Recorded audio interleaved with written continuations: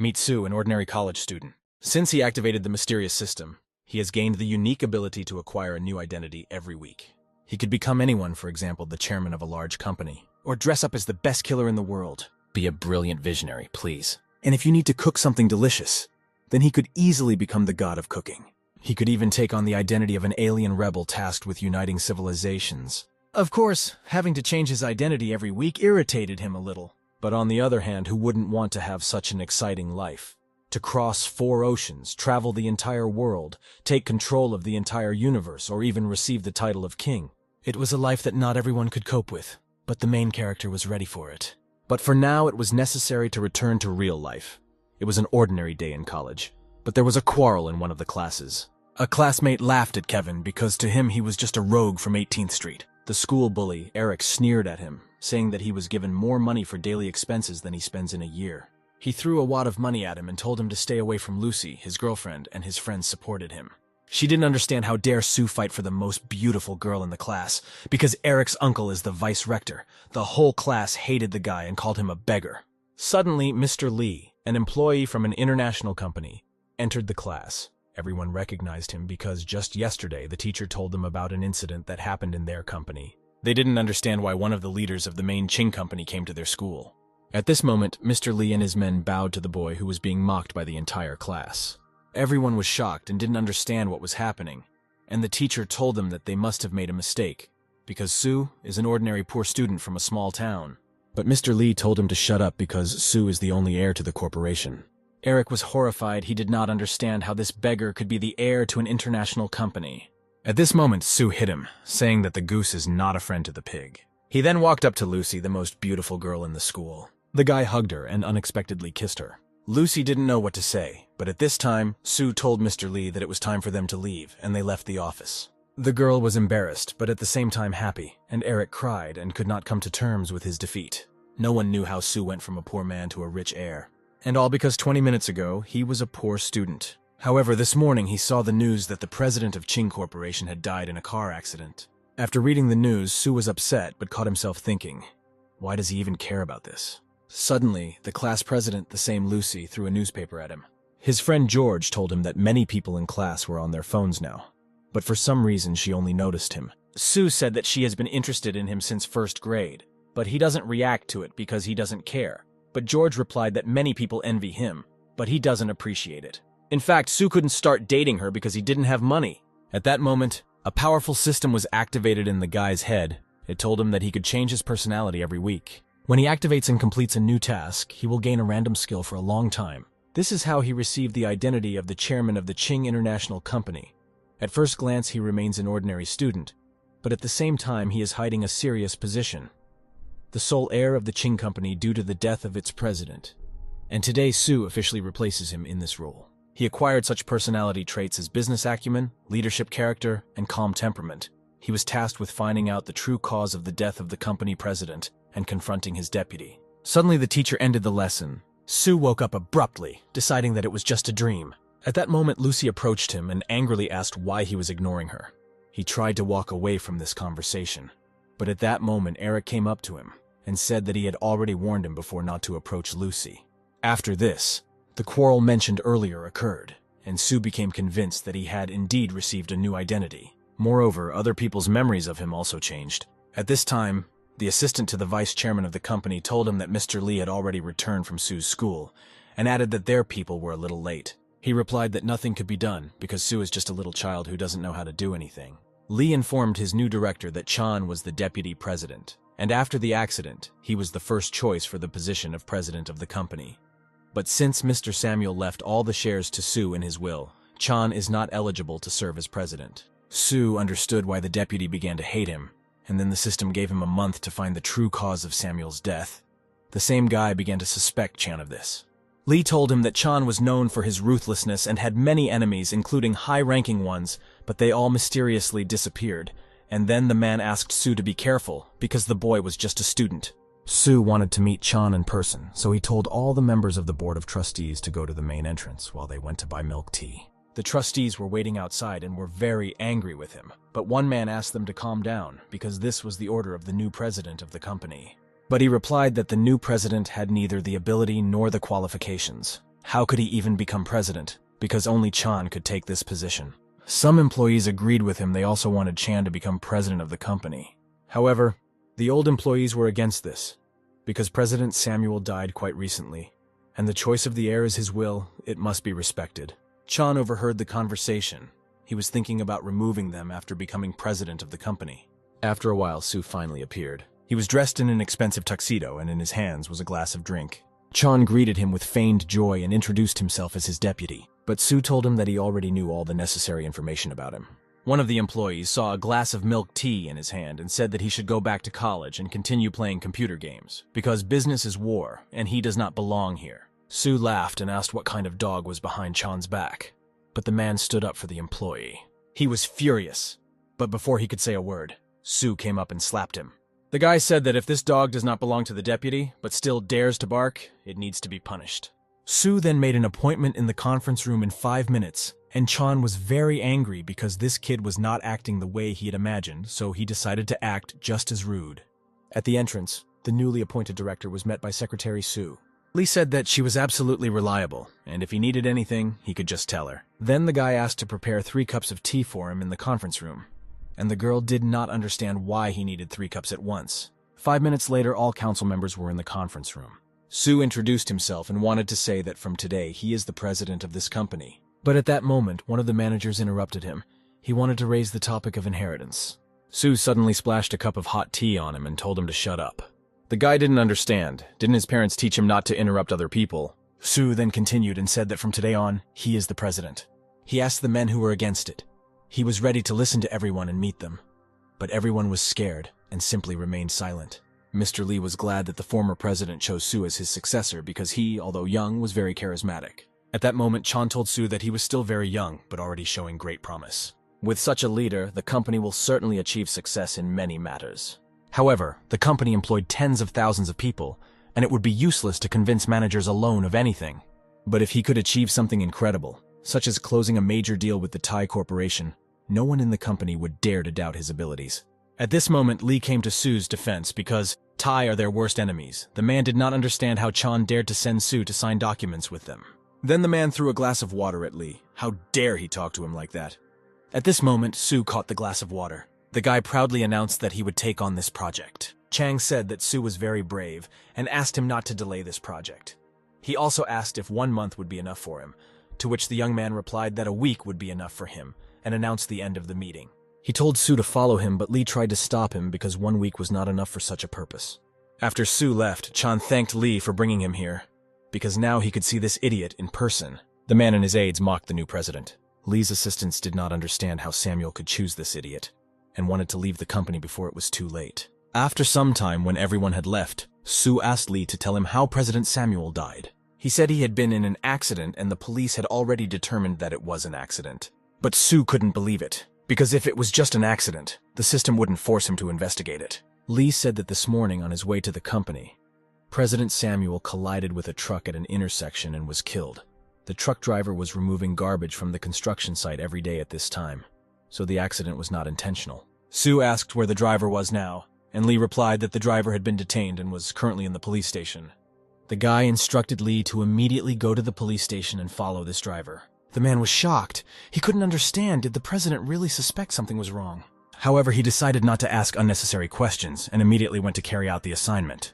In less than a few minutes, Su brought all the information about the president of the company, Thai. His name was Anthony, and Su immediately began to study all the information, and the man's name seemed very familiar to him. Suddenly he saw in the dossier a photo of his classmate, Lucy. She was the daughter of the president of the Thai company. Meanwhile, evening came.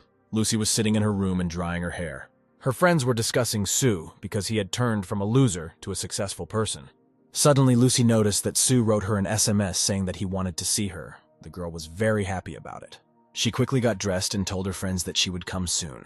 The girl went out into the street, looking around, looking for the guy with her eyes. And then someone suddenly hugged her from behind, calling her a beauty. Lucy was very frightened, and out of surprise threw the man face first into the ground. When she realized it was Su, she awkwardly checked to see if he was okay before asking why he attacked her from behind. Su then asked her why she hits him if he sneaks up on her from behind, but does nothing when he comes up from the front to kiss her. Lucy timidly asked why he had been avoiding her for many years, but today he was acting completely differently. Sue replied that before he was poor and could not provide her with a happy life. But now he is no longer that poor guy. Now he's ready to give everything for her love. Lucy did not expect this, and even cried with happiness, because all this time she thought that Sue did not love her. He wiped the girl's tears and asked if it was true that her father was the president of the Thai corporation. Lucy replied that she had already told him that 5 years ago her father opened his own business and founded Thai. And then Sue said that now he wants to gain a strong foothold in his corporation, and for this he needs her father's help. Suddenly the guy got a call. The guy was informed that the driver of the truck with whom the accident occurred committed suicide. Sue was shocked, but he didn't expect it at all, and said that he would come soon. He ran and told Lucy that he would call her tomorrow morning. She was upset because she never got to talk to him about her feelings. Sue was in a hurry and began to cross the road without looking both ways. He did not notice how a car was driving towards him at high speed. In an instant, it was literally a meter away from him. But at the last moment, another car crashed into her, cutting her off. The driver hit the tires, changing the trajectory of the car that had just wanted to hit Sue. The car soon fled the scene. As it turned out, Lee saved the guy, he got out of the car, and asked if everything was okay. After some time, the scarred man, Yen, informed Chan that the driver could not have hit Sue because Lee suddenly appeared and saved him. Chan said that it was not that important because he only wanted to scare him. He's not stupid enough to kill 2 company presidents at the same time. Meanwhile, Lee and Sue arrived at the office. The guy quickly realized that it was a warning. Someone wanted him to give up. Lee was furious because if he had not arrived on time, something terrible would have happened. And then Sue asked him to tell him what happened to the truck driver. Lee said that the driver was indeed under control for a long time, but suddenly died at the detention center, and when he arrived there, the driver was already dead. The driver also left a note saying he didn't have the money to pay for the damage and paid for it with his life. Sue asked where the driver's family lived, and Lee said that the driver got divorced several years ago and had been living alone since then. Sue asked him to check this because if someone hired a hitman, then the trump card that made the driver agree to give his life could only be his relative. Lee stood up from his seat and said that he would find out everything immediately. Meanwhile, a new day had arrived. The sun was shining brightly over the houses. Mia, Anthony's wife, scolded her husband for the fact that he only eats and does nothing else. He is not at all interested in his daughter. The man asked what happened to her, to which Mia replied that Lucy runs around with some boy every day. And yesterday Shane, her boyfriend, waited for her all evening. But she never returned. At that moment, 2 young men came down from the 2nd floor. One of them, Louis, asked his mother why she had been screaming since the morning. The second guy, the same Shane, asked if Lucy was back yet. Mia replied that the girl would be back soon and told them to sit down and have breakfast. Then Shane said that if Lucy really didn't like him, then it would be better for him to leave. But Louis told him that he, as a boss, simply could not lose to some poor student, because he was just an asset, not worthy of attention. At this moment, Lucy returned home with her boyfriend, Sue. All family members were shocked and did not understand what was happening. Sue introduced himself and said that he was now the girl's boyfriend. He came to them for the first time and did not bring any gift except fruit. Lucy's brother was very unhappy with this. He threw fruit at him and told him to get out of their house. Then Sue turned to Lucy's father, calling him uncle. He said that they had a wonderful family, but his son was behaving terribly. The man immediately ordered the guy to shut up. He said that he admired his business abilities and asked why he did such a crazy thing today because Sue was not good for his daughter and he should have gotten out of here. Sue was about to answer him, but he was interrupted. It was Shane. He asked to let him say a few words. He introduced himself and said that he was the young leader of the Sunshine Company and that in the future he would become its president. This moment seemed very familiar to Sue. He assumed that Shane would now pull out his bank card, and so it happened. Dear YouTube viewer, I have about the same face when you don't subscribe. Leave a comment, and like my body feels bad, even the temperature rises and the heel sweats, so I will be very glad if you do this. You are the best. Enjoy watching. The guy threw a card at his feet saying that there was 1 million in the account. He could take the money and leave. Sue didn't want to sink to his level, so he just stood there and looked at the guy blankly. Lucy didn't understand why Shane was so eager to reveal his identity today, because he usually doesn't care about money and doesn't introduce himself as the head of Sunshine. The guy replied that he just wanted to point out to some people their lowly position, so that they would not dream of something beautiful, being unworthy of it. Sue suddenly raised his bank card. Then Shane thought that he had decided to take his money. But at this moment, Sue put the bank card in the young man's jacket and said that he shouldn't throw away the money his father had earned through hard work. Lucy's father and mother were surprised by Sue's behavior. Shane immediately flew into a rage. He shouted that it was none of his business, after all. He was the young executive of a company with a market value of 30 billion. He felt that it was up to Lucy's parents to decide who was worthy of their daughter. Sue then calmly replied that he was the president of the Ching Company, Everyone in the family and Shane were shocked. They didn't expect this guy to be anything. Sue was a little embarrassed. Doesn't he look like a rich man? But Shane didn't believe him. He started insulting him and calling him a liar. At this time, the news was shown on TV. It said that yesterday, after the sudden death of the company's former president, a 19-year-old boy named Sue had inherited the position of president. His company's market value was reported to be $130 billion. Lucy's father felt awkward, because he also did not believe that Sue could be president. Sue turned to Shane and said that he would be glad if they cooperated in the future. He felt very awkward, and then he said that he had urgent business and needed to go. The door slammed behind him so quickly that no one even had time to say goodbye to him. Louis immediately hugged Sue, saying that he immediately saw him as an outstanding person. Mia invited the guy to sit at the table and promised to bring him food. When Sue sat down, he told Anthony that he was here on business, as his company hoped to cooperate with the man's corporation. Anthony only replied that he would never in his life have any common business with the Ching company. Moreover, a representative of this company had no business doing business in his home. Lucy asked her father why he was so rude to him, but he replied that this cooperation was out of the question. Sue said that he had already sent people to find out the reasons for the conflict between the Ching and Tai. Mia asked her husband why he couldn't do something good for his business, and then asked Sue to find out about the conflict. Sue replied that according to his results, something happened when Anthony and Mr. Samuel were young. But the man didn't let him finish. He grabbed him by the hand and asked him to shut up. He quickly got up from his seat and pulled Sue along with him, saying that he was ready to sign all the documents with him. And then with a dissatisfied face, he added that he should not dare to talk about this conflict to his wife. Soon, Chan learned that Anthony had signed a contract with the boy. He couldn't believe it. Ian told him that Anthony had an announcement to make to the board of directors in 2 days, and asked Chan what he thought about it. Chan said that this was illogical, because Tai had been at enmity with their company for a long time. How could he agree to some boy's demands? The assistant told him that perhaps it was all because Sue started dating Lucy.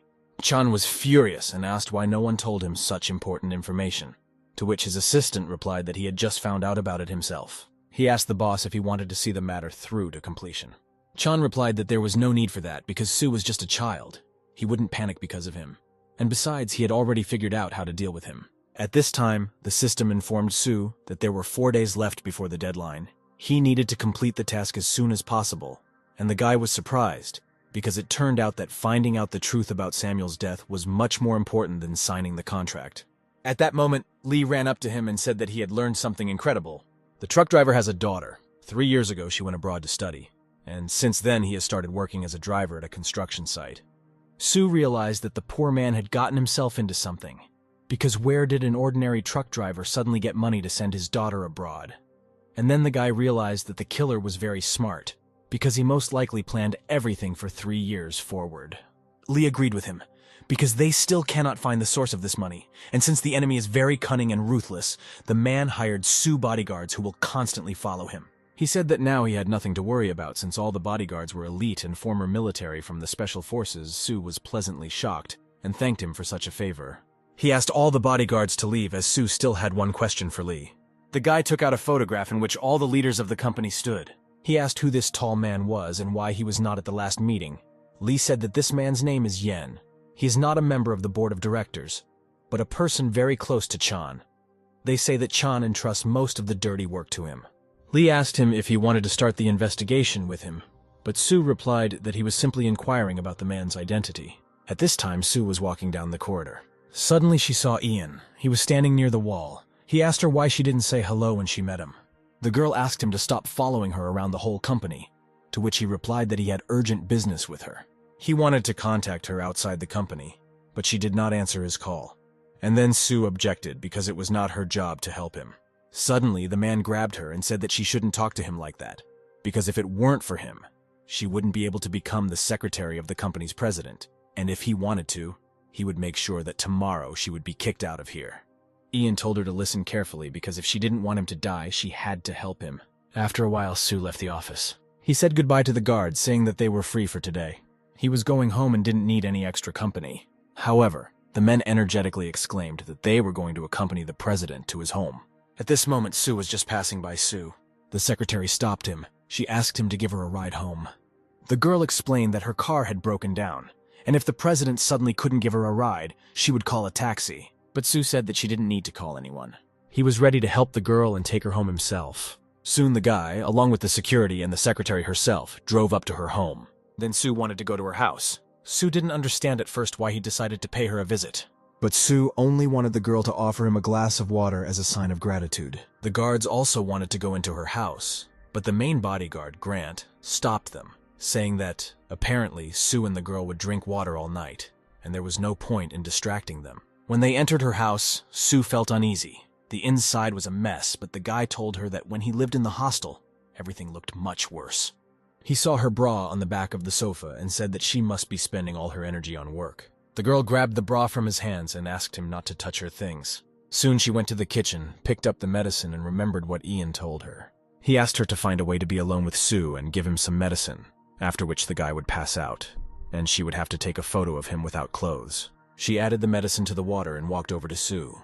At this time, the young man was looking at the photographs hanging on her wall. He asked her where her mother was now. The girl only replied that her mother was now in her homeland. Sue picked up the glass and suddenly asked Sue how she was related to Ian. At that moment, she was very scared because she and he had the same last name. However, she told Sue that she was not related to him in any way, that they were just namesakes. The guy didn't have any extra questions. Apparently, he believed the girl. Without much hesitation, he drank the water. After that, without thinking twice, he got ready to leave. However, the medicine had not yet worked, and Sue had to stop it. She said that she had a question on which she would like to consult him.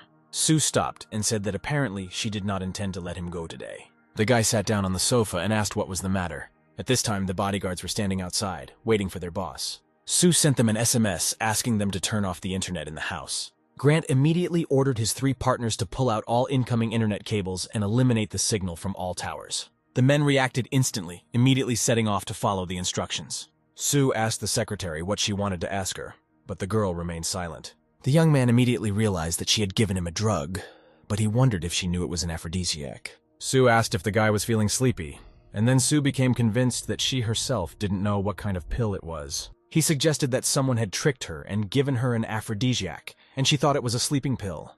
And if she herself did not know what kind of pill it was, then they were being followed by those who knew the truth. Sue wondered why Sue wasn't falling asleep, because his face had changed so much. She thought she might have added too much sleeping pills. At that moment, a hidden camera turned on in one of the outlets in the house. Ian and his assistants watched with interest. They wanted to know what their new president was capable of. Sue approached the young man and felt that he had a fever she urgently needed to take him to the hospital. But when Sue saw the girl up close, he almost lost control of himself. He took his phone and realized that there was no connection or internet in the house. Everyone who watched this was very angry because the fun was about to begin. Then Sue knocked the girl onto her back. He shouted at her because she was very stupid for not understanding how exactly they were going to use her. After that, the guy quickly got up, went into another room, and told her to bring him ice. Sue asked him how exactly they wanted to use her. After a while, the bodyguard returned home and asked where Sue was now, and the girl replied that he was taking a shower. Grant grinned. Apparently, Sue was the type of person who does everything very quickly. At that moment, the guy came out of the shower, covering himself with a towel. The bodyguard told him that he was still young and did not know all the intricacies and nuances of how to do all this correctly. But Sue told him to shut up and get to work. The young man said that there was a hidden camera in the room, and then Grant approached Sue and asked threateningly if she was really going to secretly record everything on video. But she replied that she knew nothing about it. Sue told Grant to find a video camera. He then asked Sue if she knew what the drug was, to which the girl replied that she had been given sleeping pills. He asked her if she really thought that if she took a photo of him without clothes, it would be enough. And then he said that in fact, she was given an aphrodisiac in order to eventually plant the girl under her boss. Sue was shocked. She couldn't believe it. At that moment, the bodyguard discovered a hidden camera in the socket. Sue was stunned. She did not understand why they wanted to set her up so vilely. Sue told her that her own father was willing to sacrifice his daughter's honor for his own selfish purposes, and the girl was surprised. How could the boss know this? He replied that he simply expressed his assumption out loud, and apparently it was confirmed. Sue told him that Ian was actually her father. 15 years ago, he left her with her sick mother and went to another woman, and 3 years ago, she came here to work, but she had no one. Because of this, she was in despair, but suddenly she met him. By that time, Ian already held one of the lower management positions in the company. He helped her find a job, and thus she was able to avoid starvation. And even though the girl hated her father, she still couldn't refuse him so easily. Grant told his boss that he had discovered 3 more hidden cameras in the bedroom and 1 in the bathroom. Apparently, someone was going to drag the president's good name through the mud. Sue wondered if Sue now doubted her father after seeing all this. She burst into tears and said that she did not believe it because perhaps he too had been misled. The bodyguard called her stupid, but Sue stopped him. He said that he was going to eliminate Chan. But to do this, he first needed to find a way to get to Ian. And for this, he needed Sue's help. But if she didn't want it, then he wouldn't have her force. After a while, Sue and his bodyguards left. Sue cried from hopelessness. She did not understand what to do in such a situation. Meanwhile, it was late evening. The girl, looking at the video cameras that were hidden in her house, began to remember what happened to her before. She was fired from various jobs, constantly called unnecessary and shamed for even applying for her position. But the only one who came to her aid was Ian. Therefore, she decided to give him another chance. She was about to enter her father's office when she heard him talking to his friends. The men told him that they had met many ruthless people. But Ian was on a completely different level, because he turned his own daughter into a pawn and led her along for 3 whole years.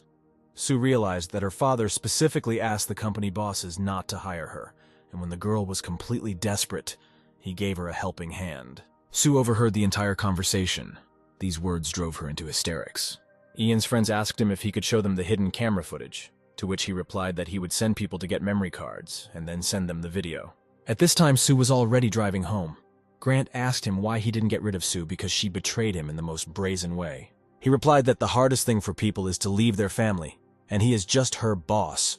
So why should she betray her father for the sake of the boss? But he was even more surprised by the fact that even his secretary turned out to be Chan's man. The bodyguard said that he needn't worry about them because he and his boys were firmly loyal to him. Sue replied that he was happy with the way they were doing their job. He trusted them 100%, Grant thought, because Sue at such a young age runs a multi-billion-dollar company and at the same time unconditionally trusts his subordinates. At the same time, he is surrounded by strong enemies, but he does not show a drop of fear, constantly maintaining a working attitude. He noticed that the boss's eyebrows were slightly tense and thought that Sue was dealing with serious business problems. But Sue just watched some girl dancing on the screen of his phone. He thought that nowadays anyone can start streaming and attract short-sighted viewers. And time passed, and soon the guy found himself at his house. He asked his bodyguard to pick him up tomorrow morning. He only had 2 days to complete the task, but he found it strange that he didn't panic at all about it. He had to face serious problems, but he solved them with a calm head. Perhaps the whole point is that the system endowed him with such a character. He was about to enter his house, but at that moment Sue ran up to him and said that she wanted to have a serious talk with him. Sue told her to go into the house. The girl obediently went inside and sat down in the living room. She told him that Ian had been using her all these years, and she was just his pawn. He was ready to destroy her, and now she wants to pay him back. Sue said that she was ready to do whatever Sue said if it would help him get revenge, even if she had to sacrifice herself. But the guy was not going to demand self-sacrifice from her. He would help her achieve what she wanted, and she could take revenge on her father. Sue was moved to tears by his words and selfless desire to help her. The next morning, Yen left the house and called someone. He told the people on the phone to wait for Sue to leave, and then entered his house and took all the cameras. But at that moment, Sue came up to him and extended her hand. There were those same cameras in it, and then she asked if this was what he was looking for. Ian was completely confused. How did this girl end up with his instruments? She asked him what this meant, because not only did he deceive her with drugs, but he also installed hidden cameras in her house. Her father apologized to her and said that it was all because of Director Chan. He wanted everything to go perfectly, but he gave him the wrong pill and installed hidden cameras secretly from him. And when Ian found out about it, it was already too late. The man asked her if Sue really discovered the cameras, but she said that they should talk inside since she was tired. They went to his house and Ian asked Sue what happened to Sue and if their plan worked. Suddenly, Ian's wife met them. She asked her husband who the girl was next to him. The man only replied that it was his work colleague. Sue told him it would be better if they talked in his office, because she didn't want to see the woman. They went inside, and then the girl remembered Sue's words. He said that for the turning point in this whole situation to happen, she needs to get to Ian's computer. Sue gave her father the video camera, and he asked where the memory cards were. But the girl did not want to give them away just like that and demanded $8 million from him in return, otherwise he would not receive anything. Ian found himself at a complete dead end. The girl had everything he needed, and without it he would not be able to destroy Sue. But he didn't want to pay $8 million and said he had to consult with his boss. The man went outside and called Chan. At this time, Sue inserted a flash drive into his computer and launched a virus script. Meanwhile, Sue and the programmer his bodyguard found were trying to find anything valuable in Ian's computer. Sue stood near the computer all this time. She understood that the guys needed to hurry. The hacker managed to find one hidden folder, but it was locked with a password. But this was not a problem. And Ian was already returning to the room. Chan was ready to transfer money to him. But Ian had to first check the video camera recordings and then pay Sue. Entering the room, he saw his daughter standing at his computer. Then he asked what she was doing. The girl said that her father has no conscience because he didn't even put a photo of him and his mother on his table. Ian told her to stop talking nonsense and demanded to see the CCTV footage because he had money. But she refused and demanded that he transfer the money to her, and after that she would show him the records. The man warned her not to try to deceive him, otherwise she would become his enemy. He transferred money to her and ordered to show her the tapes immediately. Sue told him that since he was her father, she would not allow him to see something like this with her participation, because she understood that he just wanted to destroy the relationship between Sue and his girlfriend Lucy, and then said that she had already sent her this video. Ian was furious. He grabbed the girl by the hand and told her to give him the tapes. Otherwise, she would not leave his house. At this time, Lucy's family and their daughter arrived at the company's headquarters. Chan told his assistant to notify everyone that the interim meeting of the board of directors would begin soon. Sue was already waiting for the meeting to begin, sitting on the sofa, and then the girl approached him. She informed him that the meeting would start in a few minutes. Sue stood up proudly. It was time for the decisive battle. At this time, a real fight broke out between Sue and Ian. The man threw his daughter, and she fell. He said he didn't have time for her tricks and gave her one last chance to give him the memory cards. At that moment, Chan called him. He said that Anthony had just arrived at the company with his daughter. Sue grinned because she had already sent the notes to Lucy. Meanwhile, the meeting began. Lewis spoke to those present. He was angry. Does the Ching company really disrespect ties so much that its president Sue dared to cheat on his sister? He said that if he thought he could continue dating Lucy, he was a complete idiot. Chan was very happy about this turn of events, noting that Louis's words were more than ever useful. Sue asked him to calm down, because if the young man had something to say, they could talk about it privately in his office. Chang chuckled and said that Sue, as a member of the board of directors, was wrongfully accused, which means they should all demand justice together. With these words, he ordered all reporters to enter the office so that everyone could see a fair solution to the problem. The guards tried to stop the barrage of journalists. They tried with all their might to break through. Chan told them to let them in because the presence of the media would serve as proof that the good name of their company was not afraid of any slander. Sue asked him if they really needed all this, but the man replied that he just wanted to give him a chance to clear his reputation. At that moment, Lucy showed the screen of her laptop and told everyone that the true picture of what had happened could be seen on this screen. At this time, Yen ran into the office and Chan said that all this would be a lesson for those who were waging war against him. Lucy played a recording on her laptop where Chan was talking to Ian about how Samuel was too much of a nuisance and needed to be killed in the next couple of days, to which Ian said that the truck driver was already ready and could do it tomorrow at lunchtime. The men stood in stupor. Chan ordered the recording to be turned off immediately and asked everyone to turn off their cameras. Journalists realized that the assassination of the president was not accidental. Everything was planned. Chan ordered the guards to immediately stop all correspondence and break their phones and cameras. Sue told his bodyguards that it was time to act. Grant and his guys were ready to work. He ordered them to remove all the guards so that they would not interfere with the journalists. After a few minutes, the bodyguards dealt with all the guards without any problems. Chan was incredibly outraged. He didn't understand how Ian dared to install a hidden camera in his office. But the man only replied that he specifically recorded their conversation for his own safety, but his daughter Sue set him up. A few minutes later, the police arrived at the building. They said that Chan and Yen were suspected of organizing the murder of Samuel. The men were forced to go along with the employees. After a while it was over, and Lucy was happy to note that Sue and her brother Louis played their roles well. Soon, the system notified Sue that the mission had been successfully completed, and to obtain a new identity, he needed to give a command. And a moment later, the guy received a new identity as the best assassin. In addition to the position of president of the Ching Company, he now has another identity. A secret assassin nicknamed Lord. No matter who he starts hunting, the victim will never be able to elude him. But later he decided to retire to live a quiet life. However, the enemy was on his trail, and soon his quiet life would come to an end. Sue received personality skills such as stealth, insight, basic healing skills, excellent shooting and hand-to-hand combat skills, and his mission was that he must solve all the problems of the new personality and survive. The time to complete the mission is not limited. And also the system warned him that once extracted, his personality skills would remain with him forever. After some time, Lee informed him that the police had confirmed the authenticity of the video. This means that the perpetrators cannot escape charges of premeditated murder and face at least life imprisonment. But suddenly Sue said that he wanted Chan and Yen to be sentenced to death so that there would be no more uncertainty in his life and asked Lee to organize it. Lee could not refuse him, because for Sue he was a sworn enemy in business, and taking advantage of the opportunity, he destroyed the problem. Although Sue is young, his determination was enviable. When Lee came out, the guy threw 5 business cards at the wall and threw a pen at them. In one movement, he managed to pierce all the sheets of paper at once. This was the skill of a first-class killer. Soon, Sue approached his bodyguard and said that he wanted to challenge him, and he was shocked by such an offer. He asked to hit him with all his might, and Grant could not refuse him. The man swung and hit him in the shoulder. However, Sue didn't even feel the blow, but Grant pointedly fell to the floor in pain, saying that Sue seemed to be wearing armor, and lied that the boss seemed to have broken his arm. Sue realized that he wouldn't be able to train here and decided to find a sparring partner elsewhere. For this purpose, he went to a boxing competition. He came as an ordinary spectator, but when he saw people fighting in the ring, he was very disappointed in their fight. He said out loud that it would not be difficult for him to defeat them. One pumped-up boxer heard his words and told Sue that he personally raised these fighters. But Sue told him that he was serious. With these words, he only angered the boxer more, and he invited him to enter the ring with him. The guy happily agreed. Once in the ring, the man was still surprised how such a weakling as Sue had the nerve to say such nonsense, and then added that if he lost to him today, he would immediately close this boxing club. Then Sue advised him not to overdo it, because that's all just sparring. Suddenly, Shane entered the building. As it turned out, he had invested a lot of money in opening this boxing club.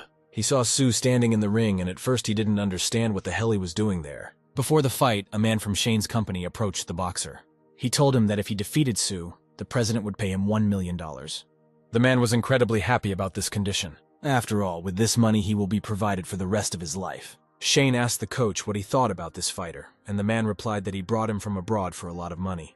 His nickname is Wild Monster, and he used to fight illegally. He said that 10 seconds would be enough for him to break Sue's nose. At this moment, the Wild Monster swung, intending to hit his opponent with all his might. However, Sue easily dodged his attack. The coach became nervous. He assured Shane that it was nothing more than an accident. He then began to threaten the fighter, promising to throw him out of the club if he made a similar mistake again. Sue said he wanted to test his strength and fighting skills and told the boxer to punch with all his might. The boxer was furious and said that Sue had made the worst mistake in his life, and since he was asking with all his heart, he would not refuse him.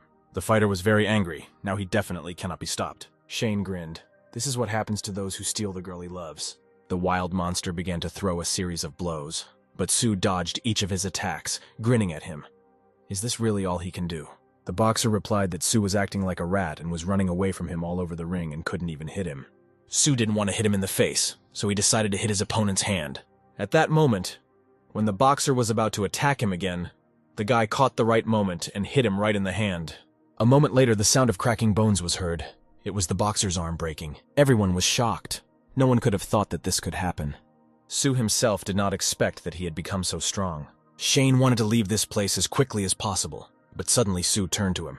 Shane stopped and then the guy walked up to him. The young man was very scared. He pretended to be very surprised by such a coincidence and asked what Sue was doing here. The guards told the guy to keep his distance from their boss. But Sue grabbed them, slammed their heads together with all his might, and then turned to Shane. Sue said he heard the trainer tell his fighter that Shane was willing to pay him $1 million if he beat him. And then the guy fearfully replied that it was just a coincidence. Sue warned him that this would be the first and last time, and if he continued to scheme against him, he would meet an unenviable end. Then he released the guy and left. Shane and his men bowed to Sue and wished him well. The audience, seeing this, started talking about the fact that Shane's image of a tough guy had collapsed. He turned out to be an ordinary coward. Meanwhile, Sue was walking down the street and decided to call his girlfriend. He invited her to have lunch together, but she said that she was now in college, and if he continued to skip classes, sooner or later he would definitely be expelled. Sue only replied that he had already talked to the rector. Next week, the guy would donate $3 million to the university to create an educational fund, and the rector, in turn, would help him with the session. At this time, Sue was being watched from the roof of the building. The girl could not even think that the Lord could be so young, but her partner told her that he did not care, because soon he would become a corpse, after all. He spent a lot of time to find him. Suddenly, Sue turned in their direction. He noticed them. The girl became nervous, wondering if their plan had failed, and the guy didn't understand how he could notice them from such a distance. When the strangers again took aim at the place where the young man had just been, there was no one there. Sue hid around the corner of the building. He thought that it was Shane who sent the killers after him, but then he realized that he would not have had time to organize everything so quickly. Perhaps these are his old enemies of his new identity. Soon, Sue called his bodyguard and told him to strengthen the security. After a while, he reported to him that he had added 30 people to the security and also installed infrared sensors around the villa to protect the perimeter. And now, if someone approaches here, it will be reported immediately will become known. Su thanked them for their good work and allowed them to rest. At this time, his enemies saw that the young man had strengthened his security, and thus they realized that he had found out about everything. Then the girl said that it was not surprising that he resigned, since he resorted to such primitive ways to protect himself. Su thought that using such methods of defense should increase their vigilance and should convince them, and after that he would defeat them with one move, but the main question was how to choose the best moment to lure the snakes out of their hole. Suddenly someone called him on a hidden number. Su picked up the phone, and then the stranger asked how the Lord was doing with him. Su recognized his voice. It was Tony. He was an agent of the Lord, but he did not understand why he suddenly contacted him after the killer decided to live a quiet life. The guy asked him how he had the courage to call directly to his number, because in business they don't do that. Did he really forget the rules? Tony answered with joy in his voice that it was not in vain that he went against these rules because he had a large but easy order. Su became interested in the proposal and asked to tell him more about it. Then Tony said that the object was located in China, very close to him. And most importantly, the customer was very generous and was ready to pay $3.5 million. Su was shocked and asked how serious the goal must be for the customer to be willing to give such a huge amount, to which Tony replied that his goal is just the president of one corporation, and for him it will be very simple. All the information about the goal will come to him by email. Soon the guy opened the letter and was horrified to see his photo on the screen. He was horrified to see his photograph on the screen. At this time, Tony was relaxing on the beach with beautiful girls. After a while, Su called him and the man asked him if he was interested in the offer. But the guy didn't call about this issue. Su told him to immediately give the name of the customer. Tony didn't understand why he demanded such data. And besides, he couldn't talk about it. But Su said that one way or another he would still get what he wanted. Then Tony was afraid for his life, and said that he would definitely will tell you everything he knows about the customer. He said the customer's name was Shane, the son of the owner of a group of companies. Su laughed evilly. This guy has been in trouble for a long time. Suddenly his girlfriend, Lucy, came up to him and asked what he was doing here and why they couldn't get through to him. But Su himself was surprised to see her here. She was very angry with him, so he offered her dinner as an apology. Lucy grabbed his hand and said that it was very difficult to book a table at this restaurant, and if they missed their chance, Su would have to pay her compensation, to which the guy just grinned. They went outside. Su told the bodyguard to take assistance with him and asked them to follow him. His enemies saw the guy leave the house and the man decided that they should follow him. But the girl said that there is no point in this. Today it is too early to make a move because, judging by his actions, he has already noticed them, and now they need to wait for reinforcements. Su and Lucy meanwhile arrived at the restaurant and discovered that they were half an hour late and the next table would not be available until a month later. At this moment, Su was talking to someone on the phone and the girl asked him who it was. He told her that he was buying this restaurant and tomorrow they could have dinner here. 10 minutes later, they arrived at the girl's house. She asked him to wait because she wanted to cook noodles for him. And then Su asked her if there was anyone else at home besides the two of them. She replied that her brother was abroad and her mother and father were at a meeting, and then Su suddenly hugged her. Lucy became embarrassed, not understanding what the guy was doing. Then he looked into her eyes and kissed her. She didn't know how to react to this. Lucy asked him to stop, but Su's hands were already reaching for the zipper on her dress. Soon the girl was already lying on the bed, but she still understood that she was not ready for this. However, Su assured her that she had nothing to fear and promised to be extremely gentle with her. A moment later, he kissed her again, and Lucy apparently decided to give herself to him. But suddenly, the light in the room turned on. It was the girl's mother and father. Apparently, they had returned from a meeting. Su and Lucy immediately jumped up from the sofa, and she asked her parents if they should be at the meeting right now. Her father told her that the meeting had been postponed, his eye twitching nervously. Su said that they had misunderstood everything. They were just looking for the switch in the dark. But suddenly they tripped and fell on the sofa. The guy was very embarrassed, and then said that it was time for him to go about his business, wished Anthony and Mia good night, and quickly left the house.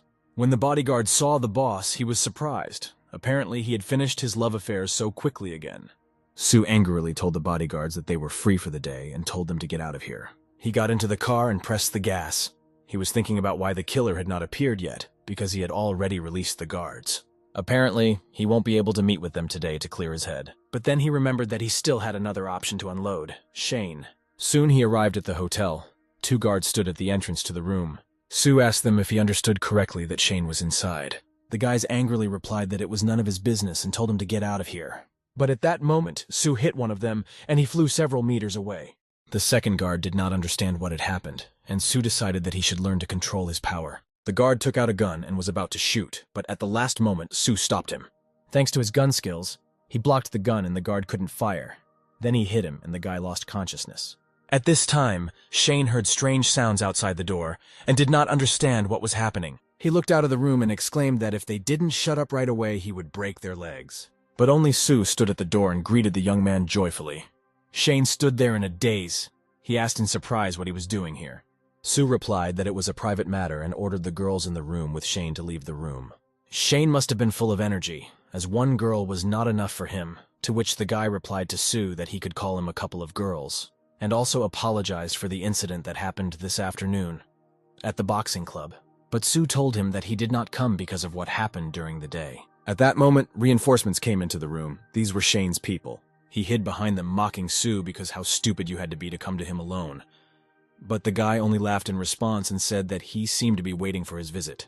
Shane exclaimed that he publicly disgraced him and thought that he would get away with it. Since then he dreamed of getting rid of Sue, and he himself came here.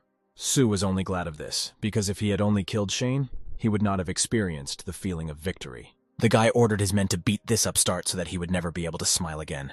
Then the men ran towards him sharply, but no one could harm him. Sue easily dealt with all of them alone. Shane was afraid.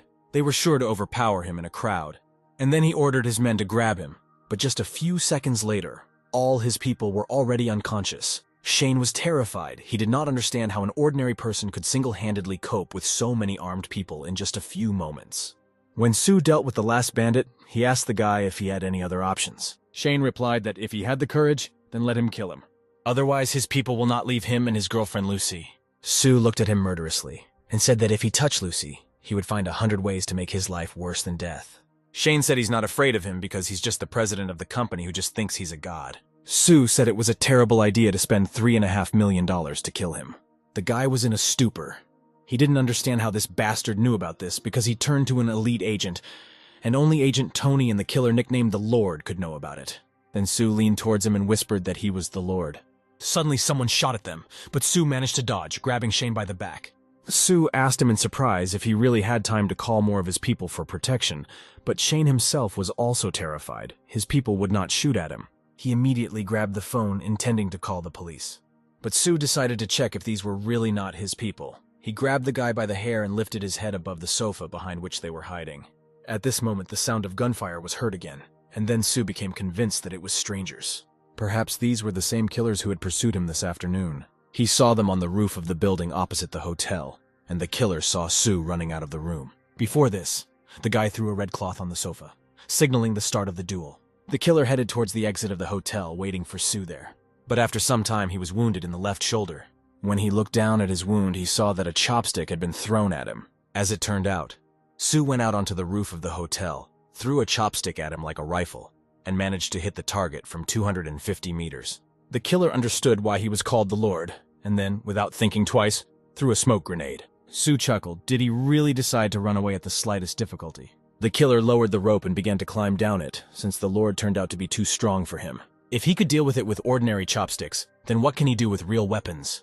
But Sue was already waiting for him on another floor of the building, and he kicked him in the stomach. The man was forcefully slammed into the wall of the building, and he knew that he had to come up with something. Suddenly, the killer grabbed a gun and shot Sue, but the guy managed to dodge his shots and suddenly disappeared from sight. After another moment, Sue slapped him in the face and said that compared to him, he moved like a turtle. The guy grabbed the killer by the throat and asked who sent him. The man answered with a satisfied grin that it was not for nothing that he was considered the king of killers, and he had just convinced himself of this. Sue gave him 10 seconds to tell him who ordered it. Otherwise, he would release his hand and the killer would fall down. The killer apparently already wanted to name his employer, but at this moment, he suddenly pulled out a knife and tried to stab Sue. The guy reacted instantly and immediately lowered the killer, who began to rapidly fall down straight onto the roadway. For the most part, Sue didn't care he could find his employer without his help. But at this time, help arrived to the falling killers. Several cars passed directly underneath him, and the man fell onto the roof of the truck, miraculously surviving. His assistants, men in black suits, immediately opened fire on the roof of the building. But it was too late. Sue moved away from the edge of the building, hiding from their sight. The white-haired girl immediately gave her subordinates an order. They couldn't let the guy leave. She helped her partner lean on her shoulder, and he said that he would be fine. He had only broken a few vertebrae. Deputies went to the roof, but reported that no one was there anymore. The girl was furious, because they had just missed the legendary Lord. The guy told her that they needed to get out of this place as soon as possible because the police would be coming here very soon. He told her that the Lord is a very scary person and they need to be extremely careful. But the girl said that after they return, he himself will have to justify himself to the boss. Then they got into their cars and went straight to their boss. But they didn't know that Sue had already hidden himself in the bottom of the car, planning to go with them. After some time, they arrived at the boss and told him about the situation. The man was very angry with them. He pays them a lot of money, and not a single hair has fallen from the Lord's head yet. The hitman guy apologized to him for being too confident. He thought he could handle him alone. He asked to be given one more chance. He will definitely fulfill his order and destroy this Lord. The boss threatened them that he would sail on his liner in 3 days, and if by then they did not resolve the issue with the Lord, they would not be happy. The killers understood that they could not disappoint their boss again. The guy said that they needed to work out the whole plan as best as possible, and they no longer had the right to make mistakes, and the girl offered to settle the issue with the Lord's friend. At this time, Sue watched their conversation and recognized his customer. His name is Kalen Wilson. 7 years ago, at the races in New York, he lost a large sum of money to the Lord, which is why he lost 3 fingers. Many years have passed, and he is still trying to take revenge on him. After a while, Sue called his girlfriend. She did not expect this and asked why he was calling her so late. Then the guy asked if she wanted to go on a cruise. After a while, Sue and Lucy were already at the 5-star hotel. Going out onto the balcony, she was incredibly surprised at how beautiful the view was from the hotel window. She was pleasantly surprised that Sue had found such a wonderful place. The girl laughed carefreely, every now and then photographing herself against the backdrop of local landscapes. Sue only replied that there was nothing special about this place, because there were many places in the world that were much more beautiful than this. He hugged her and told her they could go wherever she wanted and then kissed her.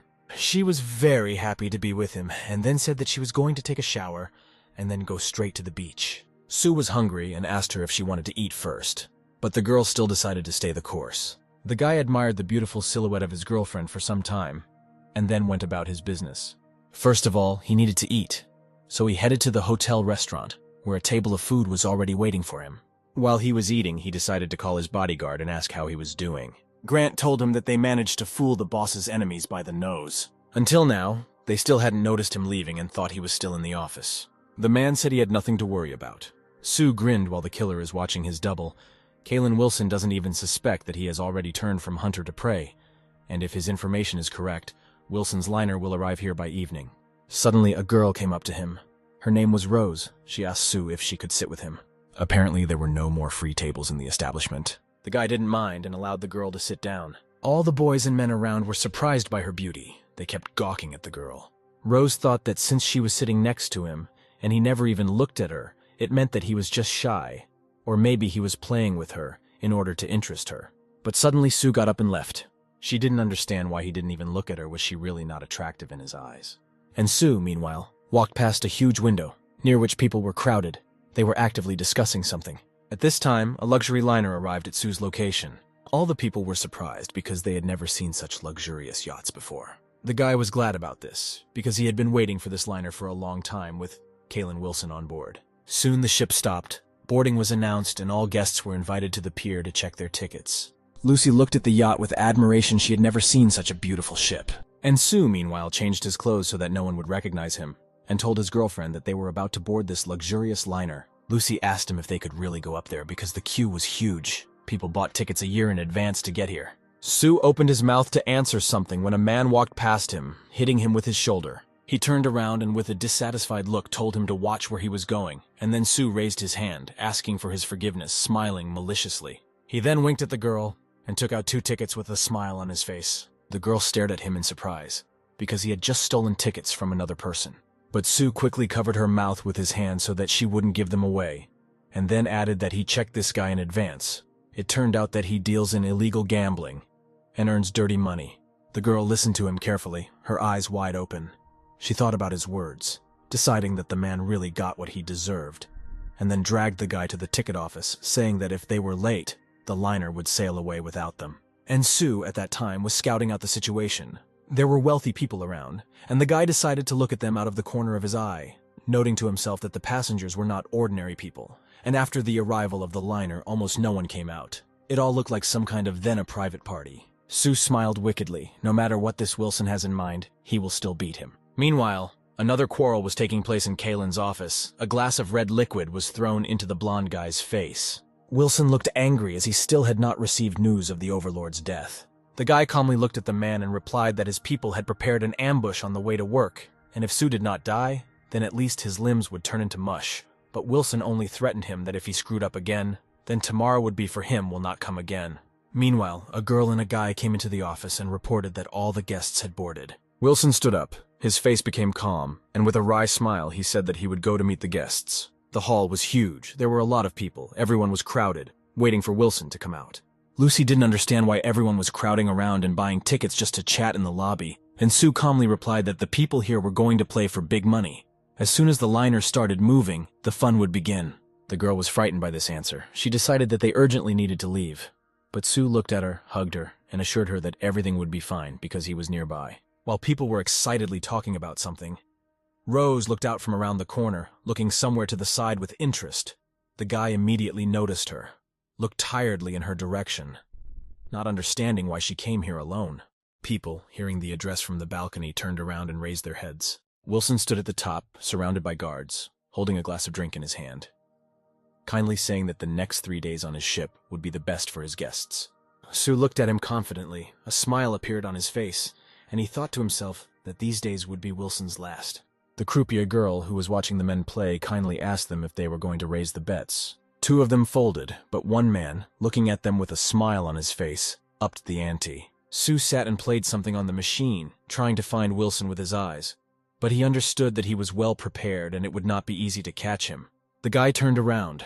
Rose was standing behind him. She was playing with the man, and judging by the smile on her face, everything was going well for her. The man with a smile on his face told the girl that luck was smiling on her, and at this rate she could get rich. Sue continued to look attentively in her direction, smiling slightly and noting to himself that she was just a girl from a rich family. Meanwhile, the man turned to Wilson and, pointing at the monitors, said that in an hour they would be in international waters. Wilson looked towards the monitors. He pointed his finger at one of the screens where Rose was and asked the man who she was. He immediately began to look for her in the lists, carefully turning the pages, and then Wilson said that there was no need to check, because it didn't matter who she was, since she was on his liner, then she belonged to him. At that moment, men in black approached the girl from behind. One of them kindly said that their boss was inviting him to have coffee with him. The girl turned in his direction, eyes wide, expressing her surprise. Then she changed her face, saying that she did not know their boss and was not going to drink coffee with him. Unnoticed by her, they put a knife to her back. Realizing that she did not want to go with them in an amicable way, the man continued to smile affectionately at the girl, saying that she needed to go because the boss's patience was not unlimited. Soon Rose was walking with the men. They were directing her to the right place. Sue watched Rose closely, completely ignoring his girlfriend. One of Wilson's men, meanwhile, was looking at Rose through the monitors, noting to himself that the girl had the courage to come on board alone. Suddenly, he saw something interesting. Sue, holding his hat with his hands, was leaving the hall. The guy asked his partner to show the young man's face, but he couldn't do this. He said that his face was not visible on any of the cameras. From such an answer, the guy flinched. Apparently, it was Rose's bodyguard, who knew very well how to hide. Meanwhile, the girl was forcibly dragged towards Wilson, the men holding her hands tightly. One of them entered Wilson's room, informing him of Rose's arrival. Sue carefully leaned out from around the corner, carefully examined the whole picture of what was happening, discovering Wilson's location, and then hurried to leave his hiding place before he was spotted. Suddenly, there was a fishing line in front of his face, and the guy barely had time to stop. Someone wanted to grab him from behind. The guy grabbed the wire with 2 fingers, and the attacker, Johann, pursed his lips from such an unexpected action, when suddenly Sue kicked him in the lower back with his knee, causing him to lose his balance. The man's eyes widened. Sue brought his elbow to his thigh and pushed him back, still holding the wire in his hands. He sharply grabbed him by the arm and pulled him forward, throwing the man over himself, and soon Johann was already lying on the floor, gritting his teeth in pain. He did not understand where the bodyguard got such dexterity. Sue clenched his hands into fists. Looking at the blonde with contempt, he realized that he had not yet dealt with him. But soon, other people began to approach the scene of the fight, and Sue had already disappeared around the corner. Johann rose slightly and put his hand on his knee, noting to himself that he had already seen the face of that bodyguard somewhere. He turned to 2 men who had come in response to the noise, saying that Wilson was being hunted, security needed to be strengthened, and no one should be allowed out. Meanwhile, in Wilson's cabin, Rose pressed herself against the wall, trembling with fear as the man gradually approached her. Wilson looked at her with a wide smile, telling her not to be nervous, assuring her that nothing bad would happen to her. The girl looked around worriedly, trembling with fear and practically crying. She begged him to let her go, but Wilson only held out his hands to her, laughing and ordering her to stop resisting. Rose quickly moved to the other side and, slightly raising and bending her hand, hit the support on which the vase stood, causing it to sway and fall, breaking into many large and small fragments. The girl screamed in fear, asking for help, hoping that she will be heard. The two men who had brought her to Wilson entered the room with the doors wide open and weapons in hand, one of them asking worriedly if everything was okay. Wilson yelled at them and threatened to throw them overboard to the sharks if they bothered him again. The men left. One of them smiled broadly and told the other that the boss should have fun as he pleased, and their task was simply to watch the door. The man approached the girl even closer. She turned away from him and moved in the other direction, screaming for help, but Wilson was only amused by this reaction. Meanwhile, Sue held the rope and headed towards Wilson's room. It was time to teach him a lesson. The next moment, he flew into his room, breaking the window with his foot. Wilson opened his eyes wide, not understanding what was happening. But before he could say a word, Sue's fist flew straight into his face. Meanwhile, the guards stood calmly at the door, not reacting to the cries of their boss, as he had ordered them to do. Wilson himself was already lying on the floor, and Sue was even surprised that someone like him was knocked out with just one blow. Rose was still standing, pressed against the wall. She asked the guy who he was. Sue first flinched at her voice, but then took off his mustache and glasses, reminding her that a few hours ago they ate at the same table. The girl, hearing his words, walked towards him, her face red from tears. She said that he had no idea how grateful she was to him, and Sue looked at her with wide eyes, not knowing what to say. At that moment, one of the announcers in the hall turned to Sue, saying that he knew about his intentions, and if he wanted Lucy to remain alive, then he should come to them. The guards stood waiting with the men holding Lucy hostage behind them. A light came on in the elevator, attracting everyone's attention. People took out weapons and pointed them towards the elevator. The doors opened, and everyone saw Wilson. Sue stood behind him, using him as a human shield. Wilson ordered everyone to lower their weapons. Sue looked towards the man holding Lucy and grinned, saying that he was not completely useless. Johann put a gun to the girl's head, saying that it was very stupid of him to leave her alone. Sue just winked at Lucy, saying that he had everything under control. Johann pointed the gun at Wilson and Sue, but the guy just silently held the man in front of him and looked at them without reacting. Sue put a knife to Wilson's neck, saying that his subordinates were completely out of hand, and then Wilson once again ordered them to put down their weapons. He turned to Rizzo and George, who were still holding their weapons. Rizzo glanced at Wilson out of the corner of her eye and told him that Johann was more generous than him. After his death, the three of them could equally divide his estate. The man's eyes bulged with horror and anger. He began to shout at them, remembering how many years they had been feeding from his hand. Johann shot in the direction of the man and Sue without hesitation. Lucy screamed in excitement. Sue instantly hid around the corner, shielding himself from the bullet. But Wilson received a bullet right in the forehead, causing him to fall to the floor. Johann continued to egg on the Lord, asking him not to be a coward and accept his death. Sue pressed himself as close to the wall as possible, thinking to himself that Wilson was already dead. But the system did not send him a notification about the completed task. Then Johann, losing patience, ordered his men to catch the guy, and they immediately rushed after him with weapons. Sue, without hesitation, came out of hiding and threw several knives directly at Johann's subordinates. 3 men were shot directly in the heart, and a moment later they fell dead. But there was still one bodyguard left. He randomly shot at the guy. Sue had no choice but to cover himself with the dead bodies of the men, using them as a human shield. Johann could not believe what was happening, and at that moment Sue, still hiding behind the dead bodies, threw knives at the remaining fighters. He broke the lanterns, and the next moment the lights on the liner went out. No one could see where the guy was hiding, but his blows hit the target, killing Johann's subordinates. Johann screamed out of panic. Sue managed to knock the gun out of his hands, and the man did not understand how he could do it. Suddenly, Sue appeared behind one of the killers who had previously tried to kill him, and put a knife to his throat. The surviving guards immediately pointed their weapons in the direction where the sound came from and opened fire. But before they realized that they weren't shooting at Sue at all, the bullets had already riddled George's body. His partner Rizzo was furious and opened fire on Sue, intent on avenging her friend's death. The guy grinned, dodging her bullets, because at any other time he would have been sorry to kill such a pretty girl. The next moment he attacked Rizzo, cutting her throat with a knife and saying that she was definitely no match for his girlfriend. Johann meanwhile continued to hold Lucy, threatening to shoot her if Sue moved. But a moment later another knife flew in his direction with one precise hit. He knocked the pistol out of the man's hands. Sue just grinned that he didn't hear him and decided to take advantage of the fact that Johann hesitated. The next moment he was already behind him, saying that it would be strange to lose to them because he is the Lord. He also decided to explain why he decided to put his girlfriend in danger and took her overboard. The guy covered her eyes so she wouldn't see what he was about to do. And then in one deft movement he cut Johann's throat, saying that they had no chance of hurting Lucy. Sue closed his eyes, sighed in relief, and raised his head.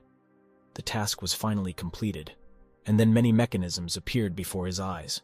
A voice congratulated him on completing the task, preparing to give the guy a new identity. Soon, it was received. In addition to the president of the Qing Corporation and the best killer, he now knows how to communicate with spirits, predict the future, establish a connection between the afterlife and people, and calculate events in the human world 300 years in advance. He needed to spread his fame throughout the entire province in 7 days, and as a reward, he will receive something mysterious. Sue, after listening to all this information, he did not understand what this mysterious reward was, but his girlfriend was still standing in a daze. The guy still kept her eyes closed. Lucy was crying. She didn't understand what was happening and why he closed her eyes. Sue looked at her carefully, holding his face with both hands, and replied that she was no longer in danger. But he didn't want her to see a lot of blood. The guy smiled calmly at her, trying to calm the girl down, and told her that everything was fine now. It was just a bunch of bad people. Soon the liner stopped near a hotel. There were quite a few police cars parked on the pier. One of the police officers shouted into the loudspeaker, warning everyone to stay put. They arrived here on a call, having received information that illegal gambling was taking place on board. The people on the ship were incredibly angry and dissatisfied. They asked where the police came from here because Wilson had promised them complete confidentiality. Sue got off the plane and turned to the policeman, saying that he was the president of Qing Corporation, and he was the one who called the police. A girl stood next to him, and the policeman kindly thanked him for his cooperation. While Sue and Lucy stood on the pier and chatted about something with the police, Rose looked at them, still on the liner. The policeman offered to take Sue to the hotel, and the guy thanked him, saying that if they had any questions he would be happy to help the investigation. Rose pouted, remembering the moment when Sue knocked out Wilson and thereby saved her. Then she asked what she should do. The guy turned his back to her, answering that he saved her simply because he was passing by, and since she was not afraid to climb on board alone, she should take care of her own safety. The girl looked into the distance upset, telling herself that even when she was right in front of Sue, he still didn't look at her. When it was over and the couple arrived at the hotel, Sue stood at the entrance to the room, leaning against the wall, and told Lucy that it was time for her to go to bed and that he would be in the next room. She turned in his direction and said that she was scared to be alone, but the guy only said that now no one would dare touch her. The girl opened her mouth slightly, and noticeable embarrassment appeared on her face. She tried to convince Sue that she could not sleep alone, but the guy did not understand what she was driving at. Sue turned his back to her, already preparing to leave, and finally suggested that he could watch her door so that no one would come to her. The girl shuddered at such a question. Her face turned red with anger because Sue could not understand her hint. Then she decided to say it straight, because tomorrow they were leaving, and now was the last chance for intimacy to happen between them. Sue was both happy and surprised at this proposal, not knowing how to answer him, but still decided not to delay the decision. But what did he ultimately choose? Morning soon came. Lucy woke up. The sun was already shining outside the window. The girl tiredly rubbed her eyes, not fully understanding where she was and what happened last night. Sue suddenly appeared above her, wishing her good morning and gently touching her cheek with his hand. The girl was slightly perplexed. She didn't understand when Sue managed to wake up, but the guy said that he got up 20 minutes ago and was waiting for the girl. At first, the girl did not understand why he was waiting for her to wake up, but the guy quickly replied that yesterday he did not have enough intimacy with the girl, and he would like to continue today. When everything was finished, Sue took the girl to the university and said goodbye to her. He told her to call him if anything happened, and he was going to meet her after school in the evening. The girl said that in the evening she would not let him go until she was definitely satisfied. The guy's jaw even dropped at these words. He didn't expect that his girlfriend would like their closeness so much. Soon the guy arrived at an underground passage, where seers often gathered to tell fortunes about the fate of passers-by. There were already those who worked here every day, and they clearly did not expect to see a young man dressed in a seer costume here. The old man saw the inscription on the sign that the guy came with and grinned, saying that the current generation really doesn't know how to do anything, even deceive people. Sue only said that the old man was wrong, because he had the gift of predictions. He was not going to deceive anyone. The man got angry. He said that only the last idiot would believe the guy, and even if they were business colleagues, his words did not inspire confidence in him, since he himself had already deceived people here for 30 years. The old man was offended, turned away, and cursed about where the world was heading, and walked away from the guy. And Sue realized that he definitely couldn't convince his grandfather with words. Meanwhile, a young couple, a guy and a girl, were coming down the stairs. They were discussing the movie they were going to see. Suddenly, the girl noticed the young seer, and he noticed her, and immediately offered grace to them for the future. The girl's eyes immediately lit up with joy. She couldn't help but notice how handsome the young seer was. She asked him if he really knew how to tell fortunes. However, her boyfriend hastened to take her aside. He was sure that only scammers lived here, and he would not allow his girlfriend to become one of those naive ones who believed them. But Sue was not going to give up so easily. He offered to tell them fortunes first, and then they could decide whether he was a scammer or not. The girl readily agreed.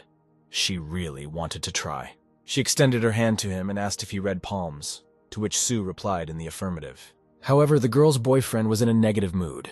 He pushed her away and said that first this scammer should tell his fortune.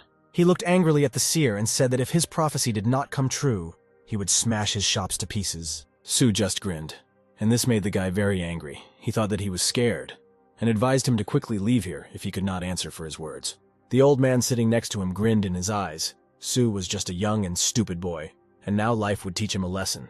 The guy just continued to smile carefree. He said that if his prediction did not come true, then his client could do as he saw fit. The guy only grinned in response, surprised at the seer's courage, but his girlfriend urgently asked him not to measure his strength with him. Then Sue asked what the guy wanted to know, and he told him to predict any event that would happen to him today, because he wanted their dispute to be resolved as soon as possible. Then Sue replied that, looking at his hand, he saw bloodshed.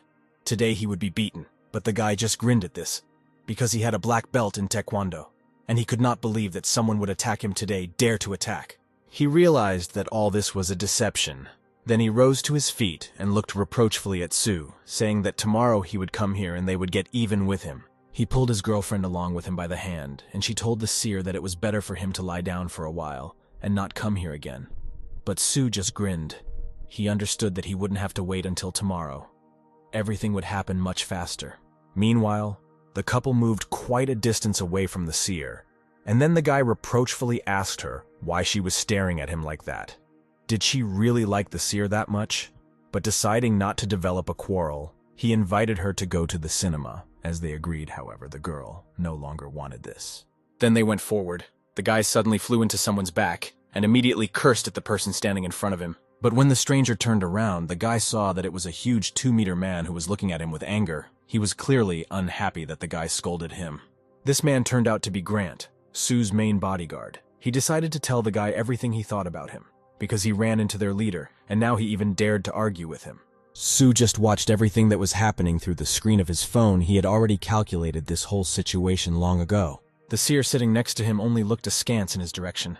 He suggested that he quickly pack his things and get out of here while he was still in one piece. Suddenly, the same guy who promised to beat the seer appeared next to them. He shouted and asked him for help. A moment later, he walked straight up to the guy, fell to his knees and apologized for not recognizing his brilliant insight, and asked him to tell his fortune again. His face covered with bruises. The guy admitted he was wrong, and Sue just grinned. He told the couple that he has a rule. He makes no more than one prediction per person per day, and therefore this time he can only show the girl. He took her hand, put his fingers to her palm, and asked what she wanted to know. And the girl timidly answered she wanted the guy to tell fortunes for her financial well-being. To do this, Sue needed to find out her name and date of birth. And then the girl answered all his questions and also said that she was a second-year student at a pedagogical university. Sue, without even letting her finish, said that today she would receive the good news of money, and her boyfriend was surprised. Did his girlfriend really manage to buy a lottery ticket? Suddenly, the girl received a call from the director of her university. He said that her application for a scholarship had been approved. Then the girl turned to the seer, calling him God, because he accurately predicted what would happen to her in just a minute, to which Sue just grinned, saying that all this could easily be read from her hand. Soon a crowd of girls and young boys already ran up to the young man. They asked him to tell fortunes for them too. They were ready to pay any money to find out their fate. However, Sue hurried to answer them that he didn't want everyone to know about his gift, so he told fortunes to 2 people a day. And today's limit had already been reached, so he asked them to change and left. A crowd of people wanted to shout after him. They asked the guy to leave them his contacts, but he just ignored all their requests. When he found himself alone, he thought about the fact that he had managed to warm up interest in his personality. Then people would do everything themselves, and the fame of his name would soon spread throughout the province. After some time, he came to his office, stretching tiredly. He thought about the fact that it remains unclear to him what the essence of his new skill called medium is. Suddenly, a system appeared in front of him. She explained to him that everything that exists has a soul, and by touching an object, his memories will be revealed to the guy. So he will be able to look at the memories of absolutely anything, even a plant. The next moment, he touched the plant standing next to him and saw what it saw. Pictures of his secretary Sue going about her business, sitting on the phone, eating and watering flowers opened before his eyes. He was quite surprised by this. It was not at all what he expected to see here. Soon, Sue herself appeared in front of him. She asked her boss if he needed help. However, Sue hurried to get up from his seat and move away from her, saying that he did not need help. The young man walked into his office and closed the door behind him, knowing that by touching the object, he would be able to see what was happening in his field of vision. Thus, he could see absolutely all the secrets of those who passed by the objects he touched. He quickly dismissed these thoughts because he had no intention of doing something like that, at least not yet. Meanwhile, an alert came to his phone. It was his girlfriend Lucy. She asked him if he had any plans for lunch because her uncle had arrived from abroad, and her parents wanted him to have lunch with everyone at family circle. After a while, everyone was already gathered. The whole Lucy and Sue family were sitting at the table and talking. Uncle and Aunt Lucy grinned, saying that in the couple of years while they were gone, the girl managed to grow up and turn into such a beauty. Her aunt smiled sweetly.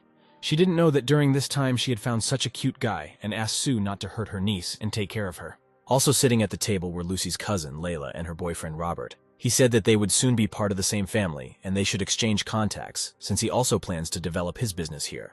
Sue replied with a grin that it was not his place to give instructions here, because he was not the most experienced businessman. Then Robert asked where he worked, and Sue replied that he had a small business here.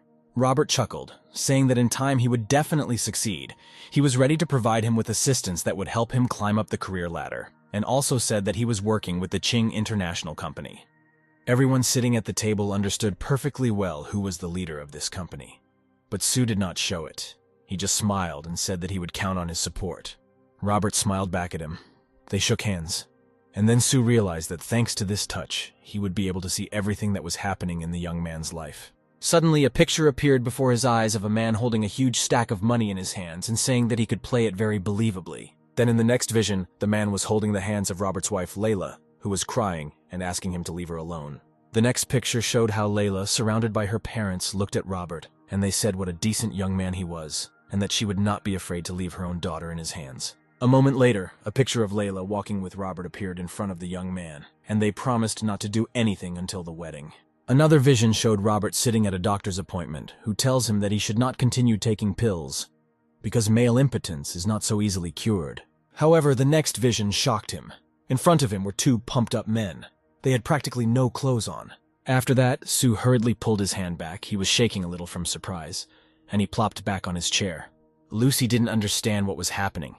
Did her boyfriend really not sleep well yesterday? Then she invited him to eat some meat.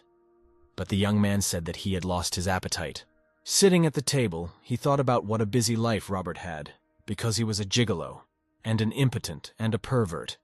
And if he was exposed on at least one of these points, he would face public death, and Sue did not care at all, if he were a stranger to him. However, he got into his head and ruined one of his freshest fantasies, so now he could expect no mercy from him.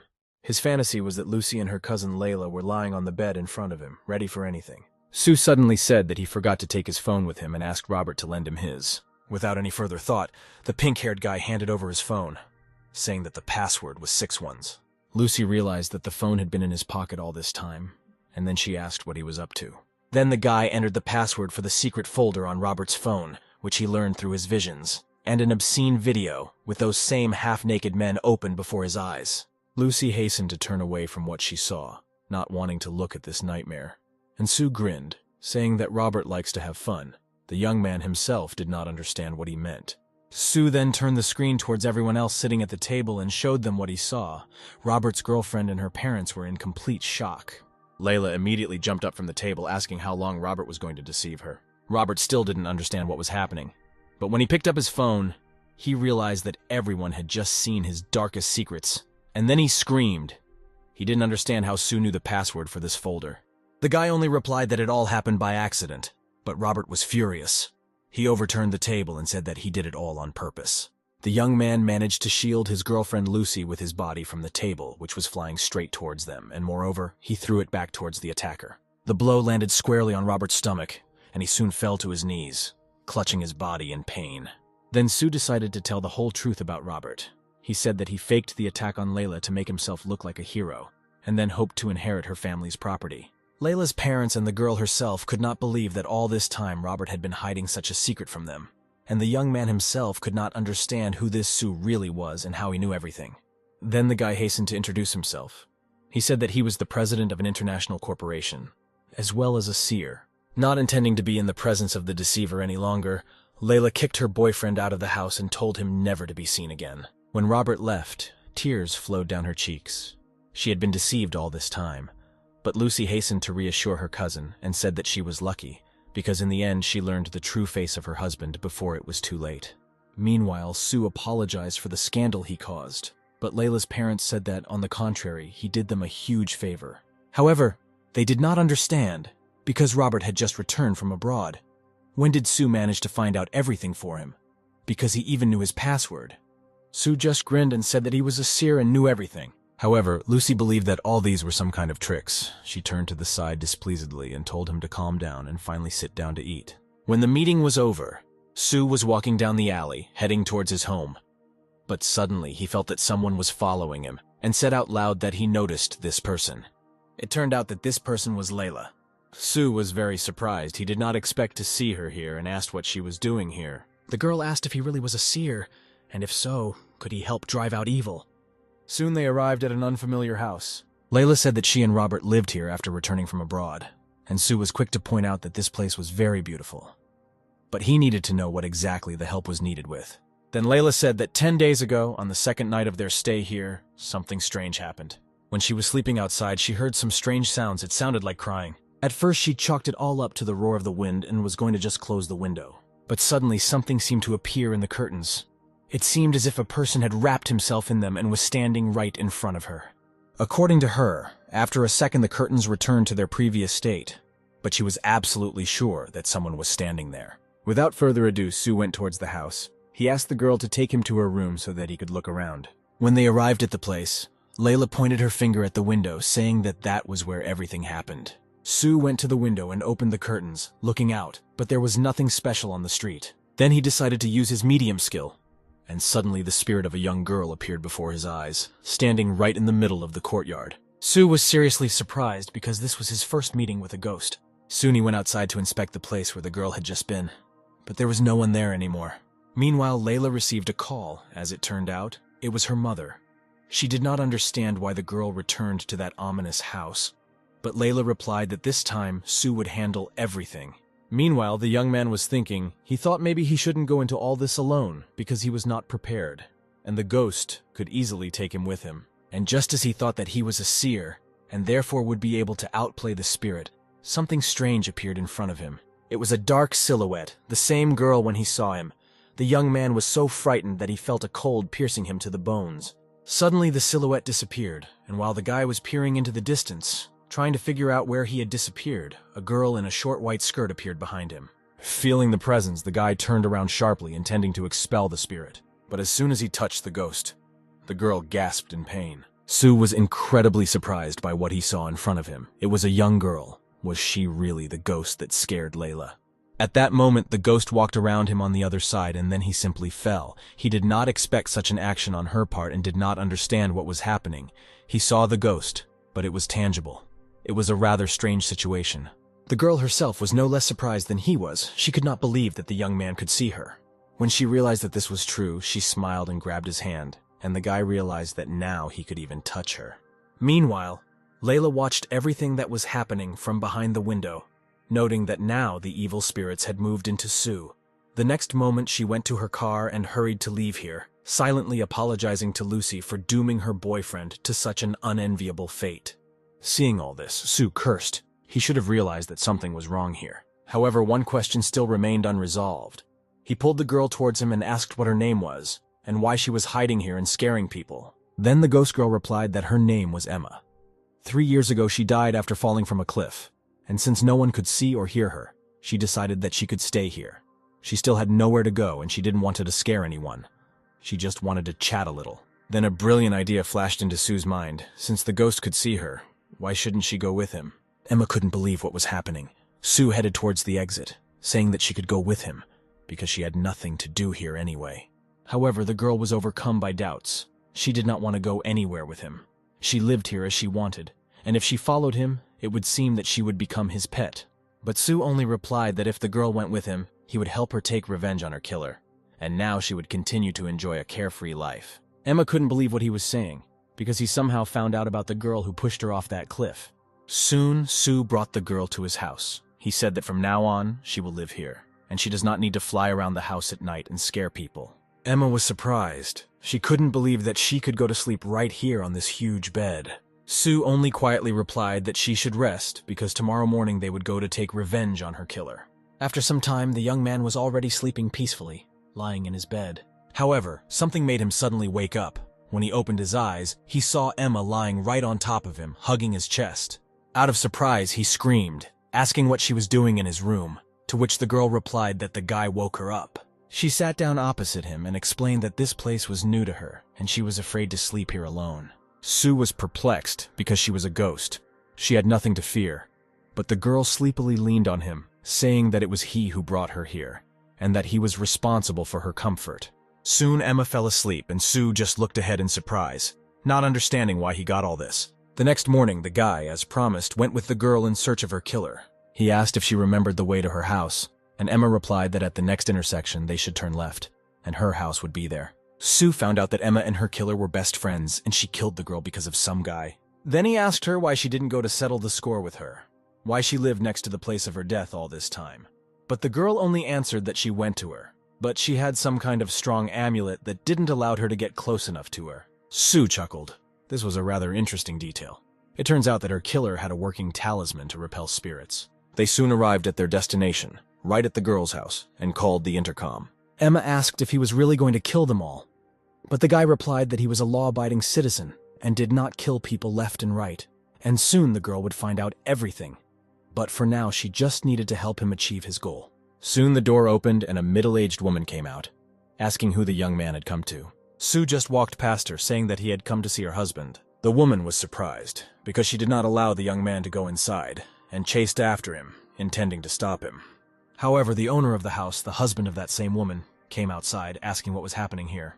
Meanwhile, the man had already sat down on the sofa, and the woman who was trying to take him outside told her husband that he had come for him. The man also shouted at the intruder, because he didn't know him, so he ordered him to get out of here immediately. Otherwise, he would call the police. However, Sue chuckled and asked if he was going to at least offer water to his savior. The man did not understand what he meant, and at that moment, the bottle of water standing on the table in front of him seemed to fly into the air and fly straight into the hands of the guest. As it turned out, it was Emma's tricks. Since her spouses could not see her, she could scare them by moving things around their house and pretending that they were moving on their own. The man and woman were seriously surprised, and Sue was happy, because he was counting on just such a reaction. He calmly said that the couple could sit down because they needed to talk. Frightened, the owner of the house immediately sat down opposite him, asked to forgive them for their ignorance because they did not immediately recognize him. He hoped that the young man would forgive them for their behavior. He also asked why the young man called himself a savior. Was trouble really threatening their family? Then he answered that, while passing by their house, he accidentally noticed a bloody mark left by the spirit of a deceased person, which usually means that within 3 days the family will lose their home and relatives. The couple were shocked. They couldn't believe his words. Would they really be ruined? Then both fell to their knees in front of him, begging him for help. They promised that they would honor him until the end of their days. Sue asked if there were any other people at home, and the man replied that their daughter was also there. The young man asked to call her here, and the father immediately shouted, calling the girl. Her name was Lily. Soon a young girl with short black hair came downstairs. She did not understand why her parents were screaming so loudly and what they needed from her. Then she saw her parents kneeling and asked what they were doing. Lily obediently approached them, and then Emma saw her killer up close. The picture of the girl throwing her down the cliff again appeared in front of her. She was incredibly angry. Then Emma suddenly rushed at her, screaming for her to give her back her life. Sue was scared. He didn't expect Emma to be so unrestrained and didn't know what to do. The girl reached out her hands, intending to grab Lily by the neck, but something stopped her. Apparently, this was the same amulet that Emma had spoken about earlier. Suddenly, a certain sphere appeared between them, protecting Lilia from the attack. The power of this sphere was so strong that it tore Emma's clothes to shreds, leaving her practically naked. The girl sobbed, said that she was distraught as soon as she saw Lilia, and forgot about the protective amulet she was wearing. Seeing the confusion on the face of the couple, wondering if he had already begun to fight the evil spirit, and Lily asked what was going on here. Having calmed down, he replied that he tried to pin the evil spirit against the wall. But he did not give up so easily. Apparently, he could not get rid of the bloody mark. So the family would have to answer for what they had done. The man screamed and began to beg to show up, to help, otherwise their whole family would suffer. Sue replied that this mark was caused by their daughter. Then he asked what she could have done, that the spirit of the deceased still cannot calm down and still wants to take revenge on her. Lily's eyes widened in surprise. She couldn't believe it was Emma. Then she screamed. The girl was sure that it was her, and now the dead girl wants to take revenge on her, but her mother wondered why she should take revenge, because she had been dead for a long time. Then Sue asked who Emma was, noting to himself that his guess turned out to be true. Lily's parents had long known that Emma had died. When the man realized that he could no longer hide the situation, he tried to soften it. He said that one day their daughter committed a very undignified act. She carelessly pushed her friend off a cliff. Emma immediately intervened, saying that it was an accident, and then Sue asked them to tell what exactly happened then. The man said that the reason for their discord was a guy who their daughter liked, and he liked Emma. And one day, while climbing the mountain, they had a quarrel, and their daughter, in a fit of anger, attacked her friend. However, Lily hastened to intervene. She was angry because she did not want everyone to know the truth, and then said that her father was lying, and Emma was just a homewrecker. But her mother hastened to put her down, saying that the girl would not admit her mistake, even after all these years, and now the whole family is in trouble because of it.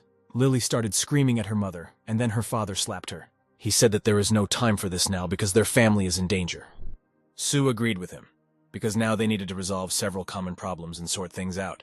Emma was upset to learn that her friend killed her out of simple jealousy, but her father continued to stand his ground. He wanted Sue to protect them from the evil ghost. Sue explained that the girl died 3 years ago, and it is unlikely that during this time she did not find an opportunity to come here. However, she still didn't harm anyone from the family, and apparently, the reason for this was the amulet. Then the man said that he got it for his daughter. Then the girl handed the amulet to the seer, and he asked where exactly the man got it, to which he replied that a monk from the monastery gave it to him. Sue thought that since this amulet works, it means that besides him there are people who know a lot about otherworldly affairs, and this thing was quite good, so he was going to put it on himself. But he told his parents that the amulet was really effective. But over the years, he gradually lost spiritual energy, so his protective properties decreased. But he promised that he would help them cope with the impending disaster completely free of charge. And he would take the amulet for himself for a while to study, and his parents were not at all against this development of events. They promised well pay him for his help. He also added that 3 years had already passed since the murder, during which time the girl's soul had finally turned into an evil spirit, so there could be no simple solution. But he had something to offer the family. But they might not like it, and he understood this. He said that the evil spirit is alive as long as he has a thirst for revenge, and if this thirst is quenched, he will lose the meaning of his existence. He added that Lily should surrender to the police, then Emma's spirit will calm down, and Sue can easily get rid of her forever. He said that this was the only option to save their family. The couple were shocked. They could not believe that their daughter would have to surrender to the police. Then the man asked if there was another way, and was ready to pay any amount for it. However, after looking at him, Sue asked how they could not believe him after everything they had seen for themselves. He was about to leave when the man stopped him, saying that he had misunderstood them. Then he turned to his daughter and said that she would have to surrender to the police. Lily screamed that Sue was not capable of anything if he was forcing her to take such a step. The father turned to her and ordered her to shut up, because everything that was happening to them now was because of her. It was she who set up the whole family, but the girl did not intend to give up. Then her mother turned to her, asked her to think about her younger brother, but Lily only pushed the woman away. The girl ran to the door to escape from the house before she was caught. However, the father managed to intercept his daughter. He did not intend to let her go when the fate of his family depended only on her. Sue and Emma watched calmly. Soon the police arrived. The employees asked what happened here. The father of the family replied that it was he who called them, and he said that he wanted to say that 3 years ago, his daughter pushed a girl named Emma off a cliff and killed her. The mother was still trying to calm Lily down, asking not to blame them because they had no other choice. And by sacrificing herself, the girl would ensure the safety of both them and her brother. And in return, they promised to visit her more often. However, the girl did not intend to give up so easily, she screamed, wanting to declare that her parents had covered up this crime for 3 whole years. Her father turned to her and shouted at her, trying to justify himself by saying that they knew nothing about her shameful act. Lily understood that she had nothing to lose, and decided to drag down with her everyone who forced her to surrender to the police. The police themselves were at a loss to understand what was happening. Then Sue entered the conversation. He confirmed that everything really happened 3 years ago, when Lily pushed a girl named Emma off a cliff and killed her. Their parents helped them escape from justice. And now, when contradictions arose, the family tried to shift the blame onto each other. Then the young man handed the policeman a voice recorder, saying that he had evidence, a recording where they confessed to the crime. The man became furious, realizing that Sue was not the savior. Then he asked the guy who he was. The young man replied that his name was Sue, and he was helping Emma take revenge. The family was in shock. They could not believe that they had been so deceived. Soon all 3 of them were taken out of the house and put into a police car. The policeman thanked him for the evidence and assistance to the investigation, and the guy smiled, saying that this was the duty of a decent citizen. When everyone left, Sue just stood there and watched the cars disappear over the horizon. He asked how Emma was feeling now after everything that had happened. The girl replied that she was no longer angry, but she still felt some confusion. She has lost her main goal, and now she doesn't know what to do. Then Sue lightly grabbed her hand, saying that now her main goal is to help him. He stated that she owed him for the help she provided. Lilia, without hesitation, agreed to become his assistant and said that she would fulfill all his wishes. However, Sue realized that with this girl everything was not so simple, and he created another headache for himself. Soon he received a call from a journalist who was spreading slander on the internet, claiming that everything Sue did was an act, and he was going to broadcast it to expose the seer. Sue grinned as he realized that the show had begun and ordered the bodyguards not to interfere, as he intended to meet the journalist in person. He called Emma with him, saying that they now have a new business. Meanwhile, the journalist was already on the spot, telling others that the seer was an ordinary charlatan. He introduced himself as a detective from the city newspaper and invited everyone to subscribe to his channel. People noticed a silhouette approaching the crowd. It turned out it was Sue. Everyone was surprised because he was so young. Then Sue installed a sign and asked if everyone had really come for him to tell fortunes for them. The journalist was the first to try out the guy's talents. The young man asked if he wanted to know about his personal life or material wealth. But the journalist was not going to ask about the future, since this could not be verified on the spot. So he asked to talk about his past. The young man himself was glad about this, because if he had asked to show him the future, he would have had to organize a whole concert. But since he asked to know about his past, it was enough for him to simply touch it. Suddenly, a picture from the journalist's childhood appeared before Sue's eyes, his mother scolding him for the puddles in his bed, as well as the moment when he cheated on an exam. In the next memory, the girl rejects him and asks him not to pester her anymore. The journalist did not understand why Sue was silent and asked him to admit that he was a fraudster. Then Sue said that the journalist's name was Harry. He was 34 years old.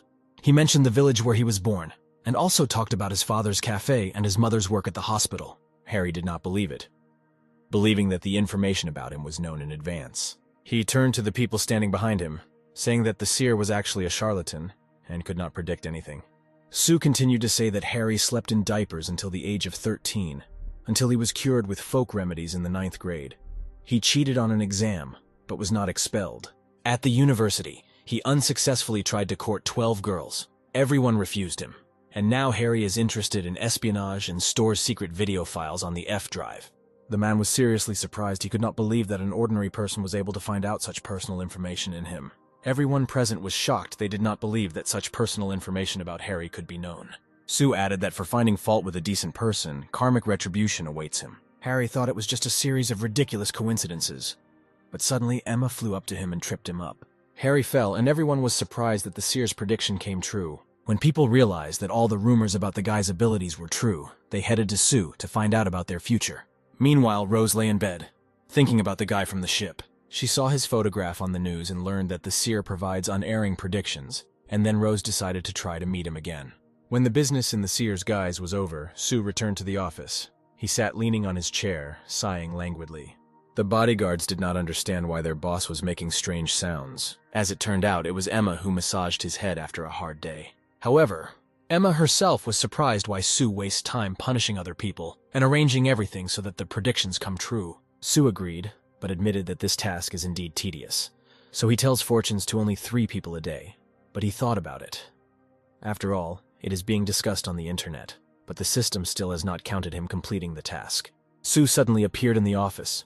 Concern was visible on her face, and she said that they had problems. Then Sue moved away from Emma and asked what happened. Sue handed him a tablet on which the news was revealed that Master Jack was personally taking charge of exposing the charlatan Sue. He stated that tomorrow at 9 in the morning in the transition he would tear off the mask of the liar and show his true face. Sue said that Jack is famous as a metaphysician and specialist in physiognomy. Many rich people turn to him for advice, and if he decides to take on Sue, this could lead to serious consequences.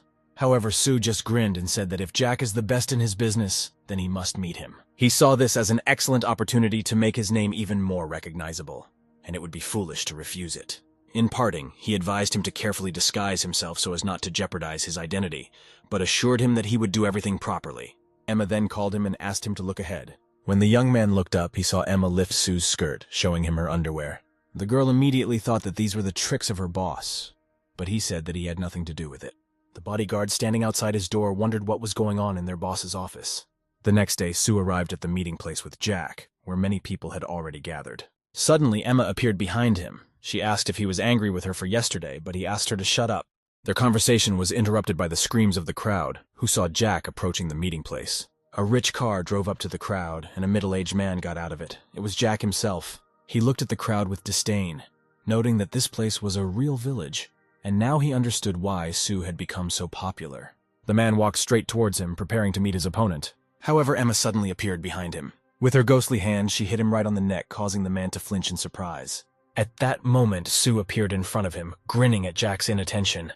The hat from his head flew straight to the ground. Jack, brushing himself off and leaning on his guards, looked angrily towards the young man. He shouted, saying that he had only stumbled, but now he intended to expose him in front of everyone.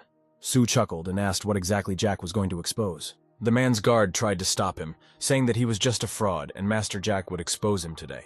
Then Sue asked how this would happen, and the man told him that they would tell fortunes to each other and find out who the real fortune teller was. The young man asked what exactly he wanted to know, and the man replied that he wanted to hear from him how he got the scar on his arm. The crowd was shocked, because it was not easy to find out the origin of the scar, especially since it was received decades ago. They were sure that this time the master would not be able to cope. However, the young man calmly took Jack's hand in his, and the man noted that he was very confident for a simple swindler. Within a few seconds, the father answered that when the man was 3 years old, he went into the forest to get firewood. His hand became sweaty, and the axe accidentally slipped, injuring his hand. And this is how this scar appeared. Jack was shocked. He couldn't believe that Sue answered his question correctly. However, he said that this was a lie. He claimed that he injured his hand 3 years ago while cutting vegetables. Sue in response gave him a threatening look and said that such jokes would end badly for him. Then Jack got really scared, admitted that what was said was true, and offered to tell his fortune. Then Sue asked him at what age he would get married. The man grinned, thinking that he had chosen this topic in vain, because weddings are his specialty. Many have found their soulmate thanks to his advice, so it will not be difficult for him to guess the date of his marriage. However, as soon as he touched Sue's hand, he immediately pulled it back and stepped back. Then he asked the young man his date of birth, and the seer himself did not understand why Jack suddenly began to talk to him respectfully. Suddenly the man bowed and asked to be forgiven for his insolence, because he did not immediately recognize his greatness, but hoped that he would not hold a grudge against him for this offense. Sue didn't understand what the man saw when he touched his entire hand. He hoped that Jack, as a specialist, would tell him something useful, however. He saw something that scared him very much. Then Jack admitted defeat, and the whole crowd was shocked. Had the master of his craft really lost? But Sue was not going to let him go so quickly. He said that first he needed to speak out, because until he tells what he saw on his hand, the question remains open. Then Jack fell to his knees, said that he would not dare reveal the secret of the great seer. He swore to keep his mouth shut for the rest of his days, and said that from now on he would never make predictions again. The crowd looked at Sue with incredible surprise, and even though the young man asked them to calm down and called it all a misunderstanding, people immediately rushed to him, begging him to tell their fortunes and show them the way. They were interested in questions about when they would finally get rich. They asked Sue to make them rich or to find them a bride. Some even asked the master to marry them. But the young man was quite tired of all this, and he hastened to hide from the crowd while they were distracted. Looking at Emma, he said that apparently this is the ceiling of popularity, and there is no point in him coming here anymore. The girl was delighted with her owner and said that he was incredible. Grinning, he said that for the best killer in the world, this was just nothing. However, suddenly someone appeared behind him and put a hand on his shoulder. When he turned around, he saw Rose in front of him, and she asked if he was the one who never made mistakes. Sue recognized the girl but tried to pretend that he was seeing her for the first time and asked what question she had come to him about. Then the girl asked him to find one person for her, and Sue replied that for this he needed to know his date and time of birth. The girl only answered that she only has a portrait of this man. When she unfolded the photograph, everything became clear it was himself. Flushed, Rose asked if he could help her, and Emma grinned that her owner apparently had a lot of fans. Then Sue decided to give up. There was no longer any point in pretending that he didn't know Rose. He took off his glasses and asked how she found him, to which the girl replied that she saw a video of him on social networks and immediately recognized him. She would never have thought that she would find him in this way, and asked if he really worked as a fortune teller. Sue replied that it was just a hobby, and yet he was still interested in what issue she came for. Then the girl replied that there was nothing urgent here. The last time she snuck out of the house and ended up at that camp, she survived and returned home unharmed, only thanks to Sue, and just wanted to say thank you to him. However, she still had one question. She approached the young man closely and asked if he had a girlfriend. Sue replied that he was dating the girl he was with on the ship that day, and also gave the role his business card, saying that if she needed help, she could contact him. The girl was very upset, but she understood that such a prominent guy could not help but have a girlfriend. Sue wanted to answer that he was not amazing, but Emma said that he shouldn't be too humble. Rose then asked what the status of their relationship was, if they were even engaged, but Sue felt that this was not that important information. However, Rose had a different opinion. She said that if they were not engaged, then she still had a chance to get his attention. Soon she ran away about her business, finally saying that she would not give up her plan and would try. Emma said that now Sue is tied to her with a sense of duty, but the guy said that there is no need to pay attention to her, and now it's time for lunch. As they walked down the street, the guy thought that he had already killed Jack, but this was still not enough for the system to complete the task. Apparently, there were bigger fish ahead of him. Meanwhile, the action moves to an elite house.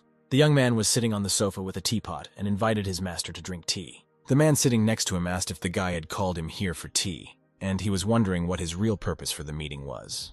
Then the guy fell to his knees in front of the man and asked the great monk to restore justice, because Sue put his parents and sister in prison and must be punished for this. The man asked him why. When talking on the phone, the guy mentioned that Sue came to their house with a ghost. The guy screamed that his parents said so. He came to their house with the ghost of the deceased Emma.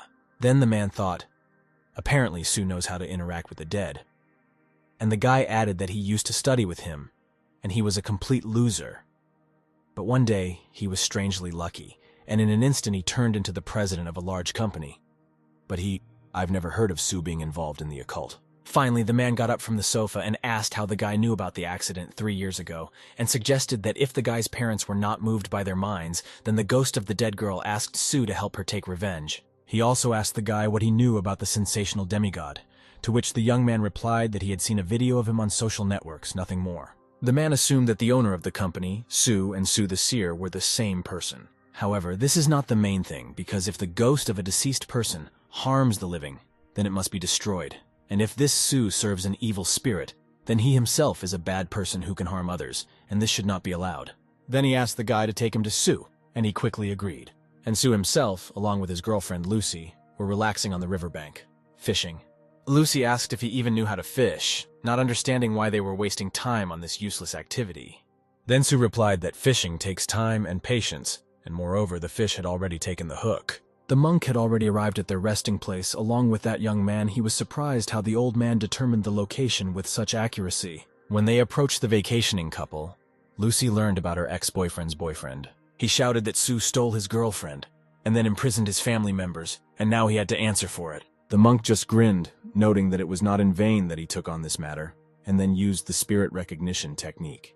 Suddenly, Emma appeared in front of him. She had been hiding all this time, but since the monk used a method that allowed him to see spirits, she now became visible to him.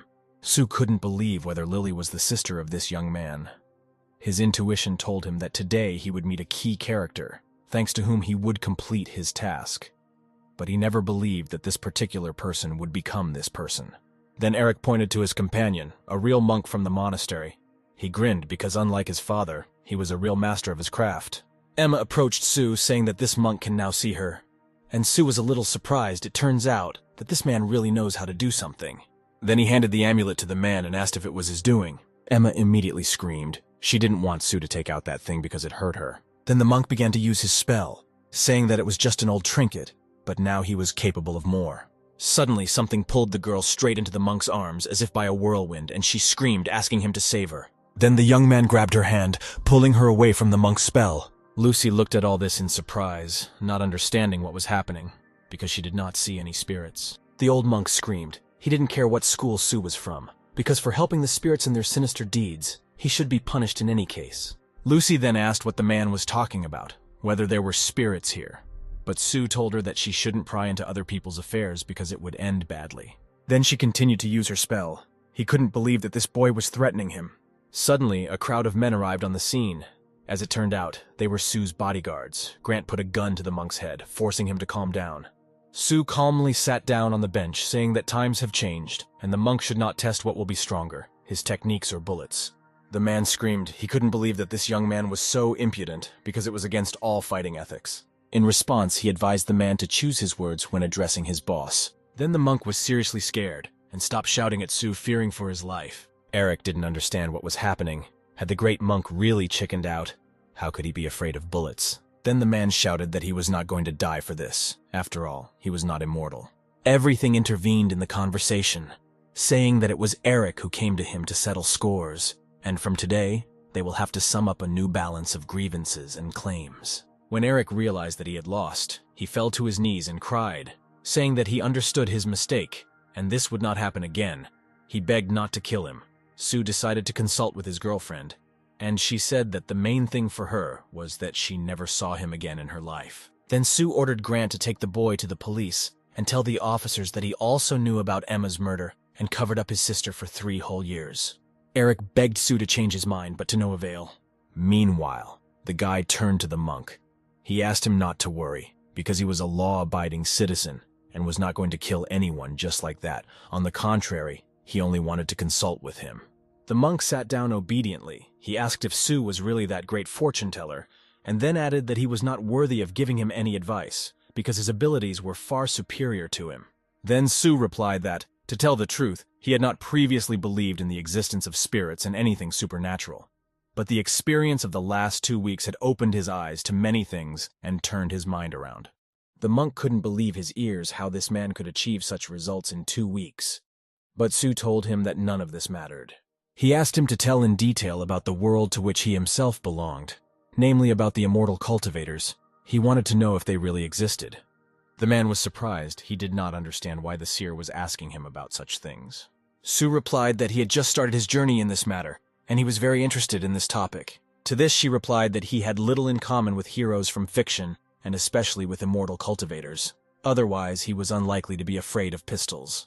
He said that with the help of practices you can make forecasts, fight evil spirits. There are also techniques with which you can entertain a crowd of onlookers. But people like him do not pose a real threat. Sue then asked why the monk wanted to capture Emma. The man replied that it was all just out of curiosity. He wanted to take it with him for further study. Hearing this, Emma stuck her tongue out at him, but the man himself didn't see it. So he continued.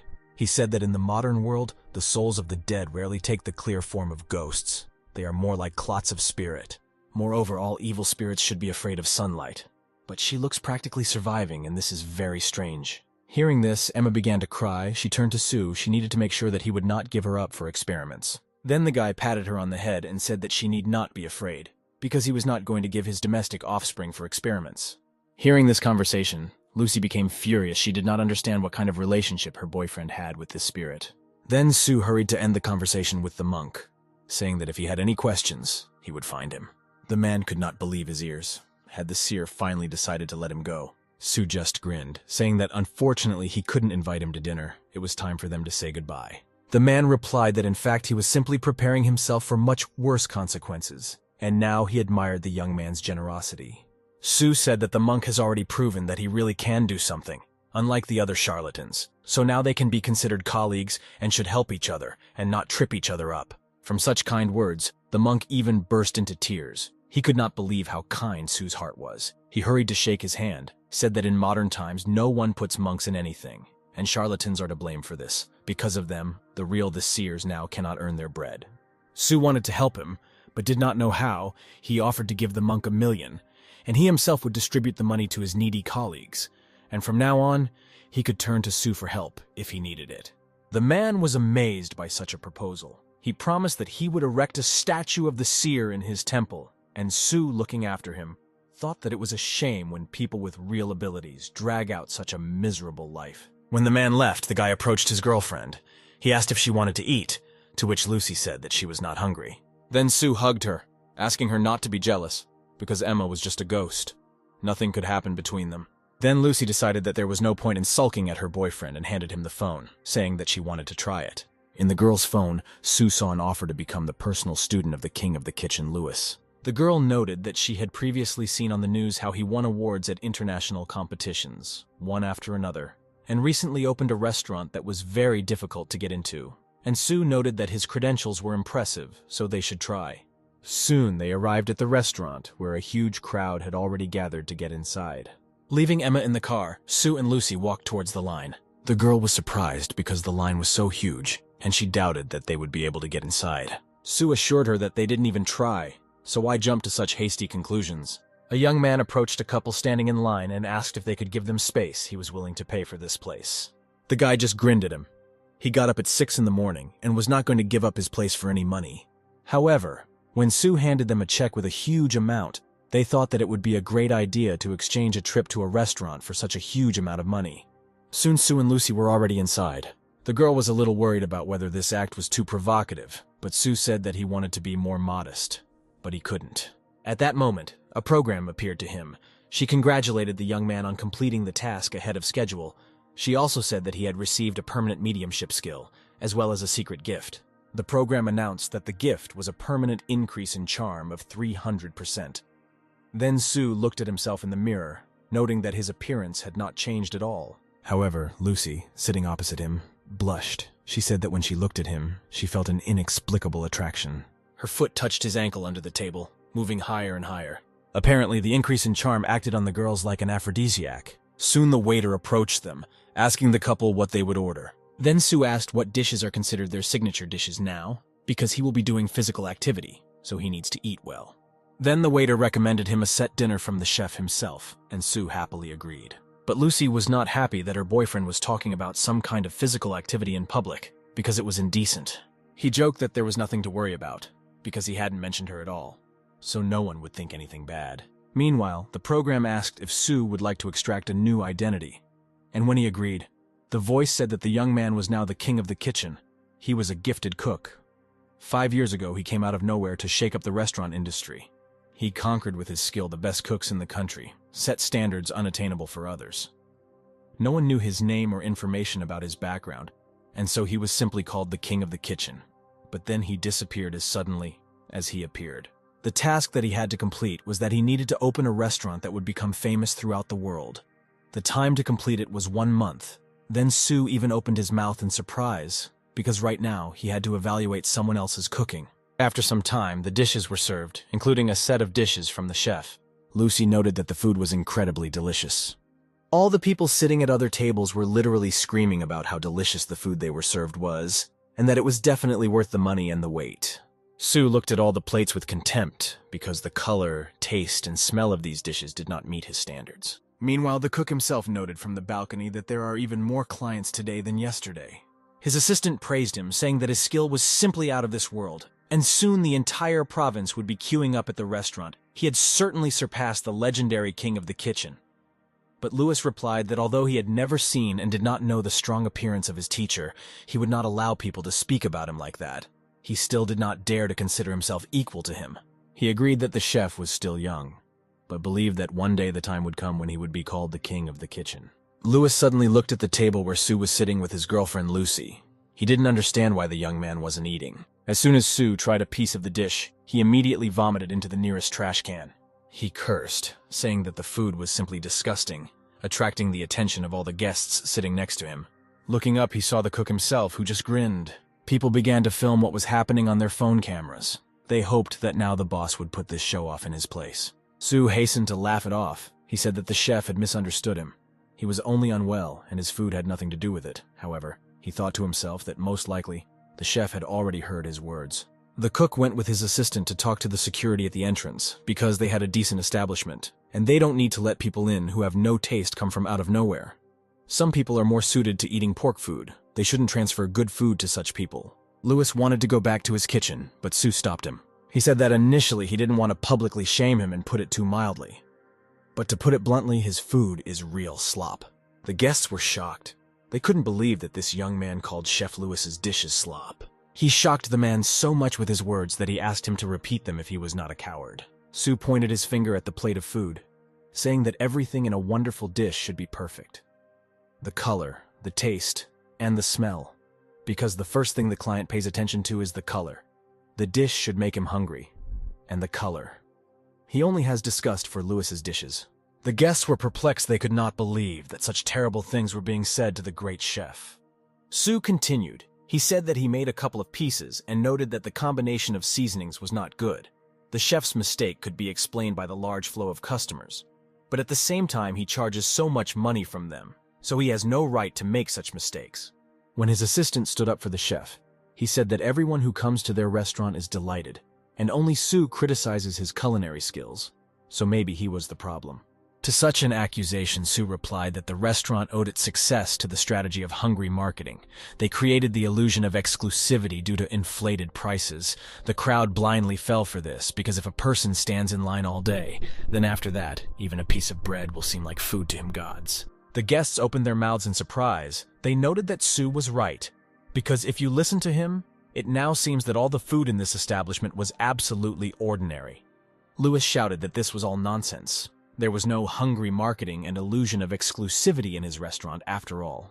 He was the personal disciple of the king of the kitchen, and he did not need to resort to such cheap tricks. Then Sue began to think. He needed to answer something, but not all of his memories had time to load. However, when the download was completed, the young man was ready to give an answer. He said that Louis lied about his qualifications. He only said hello to the king of the kitchen in the hotel corridor. And after that, he began to trumpet everywhere that he was the personal student of the grand chef. The cook and his assistant were perplexed. They could not understand where this guy got such information from, and began shouting that all this was just slander. Sue continued. He said that Louis assumed that being very secretive, the king of the kitchen would not expose him. He hired PR people to publicize him, but it would be better if he put his efforts into upgrading his culinary skills. The assistant chef shouted, how could this guy know everything about his chef? Because the king of the kitchen has always hidden his identity, and no one knows his name or what he looks like. The chef supported him, because Sue could not possibly know about his relationship with the king of the kitchen. He said that he was going to call the police and he would be arrested for spreading rumors. Then Sue replied that everything is simple, because he is the king of the kitchen. Lucy was completely confused. She did not understand when her boyfriend managed to become a famous chef. Crowds of guests immediately ran to the guy. They asked him if he really was the king of the kitchen. Then the assistant ran up to him and said that he was lying. He asked him never to come here again and not to stage such performances. Sue pointed his finger at Louis and kept saying that if he didn't believe him, he could ask him. After all, if Chief Louis is truly the disciple of the great master, then he has met him personally and will be able to answer this question. Then the cook wondered if he really was so unlucky that the king of the kitchen himself showed up at his restaurant, because his hidden clothing did not allow him to see his face, and he does not even know where exactly they met. Then the assistant asked his boss if this guy was telling the truth. Louis shouted that he was lying. There was no way he could be his teacher. He didn't intend to reveal his mentor's appearance, but this charlatan was definitely not him. The cook decided that in such a situation, the main thing was to stand his ground to the end, because admitting he was right would be the ruin of his entire career. And Sue just grinned at the fact that the cook decided to deny it to the end. The guests also didn't fully believe that Sue was telling the truth. They said that if he really was the king of the kitchen, then he should prove it in practice. They should have a battle. Out of fear, a drop of sweat rolled down Louis's temple. He knew that if Sue was truly the king of the kitchen, then he would definitely lose this battle. Then he said that this guy was just a rogue. He would never let him into his kitchen. Suddenly, he steals his culinary secrets. Then Sue replied that tomorrow he would open a restaurant in the city. The address of the establishment would be published on the internet. He invited everyone to try his dishes. Moreover, he invited Chef Louis to come there and compete with him. Meanwhile, things in the company were going on as usual. Sue sat at the computer and thought that President Sue didn't give a damn about their corporation. He hadn't come to work for days. Suddenly, Lee walked past her computer. The girl stopped the man, calling him to her. She asked how long it has been since he contacted President Sue, since he hasn't come to work for days now.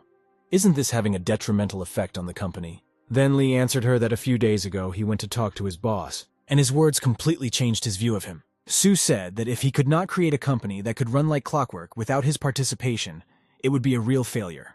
So he believed that President Sue was looking much further into the future than any of them. Suddenly Sue's phone rang. It was President Sue. He said that they had an urgent matter, and the girl needed to come urgently. Lee was worried if something had happened to the president. But Sue replied that nothing was known yet. She needed to go to him. Having said goodbye to the man, the girl walked out the door. She quickly ran down the corridor, thinking that President Sue, although sometimes he looks like a slacker, but he works harder than any of them, he is probably launching another giant project now, and her duty was to help him and everyone, sparing no effort. Soon she reached the president, and the guy noted how quickly she was able to get here. He pointed his finger straight up at the name of his new restaurant, King of the Kitchen's Haven, and asked if she liked it. Sue didn't understand whether the president hadn't shown up in the office for several days because he was working in a cafe. But the guy looked at her in bewilderment, because it was clear that the restaurant was just getting ready to open.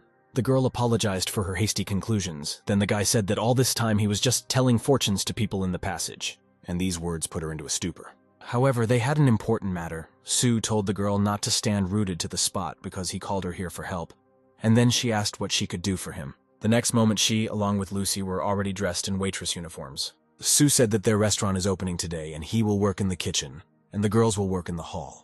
Lucy was indignant because her boyfriend is the president of a company that is among the top 500 in the world. But at the same time, he could not hire waitresses and push the work onto them. He replied that the job advertisement had already been published. He just needed to hire someone for the first time. Suddenly, their conversation was interrupted by men. They asked who was in charge in this establishment, because they opened and didn't even bother to say hello to them. Lucy was scared, apparently. These bandits had come to extort money from them. She was about to call the head of the security service. However, Sue stopped her because these men were their clients. How could they be kicked out so easily? The guy approached the guests and asked them to sit at a free table and also asked what they would order, to which the man replied that they came here for money, because when opening an establishment in their area, it is necessary to pay a fee for protection from themselves. Otherwise, they just won't let them open. Then Sue replied that even a racketeer needs to eat, and first he offered to evaluate the kitchen for them, and if they didn't like their food, he would pay them as much as $20,000. The men were shocked. They couldn't believe that this guy was offering them this. It was the first time they had encountered such an offer. However, they did not argue, and soon sat down at the table. However, they still did not fully believe that this guy was not deceiving them.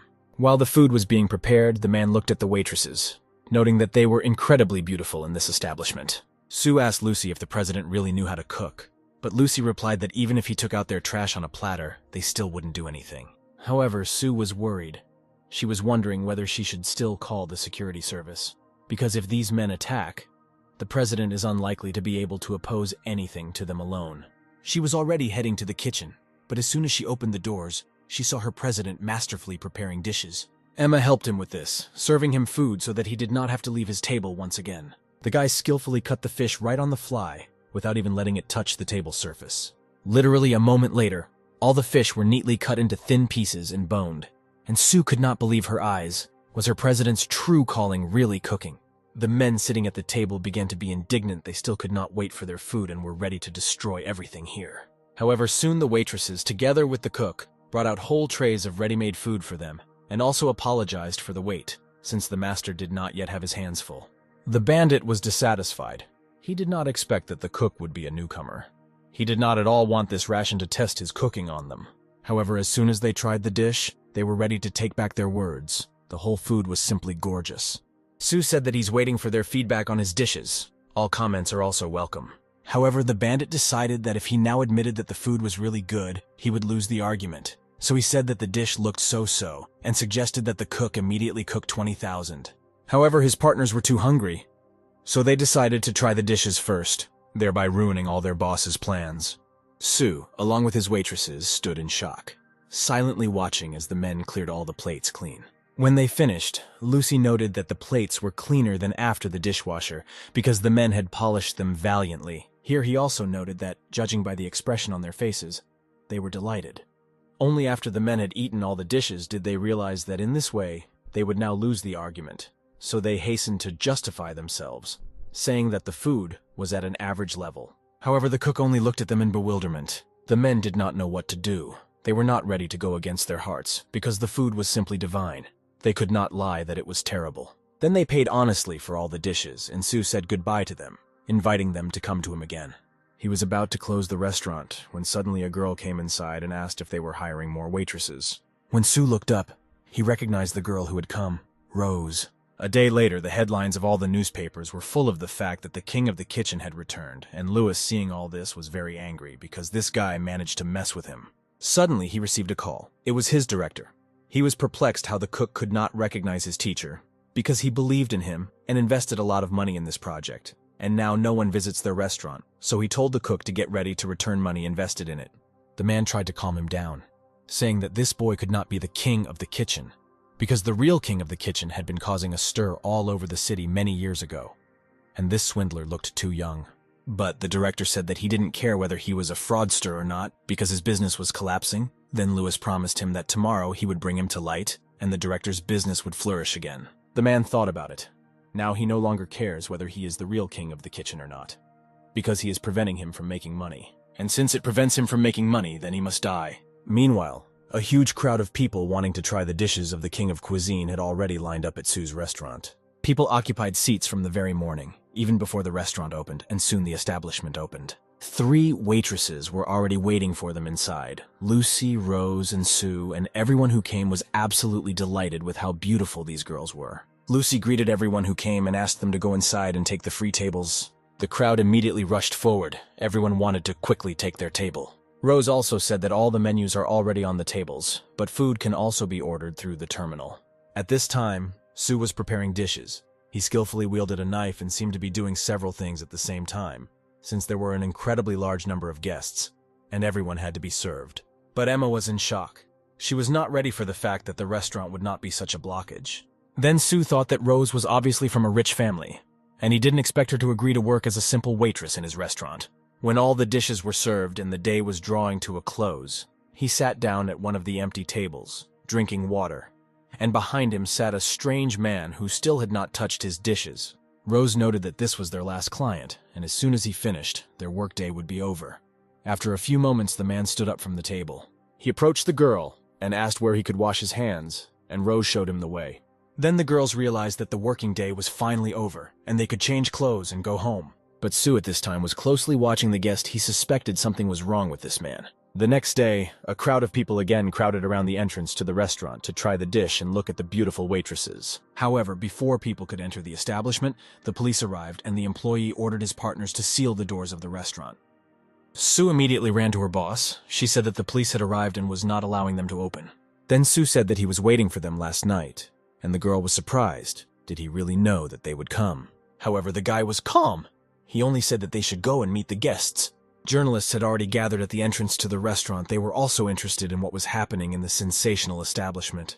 The policeman asked who was in charge in this establishment, and Lucy, confused, decided to answer all the questions herself. However, at that moment, Sue came out of the kitchen and said that he was the main thing here, and he would be the one to talk to the police. The man said that he would give him a chance to confess everything himself and count it as a guilty plea. But the guy did not understand what he should confess to. Because he was just a cook, was he really suspected of something illegal? Then he suggested that perhaps they were simply given a false tip.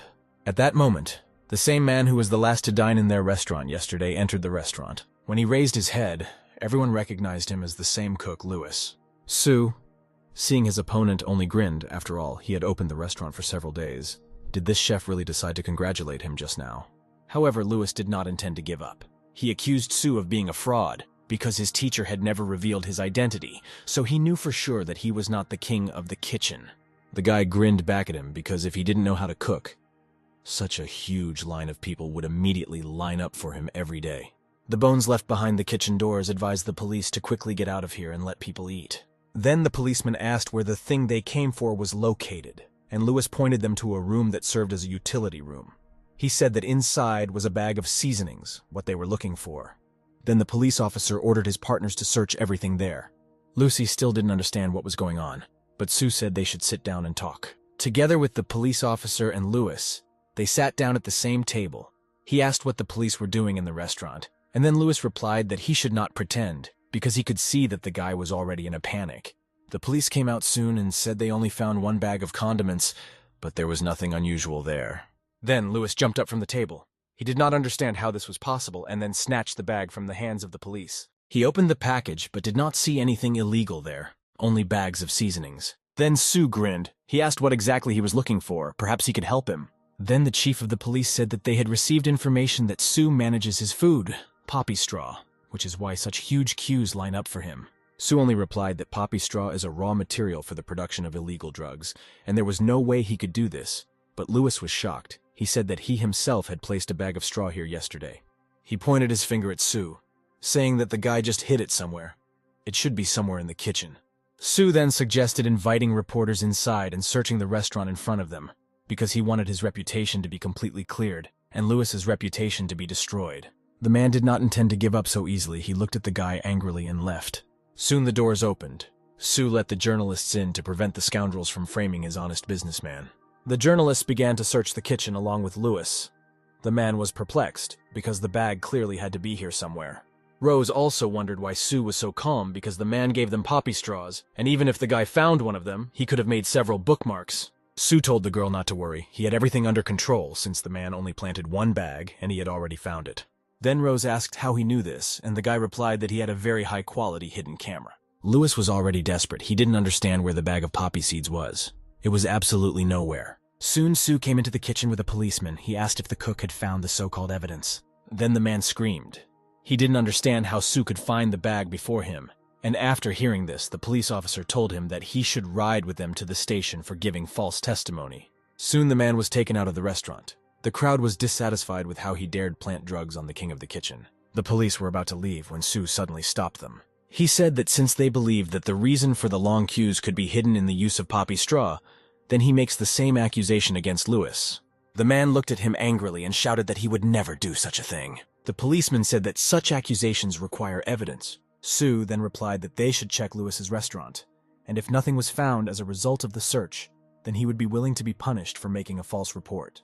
The policeman was wondering what this guy was up to, but he was already heading towards the car to go with them to the search. Soon they all arrived at Lewis's restaurant. The man was sure that the guy managed to get rid of the poppy straws in his kitchen in time, but his kitchen was absolutely clean. He had nothing to hide. Then the policeman told them to check everything here themselves, and if they find something, they should let them know. When Sue entered Lewis's kitchen, he said that maybe there was nothing forbidden here, but since he came here, he should take a look around. Lewis claimed that this idiot was just fooling everyone and taking revenge on him for checking his restaurant. However, Sue decided to open one of the shelves directly under the sink. Soon he pulled out some strange plant from there, saying that he had never seen anything like it in his life. The policeman said there was no doubt it was a dried poppy flower, and Lewis was shocked when he saw it. He shouted that there couldn't be such things in his kitchen. Apparently it was Sue who brought the poppy with him to set him up. However, Sue just shrugged his shoulders, because the police themselves suggested that he did not volunteer to do it himself.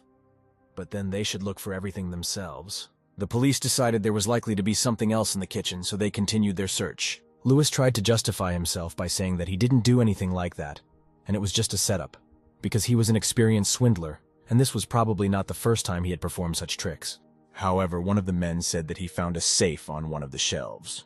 Then Lewis said that this was his safe, because every high-class chef has his own culinary secrets that are best hidden from prying eyes, and for this, he needed a personal safe. Then he said that there might also be a poppy inside the safe, and people shouted that this was just nonsense. The police could open it and make sure that there was nothing illegal there. Then the man entered the password for the safe and said that many people passed through his kitchen, and anyone could have left that flower. But the password for this safe was known only to him, so there certainly couldn't be any poppy there. However, when he opened the safe, everyone saw that inside there was a whole bag of poppy straws. The police immediately grabbed the man, intending to arrest him. The police chief said that for such a large amount of poppy, Lewis faces a realistic sentence, possibly even life imprisonment. The man tried to justify himself, saying that he was not the one who put the package there, but the policeman said that all the evidence was found in his personal safe, so he could stop making excuses. Sue asked who, besides Lewis himself, could have put something inside his personal safe, because it could not be the work of evil spirits. When the problem with Lewis was resolved, Sue returned to his restaurant, where a crowd of journalists was already waiting for him. They were all wondering why, after so many years of hiding his identity, the king of the kitchen suddenly decided to reveal that, according to their information, he was also the president of the company, and they were wondering how he managed to combine it. Sue replied that cooking was just his hobby, not in any way related to his main activity, and he decided to leave the rest of the questions without comment. The girls who gathered near the foundation in the restaurant were quick to note how handsome and charismatic the cook was. Suddenly, a black limousine drove up to the restaurant, and an unfamiliar man got out. He walked directly to Sue and said that he came from the Ministry of Foreign Affairs and would like Sue to prepare lunch for the meeting with foreign diplomats, asking him to come with him. Sue replied that he only cooks in his restaurant and he is not interested in the man's offer. He's not going to go anywhere. Moreover, the entrance was already crowded with a line of hungry visitors, and if the man wanted to feed his diplomats, then first he had to take his turn. Turning his back to him, he finally added that everyone was welcome in his establishment, but he would serve everyone only on a first-come, first-served basis. The man wondered how this guy could just refuse them. However, Sue was already heading towards the entrance of his restaurant, where Lucy and Rose were already waiting for him. The crowd of guests chanted Sue's name, shouting that the king of the kitchen was the best chef in the world. The young man himself, at that moment, thought that his task was to glorify his restaurant throughout the world, and these men wanted him to simply work for them at closed banquets. Soon, Sue's name spread across all TV channels. The presenters said that the new restaurants of the King of Cuisine attracted the attention of the general public. People from all over the country came here to try the best dishes, and according to their information, the queues reached 10 days of waiting. All this was carefully observed by the chairman of the National Culinary Association. Their leader Jerry asked his partners what they were going to do about it all. Then one of the men replied that more than 10 foreign ambassadors had already expressed their desire to visit this restaurant apparently. It was too late to do anything. However, Jerry angrily slammed the table, because the Culinary Association is one of the pearls of the country's national treasure. And are they really ready to look pathetic against the backdrop of some provincial eatery? However, his other partner said that Sue is widely known as the king of the kitchen, and this gives him a huge advantage. They should take it into account. Then Jerry grinned, saying that the man had just given him a good idea. After all, the king of the kitchen is just a nickname, not an official title. They should give Sue a chance to confirm his qualifications officially. The men were shocked this could not be done, because as soon as they officially recognized his status, he would instantly destroy them all, and his word in the restaurant industry would become akin to law. Then Jerry said that he only offered to give him a chance, because it was not a fact that he would be able to pass the test. His partners were pleasantly shocked. It was an excellent offer. This way they could show themselves as open and transparent, and the king of the kitchen himself would be disgraced at this moment. If after this he continued to call himself a king, people would simply consider him an imposter. But some had doubts. They believed that Sue would easily pass the test. Jerry replied that a diplomatic mission would arrive from Japan in a few days, and he was going to suggest that they bring their best chef and invite Sue to compete. One of the chairmen was perplexed, because if Sue loses to a chef from Japan, it will greatly damage the pride of their citizens. Then Jerry replied that there was nothing wrong with this, since the citizens would be able to survive it. But Sue himself would be nailed to the board of shame forever. Meanwhile, work in Sue's kitchen did not stop, but the chef himself had been coughing frequently lately. Emma asked if her master had a cold, to which Sue replied in the negative. However, he had a strange feeling that someone was plotting against him. But he could not understand who his deceitful student Louis had long been put behind bars. Meanwhile, a crowd had gathered near the entrance to the restaurant again. Rose asked the guests to wait a little longer and respect the line, and the guests themselves were unhappy, because they had already waited a lot. Suddenly a bus pulled up to the restaurant. 2 middle-aged men got out of it. They were glad that they were finally driving to the right place. They walked past the line, saying that they had already reserved all the seats for today, and asked those waiting to go home, but they were clearly unhappy with this. Rose ran into the kitchen, saying that she urgently needed to call Sue because something serious was happening outside. Meanwhile, a real quarrel broke out between the men and the guests, and they did not understand on what basis these people were trying to get ahead of them in the queue. One of the male guards was about to swing at the guest, when Sue suddenly appeared behind him and grabbed the man by the shoulders, stopping him. Then he also asked the question that interested all the guests. Who was he? Then the man shouted, "How dare this guy raise his hand against a civil servant while on duty?" Sue replied that he just put his hand on his shoulder, and he already squealed like an offended girl. The guest standing next to them immediately laughed, looking at the man. Sue said that he does not see a civil servant in front of him. He is just an arrogant brawler who's trying to get ahead of the queue. The man didn't know what to do. He cursed to himself, frantically looking around. At that moment, 3 more men approached him and told him to calm down. It was the same chairman, Jerry, and the man pointed out to him that he was trying to drive away the customers, but this cook prevented him. Then Jerry slapped him, saying that he should not talk to people like that and put himself above others. His behavior dishonors them all. He added that all these people had come here to eat, and they should not leave here simply because this scoundrel ordered them. And then he told the man to get out and not come into his sight again. Rose noted that the man was a very decent boss who held his subordinates with an iron grip. However, Sue for some reason doubted his integrity. Soon, Jerry approached Sue, he greeted him and introduced himself as a representative of the National Culinary Association. The guests filmed their meeting on their phone cameras because the representative of the Culinary Association himself decided to personally evaluate the cooking of the King of the Kitchen. Jerry shook the man's hand again, apologizing for the inconvenience caused by his subordinates. But Sue said that there was nothing wrong with it. The main thing was that at the helm of the association, there was a man of honest rules, and he admired him. Then Jerry introduced the men standing behind him. He said that these foreign guests would like to appreciate the culinary art of the King of the Kitchen, and asked if it was possible to let them in without waiting in line. However, Sue replied that in his establishment the rules are the same for everyone, regardless of citizenship. Whoever comes first is the first to enter the establishment. But if there are extra funds in the association's budget, they could try to negotiate with the people in line and buy them places. Some people immediately contacted the chairman, saying that they were ready to sell their place in line. Lucy wondered if the chairman of the association had sent himself to the back of the line, when he could have simply reserved seats for them for another day. However, Sue said that she shouldn't worry about them because the chairman didn't come here to eat, but to tarnish his reputation. When the foreign guests' turn finally came, they were able to taste the dishes of the king of cuisine, and judging by their appearance, they really liked it. Rose even doubted that they were foreigners in principle, because they spoke Chinese very well. Then Jerry told her that these were employees of foreign embassies. They had been in the country for a long time, and knowing their language was part of their profession. The man noted that Sue is a real lucky man, because he has never met such beautiful waitresses even at banquets of the highest level. However, something told Sue that Jerry didn't come here to look at his waitresses, so he asked directly what he wanted from him. The man even clapped his hands. He said that it was not for nothing that the people called Sue the King of the Kitchen, because he was very smart and insightful, and immediately realized that the man had come to him on business. Sue did not understand his words a little apparently. They had a hint that he was considered the King of the Kitchen only among the people, but not at the professional level. Jerry tried to justify himself, saying that the guy misunderstood him, and he did not detract from his culinary skills. However, he added that he is after all a representative of the National Culinary Association, and Sue's qualifications have never been officially confirmed, so he cannot call him the King of the Kitchen.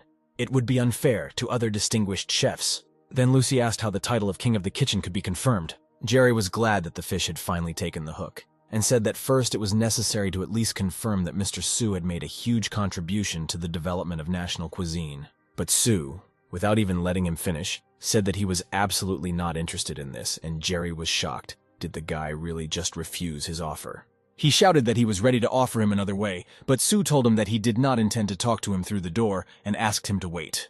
Then Rose approached Jerry and said that he can be rude sometimes and asked him to forgive him. And although the man said that everything was fine, in his head he thought that for today's humiliation he would make him pay 100-fold. Then Emma approached Sue and asked him what the man wanted from him. Then the man replied that, in addition to greeting, he used his skill and found out that Jerry was worried that he might soon take his place, so he was looking for ways to get rid of his reputation.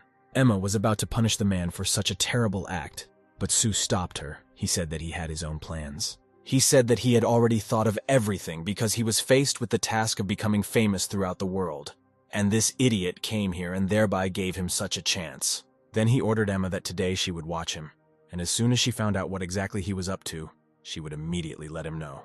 Sue soon returned to Jerry, changed his face for interrupting their conversation, and shook his hand.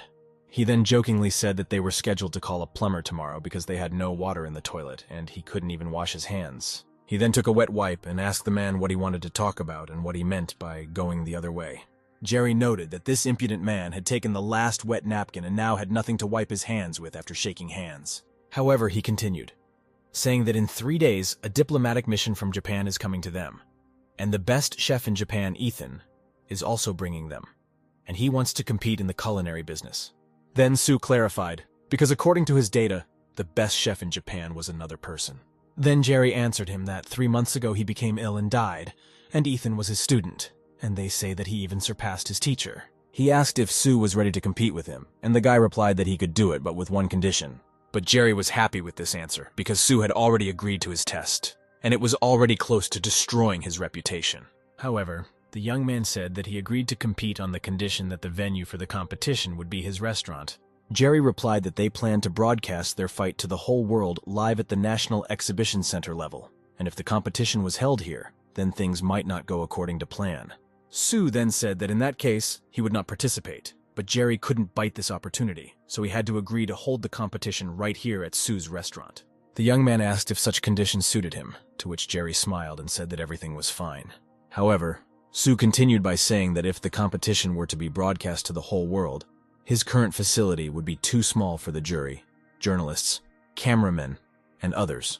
He added that he already had a decision and he would need a little financial help from Jerry. He handed him a paper that was a project to expand his establishment. Sue said that he has already chosen a place in the best hotel in the city, which only remains to be purchased. And the new haven of the king of the kitchen will have marble floors, amethyst chandeliers, and golden furniture, because everything must be flawless during broadcasts. Jerry did not expect this. He said that there was no such money in the budget of their organization. But the young man only replied that in that case he would not take part in the competition, and for Jerry this was too much. So he said that he could find the money. Sue said that he was very touched by the generosity and determination. He added that he had negotiated with the contractors, and all he needed was 70 million so that he could start work. Soon their conversation ended, and the chairman and his partners went back to their office. Rose wondered if Sue really didn't have his own money. Why would he ask Jerry for help? But the guy said that he didn't want this adventure to cost him too little. Sitting in his car, Jerry swore at Sue because now he had to give him 70 million. It was a real robbery. Then he called the cook, who was going to take part in the competition, and said that everything was settled. All that remained for him was to win and not disgrace his country. All this time, Emma sat in the car with Jerry and watched everything he was talking about. Jerry grinned, saying that Sue wanted as much as 70 million, but the man knew how to recoup this investment later. But the main thing is that Ethan defeats him. Meanwhile, the day came to an end, and Sue slept peacefully in his bed at home. Suddenly, in the middle of the night, Rose approached him. She stood and watched the guy sleep. She reached out to pat his cheek. However, the guy was awake all this time. He was on guard, and immediately took out a knife, thinking that a robber had broken into his room. He laid the girl on the bed, threatening her with a knife, still not realizing that Rose was in front of him. However, after a couple of moments, he realized that it was not a robber at all, and asked the girl what she was doing, because she was supposed to sleep in the restaurant and not go to his house. Then the girl replied that the restaurant was too dark and she was scared, so Lucy allowed her to stay here. She was just looking for a free room, and Sue immediately attacked her with a knife. Suddenly, Lucy herself entered the room. She said that she had literally left Rose with him for a minute, and she was already sitting all in tears. Sue hastened to justify himself, saying that he had not done anything with the girl. Lucy immediately began beating him with a pillow, not believing that Rose herself came into his room in the middle of the night. However, soon everyone calmed down. A new day began. The news said that all the public's attention was focused on the opening of the updated haven of the King of Cuisine. The doors of the new restaurant are about to open, but today people are waiting for their opening not to enjoy dishes from the King of Cuisine, but to see his culinary battle against the best chef in Japan. Jerry, driving past the reporters, noted how sick of everything he was, because all the journalists called Sue the King of the Kitchen. Then the man said goodbye to Ethan, wishing him good luck and saying that he would do everything to guarantee his victory.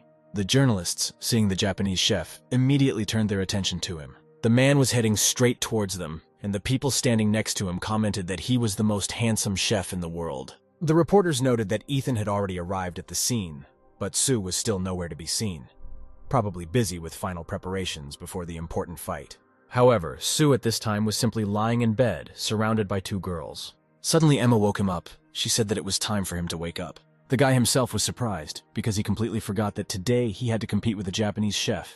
Emma, seeing that Sue spent the night surrounded by two girls, grinned, saying how quickly they agreed to this. However, Sue said that there was nothing between them and asked if she had learned anything interesting from Jerry. But the ghost girl was at a loss whether her master had forgotten everything. When she told him that today was the day of his fight with the Japanese chef, the guy was in shock. He completely forgot about it. Meanwhile, everything in the restaurant was already ready for the fight.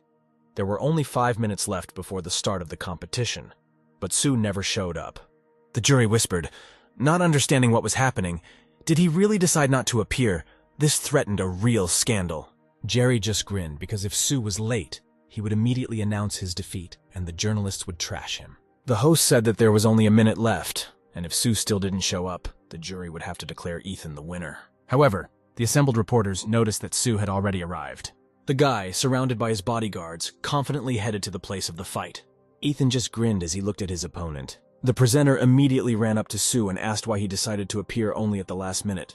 Was this really some form of psychological pressure on his opponent? But Sue decided to answer honestly. He simply said that he overslept and then apologized. However, journalists interpreted this differently. They said that with his frivolous attitude towards competition, he puts pressure on his opponent, shows that he is so superior to him that he is even going to beat him while sleeping. Sue tried to explain that everything was actually wrong, but no one was listening to him. But Ethan was furious because he was humiliated in front of such a huge audience. Then Jerry asked the spectators and journalists to remain quiet.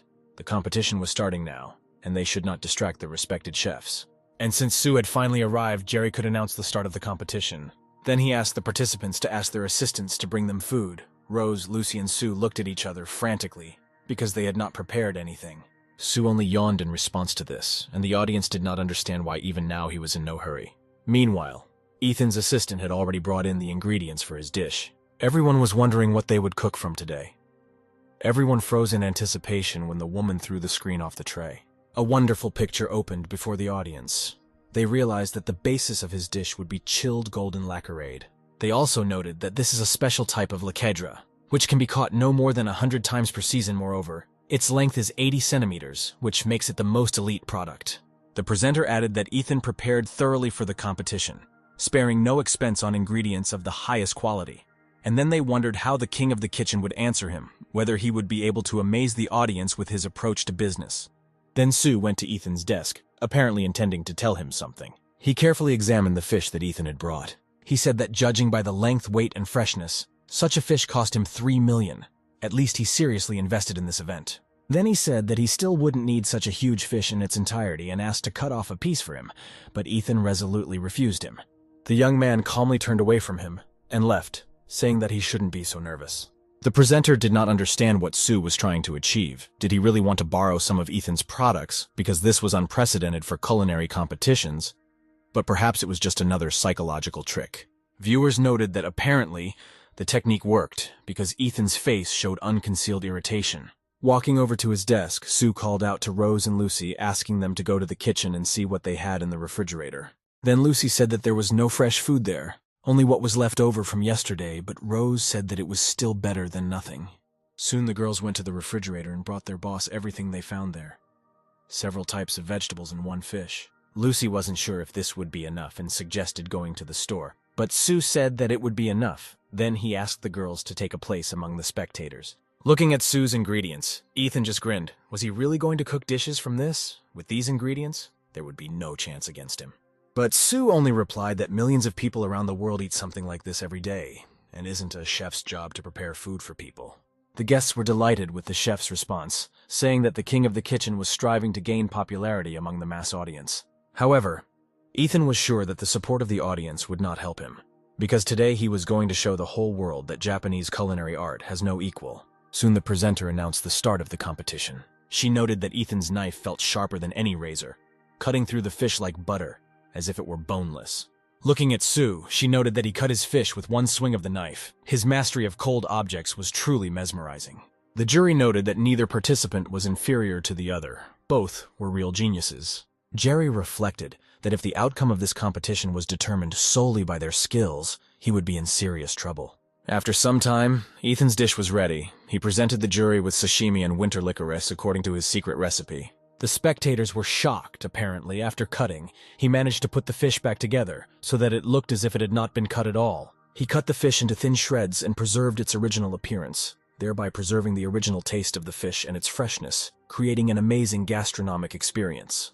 Having tried Ethan's dish, the jury noted that the fish simply melted in the mouth and felt incredibly fresh.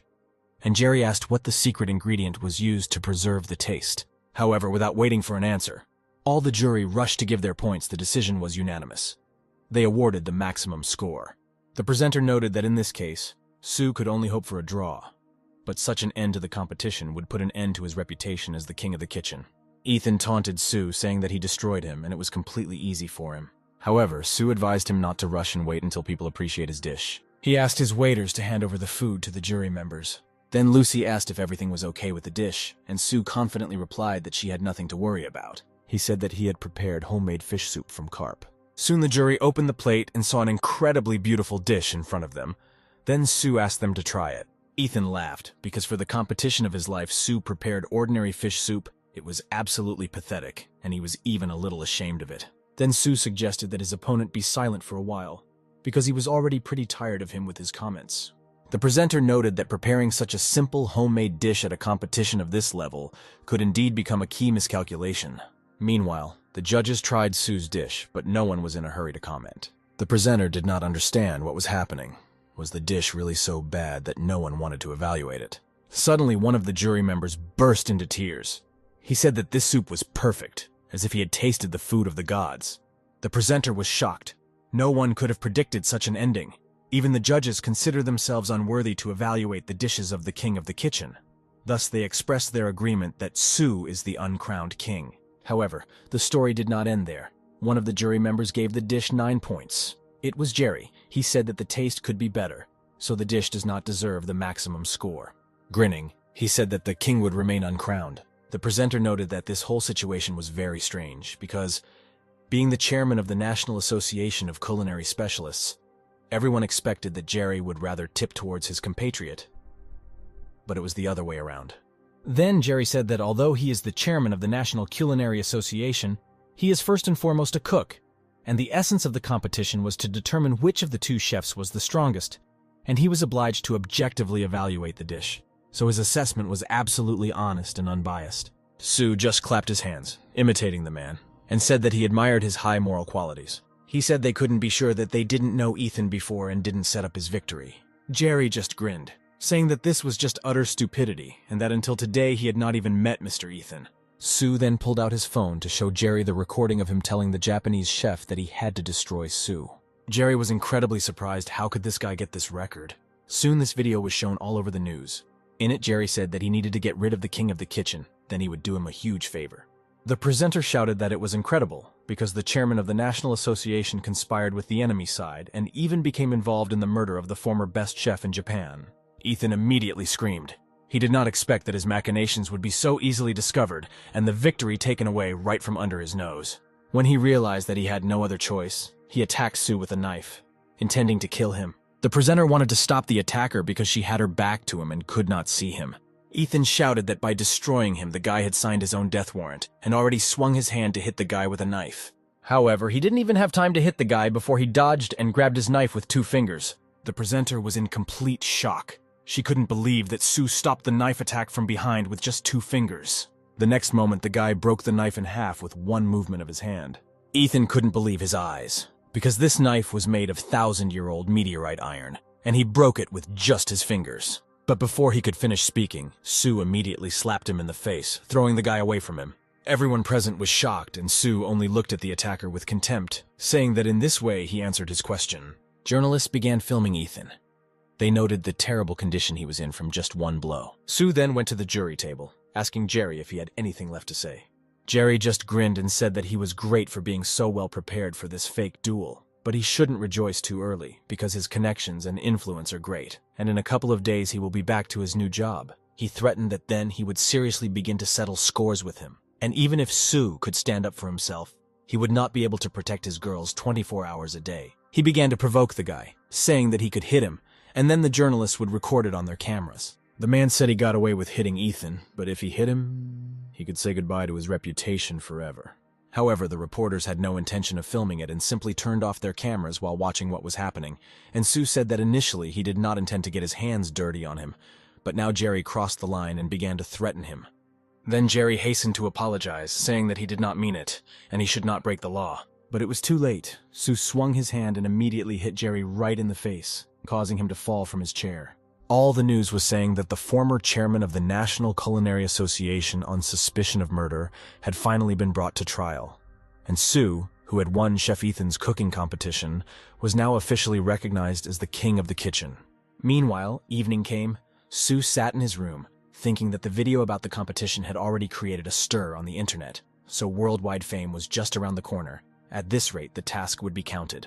Suddenly, Lucy entered his room and asked if he was awake. Then the girl said that they had come to generously reward the guy for his triumphant victory. At first, the guy was happy that his girlfriend had finally decided to take the initiative herself, but he wondered if she had just said we. Rose followed her into the room. Soon morning came. Sue woke up surrounded by two girls. He did not believe what was happening, thinking that he was all dreaming.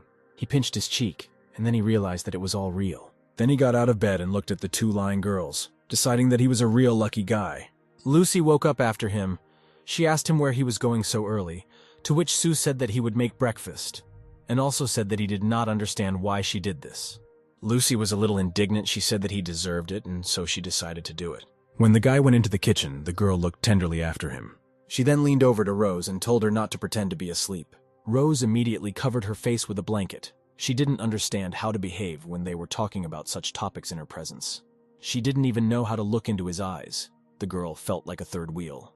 Then Lucy hugged her tenderly and told her not to worry, because she had already come to terms with the fact that Sue is too extraordinary a guy. Many girls like him, and all Lucy could do before him was choose girls according to her taste earlier. Then he will do it. She smiled and said that from now on they can be considered sisters. Rose then said that, in her opinion, Secretary Sue also cares about him, and they need to come up with a plan if she suddenly wants to join them. While Lucy was thinking about not wanting this situation to get out of control, Sue was calmly preparing breakfast in the kitchen. Emma suddenly appeared behind him, and Sue asked why she had been so sour since the morning. Then the ghost girl screamed that all this was unfair, because she made the biggest contribution to his victory. But he spent the night with Rose and Lucy, and not with her. Then Sue asked if she really had her sights set on him too. He told her to accept that they could never be together, and even if they liked each other, nothing would happen between them since they were from different worlds. Emma was offended.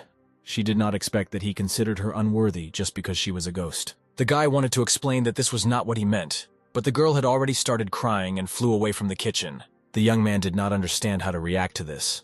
Not only was Emma a teenager, she was also a ghost. It was very difficult to be with her. However, suddenly a program appeared in front of him. She congratulated him on the completed task, and as a reward gave him a permanent skill, cooking Chinese dishes to perfection. And then Sue asked to extract a new personality. The system reported that the new personality will be a paranormal detective who, from birth, is different from ordinary people. He can hear the voices of the dead. Using this ability, he cracks unsolved cases like seeds, and has already become a legend of the detective world. His return to the path of solving crimes does not bode well for the villains, and his assignment was to help the police solve 3 crimes within 2 weeks. Meanwhile, there was complete confusion in the city. Employees could not understand who was committing the crimes. The deputy head of the department told his colleagues that after a whole week of investigations into this case, they had made no progress. And this could not continue. They needed to brainstorm and carefully study every detail again in order to find a clue. One of the workers was perplexed at the crime scene. There was complete devastation. During the autopsy of the expert's body, they didn't find anything.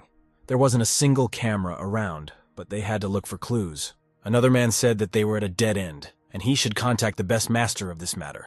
A colleague asked him that their special group had not found anything in a week of work. Was anyone else really capable of doing this? Then the man asked if they had ever heard the legend about a detective who can hear the dead, and the guy was completely shocked. Was he really talking about a paranormal detective? The men looked at each other. They did not believe that he really existed. Everyone thought that these were just rumors or a character from horror stories. However, the man said that many years ago he was lucky enough to meet him. Then he helped him successfully solve cases that turned out to be difficult at that time, and he was ready to swear that this was not fiction. Then the guy said that he believed him. But nevertheless, the detective had not been heard for so many years. Where to look for him? Then the man told them to leave this case to him until recently. He also considered him missing, until he found out that all this time he had been living in their city and now leads a fairly decent life. Soon the man and his boss Matt arrived at the building where Sue worked. It was a huge skyscraper, and Matt couldn't believe that the paranormal detective worked for the Qing International Company. When they wanted to go inside, a guard stopped them and asked who they wanted to see. The man said that they came from the investigation department and wanted to talk to President Sue. The security guard asked them to wait a little, and then Matt grabbed his partner Stephen by the hand and said that he was crazy. Would the president of such a corporation agree to meet with them? Moreover, the mayor himself makes an appointment with him for a whole 6 months in advance. Meanwhile, Sue sat in his office, surrounded by Lucy, Rose, and Sue, who poured him tea. Rose noted that Sue apparently also has designs on Sue. Then Lucy said that they need to act. They must not lose to her. The girls immediately approached the young man, asking if he wanted to relax a little.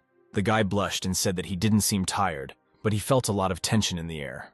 Lucy continued. Was it possible for him not to be at all tired after being in the office for so long, and offered to massage his shoulders, and Rose wanted to massage his legs? Sue was perplexed, not understanding what was happening here, and said that she would rather leave them and asked to call her if she was needed. However, Grant suddenly burst into the office. He said that the police had come for their boss, and he had to be immediately taken out through the back door. Sue wondered what the police wanted from him. However, Grant quickly grabbed his hands, saying that he did not have time to explain. The guy was trying to stop him, because he was a law-abiding citizen. He had nothing to fear. Nevertheless, the bodyguard continued to drag his boss to the back door, and only finally told the forces that the guests should rise and asked to place them in the guest room. Soon the men went up to the office, and Matt noted that here most likely they would only waste time. They should abandon this idea. He said that this man had not been known in the investigative world for many years, which meant that he wanted this side of him to remain a secret, and they went straight to his boss. Then Steven said that they should calm down, because soon the man himself would understand everything. The next moment, Sue entered the office with his secretary, Sue. He apologized for keeping the men waiting. Matt immediately rushed towards him to shake his hand. He said that there was nothing wrong with them waiting a little. Then the guy asked how he could help. However, Matt didn't know what to say. But then Steven joined the conversation. He froze with his mouth open, unable to believe his eyes that the detective had not changed at all after so many years. Matt didn't understand what was happening. Could Sue really be that detective? When everyone calmed down, Steven explained that 13 years ago, a complex case he was investigating was solved solely thanks to the detective. His group would not have been able to catch the villain without his help. He said that since then, the detective had disappeared without a trace, and recently he saw a report on TV about the King of the Kitchen, who also turned out to be the president of an international company. And it was absolutely incredible. Sue added that he was also a fortune teller, but Sue decided not to focus on this, saying that he had too many hobbies, and asked why the men still came to him. Then Matt said that they came to him because they themselves could not solve one case. He asked if Sue had heard from the triple murder or the so-called case of 513, realizing that he was too young to be a tough detective and needed to be checked. Sue said that he had not heard anything about this case, and Steven handed him the papers where all the materials were collected and asked the guy to familiarize himself with them. Matt said that on the evening of May 13th, a terrible event occurred in a suburban village. A family of 3 was killed, and their house was robbed. A woman was gang-raped and beaten before her death. A man was stabbed 18 times, and a 5-year-old child was simply crushed. Sue could not believe his eyes. He had no idea how cruel people could be. Steven said that they conducted a comprehensive investigation into the case, but the events took place in a remote village where there were no cameras on the night of the crime, and it was also raining, so it is possible that the traces of the house were washed away. He also added that they had 4 suspects, but basically the case was completely silent. They still could not budge, and he was very ashamed in front of the victims. Sue then asked if the men wanted him to help them with the investigation, and they said they would be very happy to do so. The guy said that he could help them, but first he would like to see the corpses. Soon, the men arrived at the morgue, and Steven asked if it was worth calling a forensic doctor to provide a report. But Sue only pulled back the blanket covering the bodies of the dead victims and said that this was not necessary. Matt was shocked. Doesn't he really need a forensic doctor because he won't be able to understand anything without his conclusion? Will he really autopsy the corpse himself? However, Sue used his skill, the ability to hear the dead. He touched his fingers to the dead man's forehead to read his thoughts. Sue said that he would help him take revenge for his family's suffering, but he would have to tell him everything he knew. The men were perplexed. Had the young man really come here just to touch the corpse? Then Steven asked if he wanted to touch the other victims, but Sue said that would be unnecessary. He said the deceased had already provided him with key information, and now he had to be taken to the crime scene. Matt couldn't believe his eyes. Was this all Sue was going to do? The young man heard the rage and pain of the dead man, and swore to him that those 4 criminals would not escape punishment. Soon the men arrived at the house where the crime took place. Steven said that the entire family was killed inside the house. The man was left lying at the door, and then the investigator asked Sue to enter the house, but he did not intend to do so. He said that he needed to look around here first. The men said that they carefully combed the area with vegetables due to heavy rain.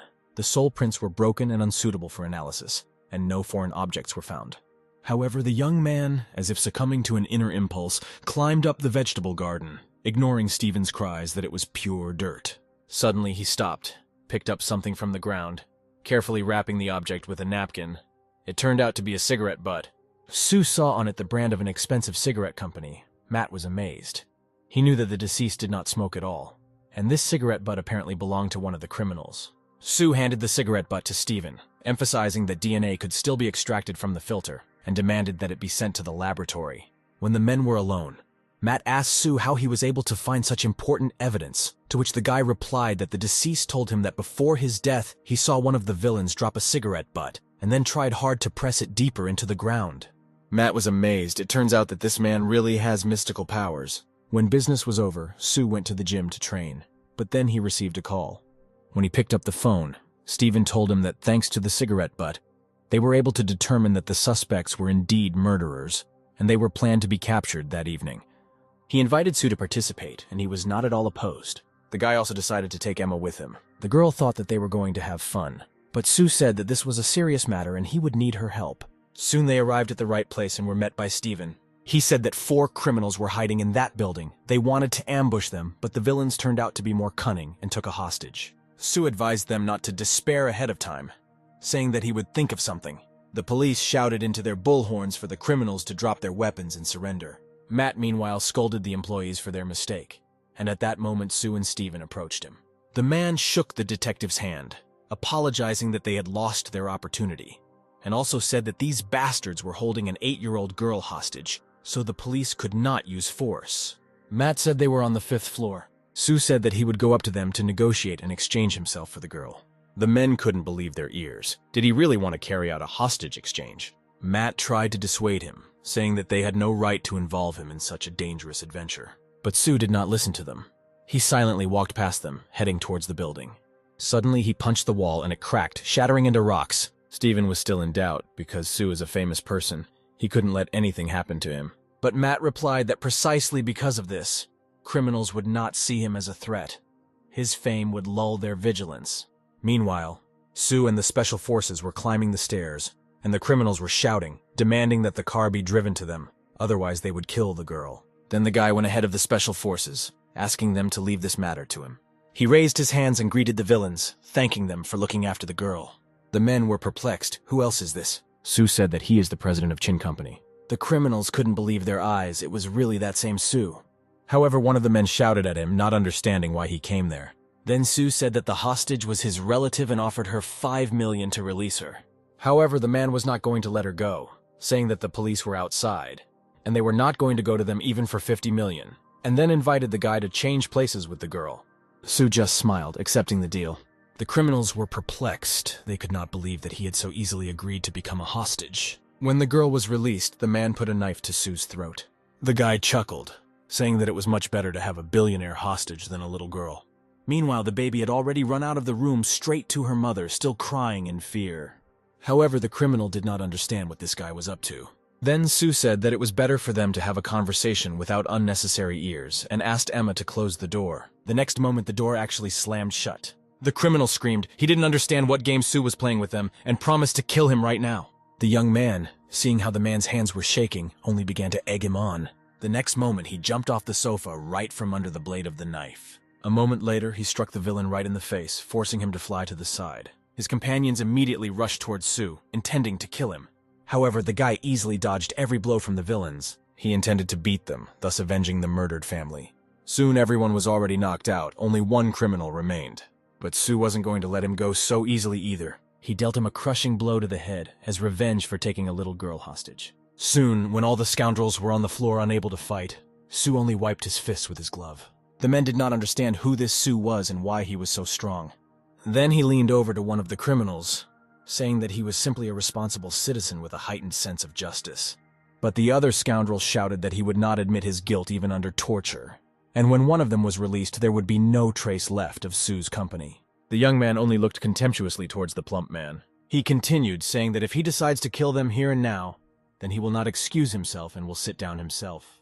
But Sue only said that death would be too easy a punishment for them, and asked Emma to deal with these criminals. Soon he left the apartment. There were special forces outside the door. They were ready to break in, but Sue told them not to go in there yet. The criminals did not understand why he left. Was he really up to something? And then it was Emma's turn. She flew right over the men's heads, and they didn't even understand what that sound was. Then the girl flew up to one of them and blew on his shoulder, causing him to roar in fear. The special forces only looked in bewilderment at the door from behind which screams were heard.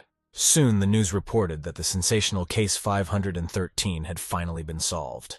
The perpetrators had been detained and were in a terrible mental state. Matt replied that in his opinion, the culprits were tormented by their conscience, and they began to see nightmares in reality. Sue noted that if this version had not been told by the police chief, few would have believed it. Suddenly, Emma landed directly in Sue's lap, asking if she had done a good job. The guy replied that everything went just fine, and then the girl asked him for a reward. She smiled, saying that if he didn't reward her, she would never speak to him again. Then Sue, hoping that she would not suck the life out of him, kissed her tenderly. But Emma wanted more. She threw the guy with his back on the sofa and sat on top of him. Her face turned red. She said that she wanted Sue, but he didn't know what to do. He was even a little afraid that the girl would take her by force. She said that she also wanted what Sue's girlfriends got, and began to take off his clothes. However, at that moment someone called the guy, and he used this as a good excuse to stop the girl's advances. It was Sue, and the guy said she called at just the right time. But suddenly, a woman's voice from the phone screamed. The girl begged for President Sue to save her. The girl herself was just heading home after work. It was already late in the evening. Suddenly, she noticed a suspicious man in black clothes and a cap following her. She immediately turned into the park, hoping to escape from her pursuer, but he was not going to let her go. He followed right behind her through the deserted streets, closing the distance between them with every step. Suddenly, he took a rag soaked in a sleeping substance from his pocket and grabbed the girl tightly. He held the cloth to her nose, forcing her to inhale the substance. And then suddenly a car stopped behind them, and Sue and Grant got out. Then the guy took out a knife and put it to Sue's throat, who was already in a semi-fainting state. However, Sue in an instant closed the distance between him and the criminal, deftly snatching the knife from him and pointing it at the man. Soon the scoundrel was already tied up and taken to the basement, where Sue interrogated him. He asked why he wanted to deprive the girl of consciousness. The guy tried to laugh it off, saying that he was just broke and wanted to rob her. But Sue understood that he was lying, and for lying, he mercilessly plunged a knife right into his leg, causing the criminal to scream. The guy was going to give the scoundrel one last chance to confess everything. And then the guy said that he wanted to knock her out and then abuse her. He also said that he had done this 6 times already. But asked to be spared, he promised that he would surrender to the police. Then Grant said that he had recently seen on the news that 6 corpses of women with torn clothes and bruises on their bodies were found around the city. All of them had been raped before they died, and apparently, this guy was the culprit. Sue said turning himself in would not bring back the 6 lives lost. The man was responsible for the suffering of 6 women, and Sue was going to exact the full amount from him for it. Turning around, the young man ordered to find 6 strong guys for the criminal and leave him with them. Sue then left the building and headed to his car. Sue was waiting for him there. She was still shocked by what had happened, but the guy rushed to reassure her that she was now safe. He understood that the girl was very scared, and taking her to an empty apartment would be too cruel. Then Sue invited her to spend the night with him. Soon they arrived at the guy's home, where Lucy and Rose were already waiting for them. They were surprised that the young man had brought his secretary with him. Sue took the girl to the guest bedroom, saying that it would be safe for her here, and he himself would be behind the wall if she needed anything. Then Sue threw herself into the arms of the young man, asking him to stay with her. When morning came, Sue walked out of the guest bedroom stretching. Lucy stood around the corner, furiously waving her knives, trying to kill the annoying fly. Sue was perplexed. How did she even think of hunting flies with cutlasses? But as soon as he entered the kitchen, Rose immediately poured boiling water on him. She said she was cooking breakfast and needed to empty the pan of excess water. At that moment, Lucy approached him from behind. She quietly asked why Sue brought his secretary to their home because he already had 2 girls. Apparently, the girls seriously intended to take revenge on the guy for such an outburst. Even though he said there was nothing between him and Sue, they didn't listen. When the fight was over, everyone got ready and went about their business. Lucy headed to the university. But while she was walking with her classmates, she saw something unexpected. A car stopped in front of her and Sue came out with a bouquet of flowers. However, the girl simply walked past him without saying anything to him. Sue sighed. Sometimes it was very difficult with this girl. Lucy thought to herself that she was not going to forgive him for the sake of some broom. Suddenly, the guy picked up the girl and carried her in his arms. The students looked after the couple with admiration. Lucy screamed for Sue to let her go, but he just silently carried her forward. Soon he brought the girl to the cafe, asking if she was still sulking, but Lucy just snorted. Then Sue continued to explain. He said that nothing really happened last night. However, Lucy did not want to hear anything. Grant, who watched all this, noted that even his tough boss had to bow down to the girl. Then he noticed that his partner was using a phone, but it was a different model, an older one. The boy replied that this was the phone of yesterday's maniac. He decided to check it before throwing it into the river. Grant immediately snatched his cell phone from him, saying that the police could track them using it. and then the boss would be in big trouble. Suddenly, the man's eyes were caught by something on the phone screen. Just a few moments later, Grant flew into the restaurant, interrupting the conversation between Sue and Lucy. He handed the boss the phone and said that something interesting was hidden. While Sue was looking at his phone, Grant told him that he had already sent people to comb the area. Apparently, the scoundrel left here as soon as he took the photo, and it was not possible to find him. On the phone screen was a photo of Lucy and Sue taken just a couple of minutes ago, and under it there was a caption that said that a new target had been found. Soon Sue and the girl left the establishment and headed home. The guy asked her to just walk forward without looking around. Grant, watching from the bushes, asked his partners if they had found anything, but no pursuers were found within 200 meters. Apparently, the criminal had already escaped long ago. When everyone reached Sue's house, Grant informed the boss that today his best guys would personally ensure his safety. Sue realized that yesterday's maniac did not work alone, and the remaining 5 still did not know that one of them was no longer alive and sent a new target to the group. He grinned. These guys were really in trouble, and with their help, he would complete his task. Grant suggested sending a message to the group to test the waters there, but Sue said that so far only one of them had written. The rest were silent, and it was better for him not to write anything either, so as not to scare them off ahead of time. The bodyguard swore. This maniac turned out to be so prudent that he even cleared the history of all correspondence. Sue then asked if his body could still be found, and the man replied that they put it in a cage and threw it into the river, but it could be fished out. The guy said that they needed to go to him. He wanted to talk with the maniac. Soon they arrived at the river, and the men pulled out an iron cage from which algae was already hanging. The corpse smelled terribly of rot, but Sue didn't mind that much. He touched the hand of the deceased. His plan was to use the skill of speaking with the dead and look at his memories. Soon Sue saw fragments of his memories, in which some men in animal masks kidnapped and raped girls. Then he realized that the criminals, apparently, did not even know each other's identities. They met on the internet and knew each other only by nicknames, and when someone found a suitable victim, they sent her photo to a general chat. Now it became clear to Sue why no one wrote to the group. Everyone was waiting for him to answer. Then he wrote a message saying that he had beaten their next victim, and that tomorrow they were going to visit her. The rest immediately responded. Some were scared, because the partner had not been in touch for a long time, and the rest were in anticipation of the next victim. Grant offered to kill them immediately upon meeting, but Sue wanted them to stand trial and answer according to the law. He understood that he needed to solve 2 more cases, and the beast was running towards the hunter. The next day, the group gathered near Sue's cottage, the men carefully watching the girl's silhouette in the window.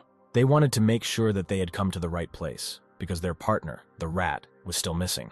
Suddenly, a man with a mouse mask appeared behind them. He told them to follow him. The criminals were impatient. They really wanted to have fun with the victim. Soon the company had already entered the house. A man dressed in a rat costume was leading the others to the right place. They made their way through the corridors to the room where the girl was. Suddenly, pistols were pointed at the head of one of the group members. A moment later, the lights in the corridor turned on, and the criminals saw that they were surrounded by a crowd of armed guards. Grant, holding a cardboard silhouette of a girl in his hands, said that these guys clearly came to the wrong house for their pranks. Soon the criminals were taken to the basement, tied up and hung on ropes, and the men, realizing that they were in a hopeless situation, began to beg for mercy, saying that they only wanted to steal something valuable. They also noticed that there was no rat with them. Some suggested that it was he who turned them in. At that moment, the corpse of a red-haired man was dragged into the room, leaving behind a trail of blood. The men threw the body on the floor, and next to it, the rat mask. The criminals were shocked. They did not understand why their partner was beaten to such a state, but Grant told them that they would have to pay for their atrocities. Then the men began to wonder why their comrade was not moving. Grant kicked him, thereby indicating that the man was already dead.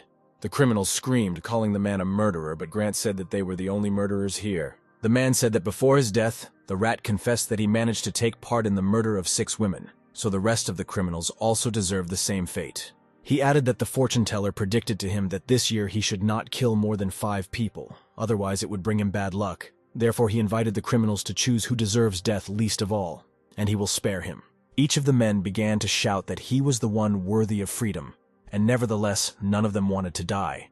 So the men began to list the sins of their comrades. Out of anger, they swayed from side to side, trying to shut each other up. Grant looked at all this with contempt, noting what rare bastards he had come across. When the argument finally ended, he asked if anyone else wanted to add any details about their crimes. However, one of the criminals understood that Grant was not going to let anyone go, so he asked him to stop torturing them. The man responded that he is a law-abiding citizen. Murder is not his method. At this moment, Sue and Matt entered the room, and the company president asked if these scoundrels had talked enough about each other.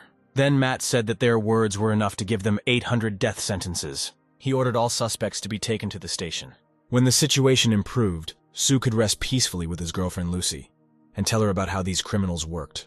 At that moment, Lucy's mother came home, and the girl hurried to move away from the guy, not wanting to advertise their relationship. Mia said that she was going to cook fish for her daughter and Sue, but the guy said that he himself had come to invite everyone to eat at the restaurant together. But the woman had her own plans. She believed that there was nothing better than home-cooked food, because after the wedding, Sue would not take Lucy to a restaurant every time. The girl immediately answered her mother that she was still too young to get married.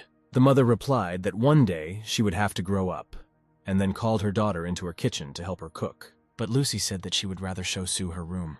Realizing that she would not get help from her daughter, Mia called her son. Meanwhile, Sue and Lucy came to her room, and the guy wondered why they were there, because he had already seen her room. He was about to invite the girl to go and help her mother, when suddenly she threw him onto the bed. She said that if Sue continues to make her angry, she will punish him. When it was all over, the guy went downstairs where Louis was already waiting for him.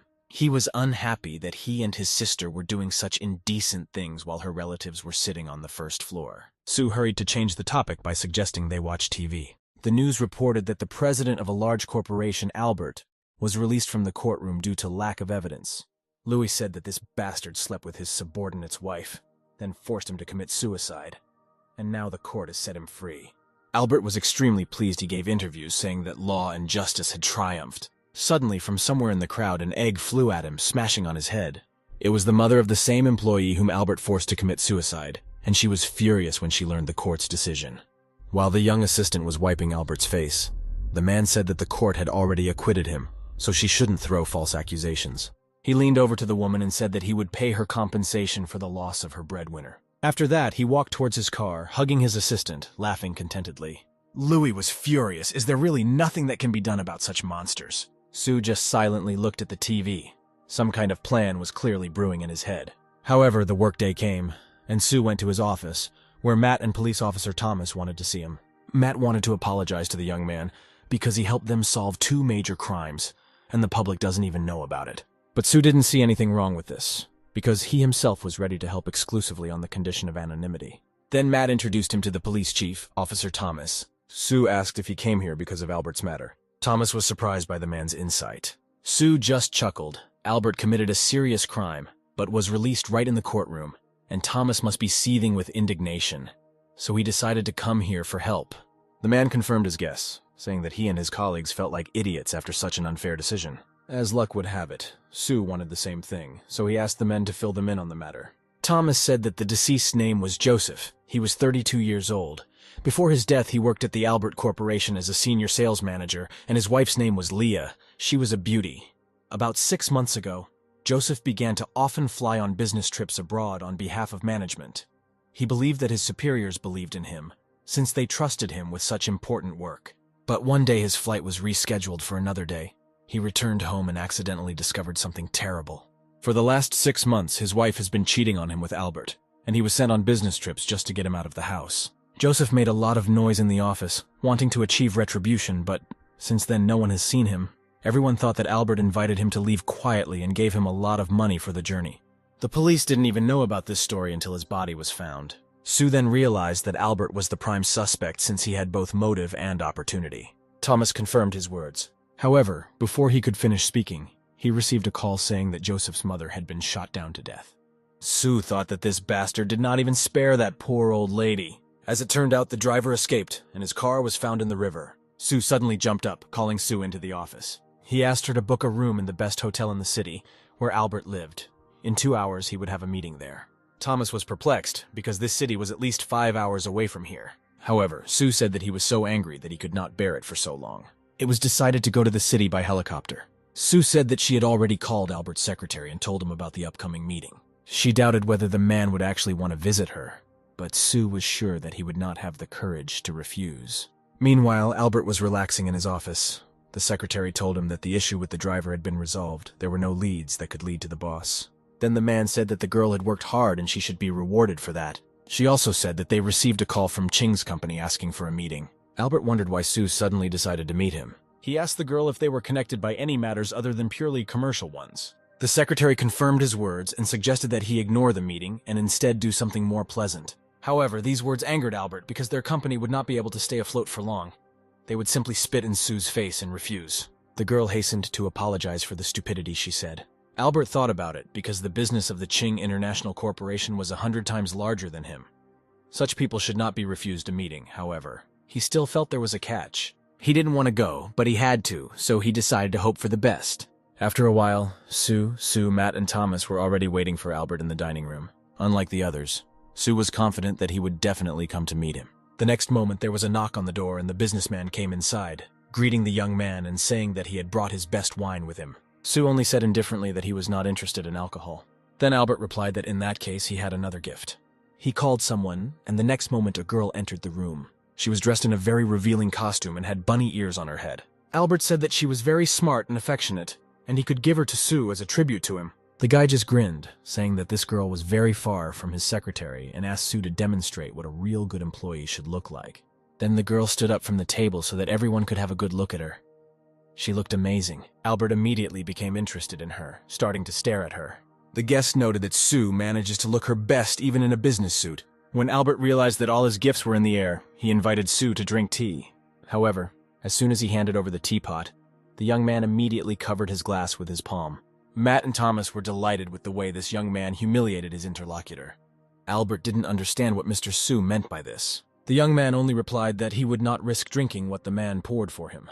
Otherwise, there was a chance that he would end up like Yosef's mother. Albert contorted his face, pretending that he didn't understand what he was talking about. Sue then stood up from the table, intending to explain his words differently. He grabbed the man by the shoulder, telling him that he might try to kill him, as he did today with the mother of his dead subordinate.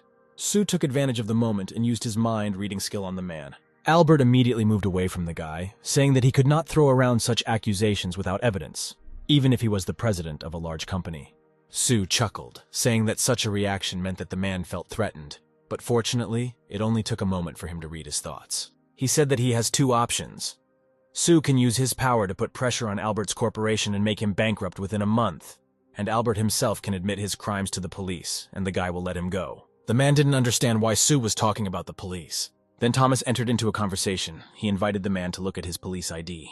Albert laughed nervously because he thought that they wanted to offer him cooperation, but he was simply deceived. At this moment, the woman in the bunny costume walked up to her boss and demanded that Sue apologize to him immediately. Otherwise, he would have to deal with their lawyers. The guy just looked at her with a murderous look, saying that she didn't dare tell him what to do. The girl immediately rushed to justify herself, saying that she didn't mean anything bad. Then Sue told her to close her mouth and stand quietly aside. Albert was very angry about this. He shouted at the man to choose his expressions when talking with his subordinates. Then Sue, without further ado, gave the man a strong slap in the face. Matt and Thomas wondered what this guy was doing. Sue turned to Albert, saying that he didn't know how to control himself, let alone his subordinates. The man shouted that Sue was now in his territory, and if he wanted, he could finish him off right here. Then Sue asked how he could control his subordinates if he slept with their wives in his office, and Albert was quite surprised at what he knew about the office. Sue said he knew about many things, including the fact that he forced Yosef to commit suicide by threatening to kill his mother and child. Then Thomas realized that this is why everything looked like a perfectly staged suicide, because Joseph was literally driven to this act by threats. Sue continued, saying that 3 years ago, Albert's thugs forced the family to sign a consent to the demolition of their house, after which the man took the compensation for himself. His atrocities could be talked about for hours. However, Albert did not give up. He argued that all this was slander, because Sue had no evidence. Then the guy named a combination of numbers, 28, 48, 21. Albert was shocked because it was the password to his personal safe. He then fell to his knees, acknowledging Sue's power and asking for his forgiveness. Thomas couldn't believe his eyes. Was Albert really begging him to forgive him on his knees? Albert said that he was ready to become Sue's personal dog and fulfill all his requests in exchange for forgiveness. But Sue said that he didn't need a dog, and what's more, this scoundrel didn't even measure up to a dog. When Albert heard this, he realized that things could not be resolved amicably and rushed at the guy with a knife. Matt and Thomas, watching everything that was happening, immediately rushed to help the young man.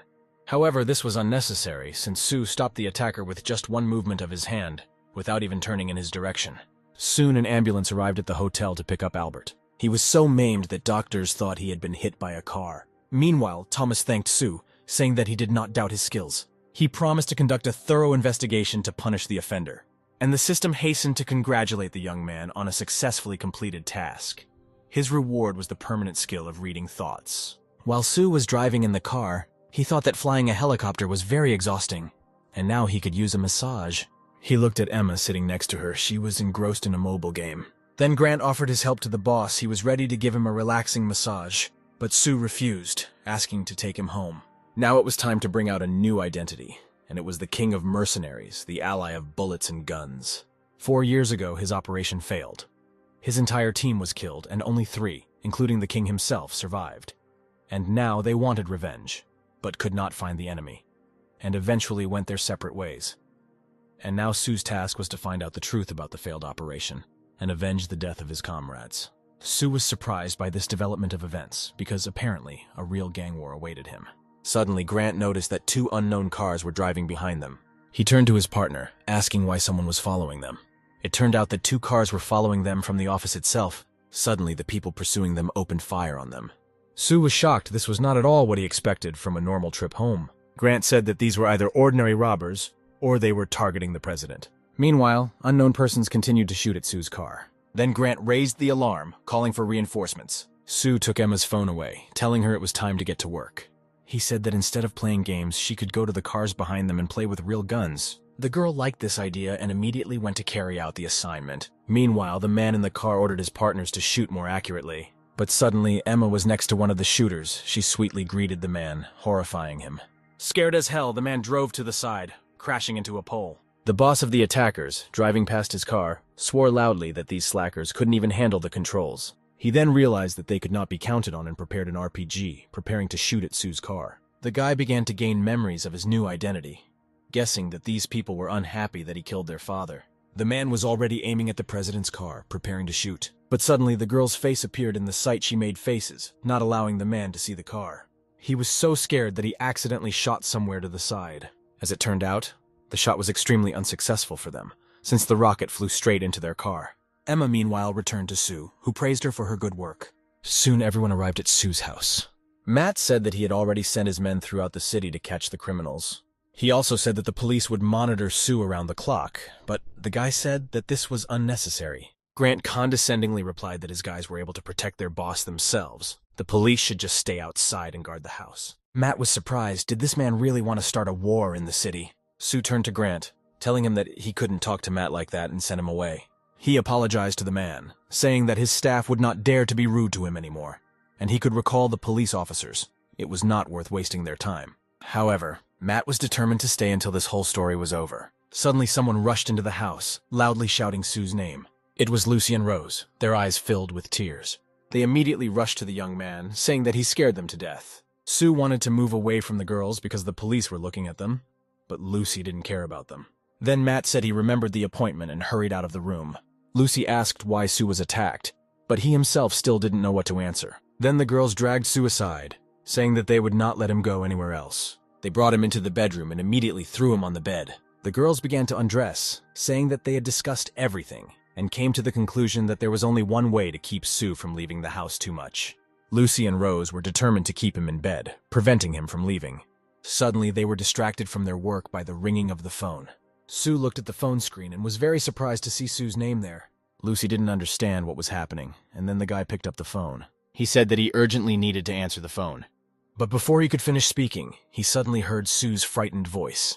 The guy hastened to say that if they want to have anything to do with them, then let them not touch the girl. Then the man, one of the kidnappers, replied that Sue had 20 minutes to arrive at the office. Sue screamed that the president should not dare to come. However, the girl kidnapper did not allow her to finish, covering her mouth with her hand. Sue immediately flew out of the room, leaving the girls alone. Grant rushed after him, but his boss told him to gather his brothers and protect Lucy and Rose. Then the man shouted that Sue should take someone with him. But Sue threatened him that they had better keep an eye on the girls, and if anything happened to them, Grant would pay for it with his head. Soon, Sue arrived at the office. He reached for the handle, but the door was closed, and the kidnappers were already waiting for him inside. The white-haired girl suddenly opened the doors and pointed the gun directly at Sue. However, the guy was no longer there. It was as if he had disappeared somewhere. The next moment, Sue jumped on the girl from the ceiling, and she did not have time to react quickly enough. The guy kicked her, pushing her away from him and causing her to fall. Her partner, a strong gray-haired man, immediately pounced on him. However, Sue in one movement intercepted the attacker's fist and besieged him, twisting his arm behind his back. The woman, having come to her senses, immediately pointed a gun at the young man, but her partner stopped her, saying that they were giving up. The girl smirked and said that they thought Sue had lost his touch when he got rich, since he was now surrounded by bodyguards. Then the guy replied that he was a little out of habit but was still in good enough shape to cope with the two of them. He asked what they were doing here, and Sue, meanwhile, had absolutely no idea what was happening. Then memories came to Sue's head of how he, along with this girl and man, dressed in military uniform, were standing near the car apparently. They were his past partners. He said that last time he made it quite clear to them that they should not see each other again. And Sue was still sitting tied up.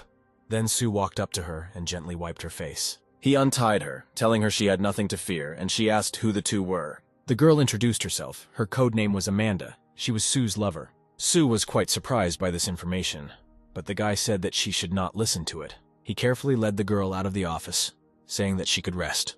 Returning to his partners, he told them to tell them why they came here, and promised to write them a check if it was about money. But the man, Austin, said they didn't come here for such nonsense. He said he had news about the man who betrayed them 4 years ago. The girl reported that not only had they lost comrades, but she herself had lost her ovaries due to serious injury, and she was determined to take revenge on those responsible. Then Sue decided to clarify whether their source was reliable. Austin was sure of this, but he understood that the young man was already accustomed to a measured, rich life, and may not want to have anything to do with them. Sue asked when they were leaving, and Amanda was surprised. Did he really want to go with them? The guy said that 4 years ago his comrades died too, and he intended to repay blood for blood. The girl immediately joyfully rushed to Sue. She was happy that the young man remained the same as she remembered him. But Sue interrupted her, saying that they needed to get back to their task. However, Amanda stood her ground, looking at the young man. She really wanted to be alone somewhere with him. Then Austin decided to take the conversation into his own hands. He said that tomorrow they plan to perform, but first they need to complete the escort mission, which will be the first in the revival of their Team Deathstroke.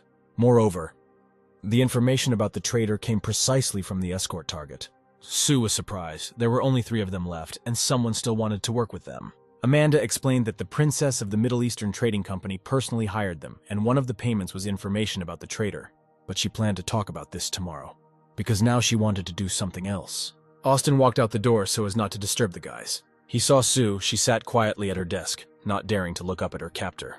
Austin then decided it would be a good idea to apologize to her for all of this. Sue only timidly said that everything was fine. The next day, Sue and the team arrived at the hotel where the princess lived. He also said that yesterday he was attacked, and now there was a reward of $10 million on his head, and he wanted to find out who was behind it. Sue opened the hotel doors, and the picture that opened before him puzzled him. The corridor was full of armed guards. They looked suspiciously at the arriving guest. Amanda said the guests appeared to have the entire floor cordoned off. Soon the guys came to the girls' room and were about to open it, but suddenly they were stopped. He was a tall and strong man with a scar on his eye. Austin announced that he had brought a man whom his boss asked to find, but he replied that the stranger needed to be searched first. Sue objected. After all, he was a famous person. How could they search him? Then the man shouted that he didn't care who he was, even Satan himself. And then Amanda said that she was Satan, the leader of the Deathstrike Squad and the king of mercenaries. The man couldn't believe his ears. Was it really him? He thought that he should not fall on his face in front of everyone, because then how would he lead people? And then Sue asked Austin to knock on the door and get an explanation. The man said that Satan is the head of a team that has suffered a great loss, and although a lot of time has passed, he does not dare to communicate with him so arrogantly. Sue, hearing his words, turned in his direction and asked him to repeat what he had just said. Then the man pulled out a pistol and shouted that if the hillbilly was chosen as leader, then it is not surprising that the Deathstrike Squad died almost entirely, because he deserved it. Before he could finish speaking, Sue took the gun away from him in one deft movement. After another moment, he left the man, causing him to fall to the floor in surprise. His partners pointed a gun at Sue and told him not to move, but the guy just looked at them menacingly. And his gaze made the men lower their weapons. The girl who originally came invited them inside. Sue then sneered, saying that these guys can't even keep track of their own weapons. In one motion, he disassembled the man's pistol and threw it right at his feet. The stunned guard looked at him, not daring to say anything. His subordinates were shocked. They could not believe that he instantly disassembled the pistol with one hand. Meanwhile, the squad went inside and Austin introduced Miss Kelly Sue, saying that this was their captain, Satan. The girl herself was sitting on the bed reading a book. It was a dark-haired young girl who said that she had heard a lot about Mr. Sue. When everyone was seated, the girl said that she relied on him. She added that she hoped that she would be completely safe under the protection of the mercenaries. The young man then asked Miss Kelly if she knew who betrayed them 4 years ago. The girl answered in the affirmative, and when she reached her destination safe and sound, she would tell them everything. Kelly said that she heard that they were attacked by shooters yesterday, and she knows that one of them was from the Wild Wolves mercenary group. She added that this information could be considered a gift for their introduction. Amanda said that the Wild Wolves mercenary group was created 2 years ago, and they are said to have a rich backer. Kelly said that this patron is the Wilson family. During the investigation, something else interesting happened. It turned out that the famous king of assassins was the king of mercenaries, and Satan is the same person. Then Sue remembered whether it was really the same Wilson whom he met once on the liner. Austin and Amanda were surprised. They didn't expect their captain to know this man.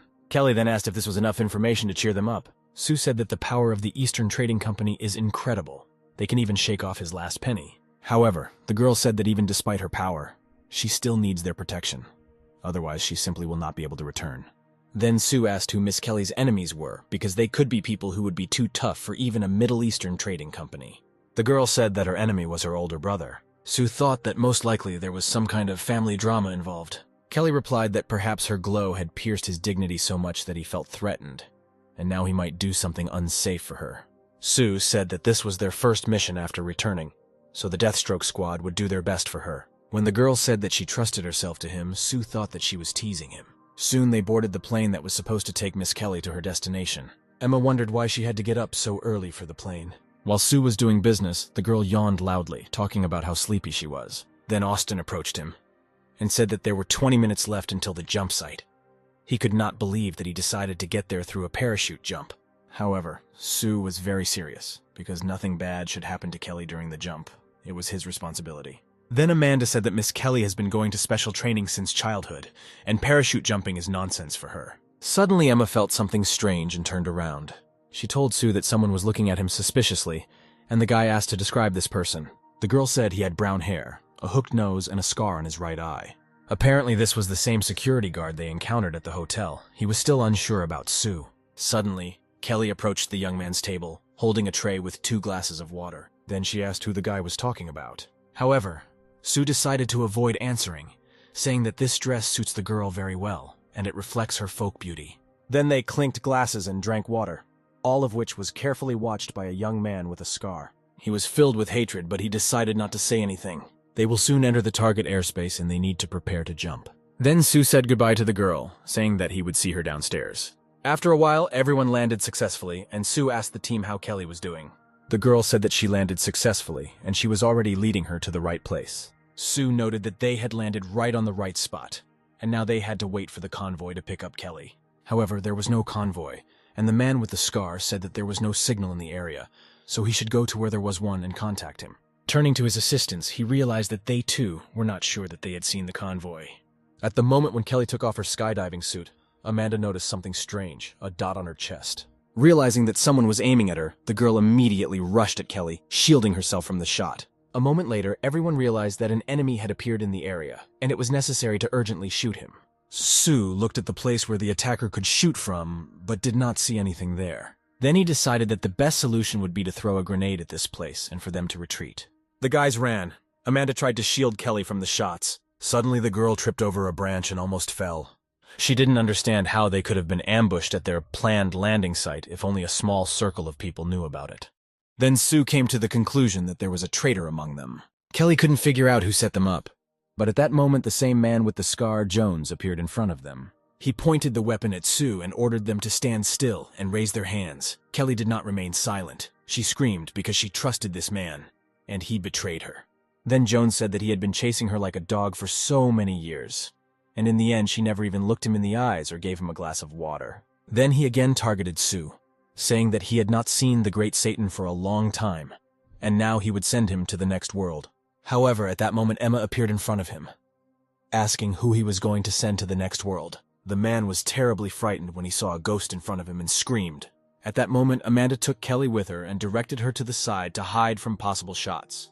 The next moment, Sue threw a hunting knife towards Jones. In one motion, it hit him square in the arm, causing the man to drop the weapon. A moment later, he kicked him in the face, causing the man to fly to the side. Then he asked how many people were there and how they were arranged. However, Jones was not going to answer. He said that if Sue is a man, then he should accept the fight and fight with him. In response to this, the guy pointed a gun at him, asking how he dared challenge him to a fight. Jones realized that this guy was not to be trifled with. He knelt down and raised his hands, saying that he would tell him everything. He told him that he had 300 people, as well as a base in the river valley in the west. But he didn't know anything else. Then Sue turned around and looked at Kelly, saying that this was her man, and only she could decide what to do with him. Without thinking twice, the girl shot Jones right in the head. She said that she hates traitors, and everyone who betrays her must die. Sue noted that she was a determined girl, worthy of becoming the heiress of a large global corporation. Suddenly, Austin ran up to the guys. He said that there were mercenaries all over the area, and most likely they would not be able to get through. Then Sue decided that they should hide, since the forest they were in was quite dense. He turned to Miss Kelly, saying that her outfit was not exactly suitable for running away, and asked her to excuse her. The next moment, he cut off the hem of her dress to make it easier for her to run.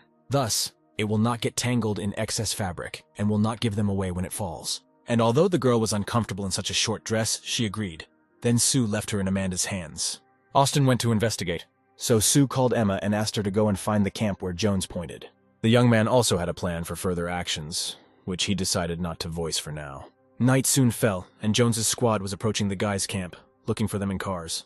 The patrols had become more frequent, and by the looks of it, they were narrowing down the search area. It was only a matter of time before Sue and his team were discovered.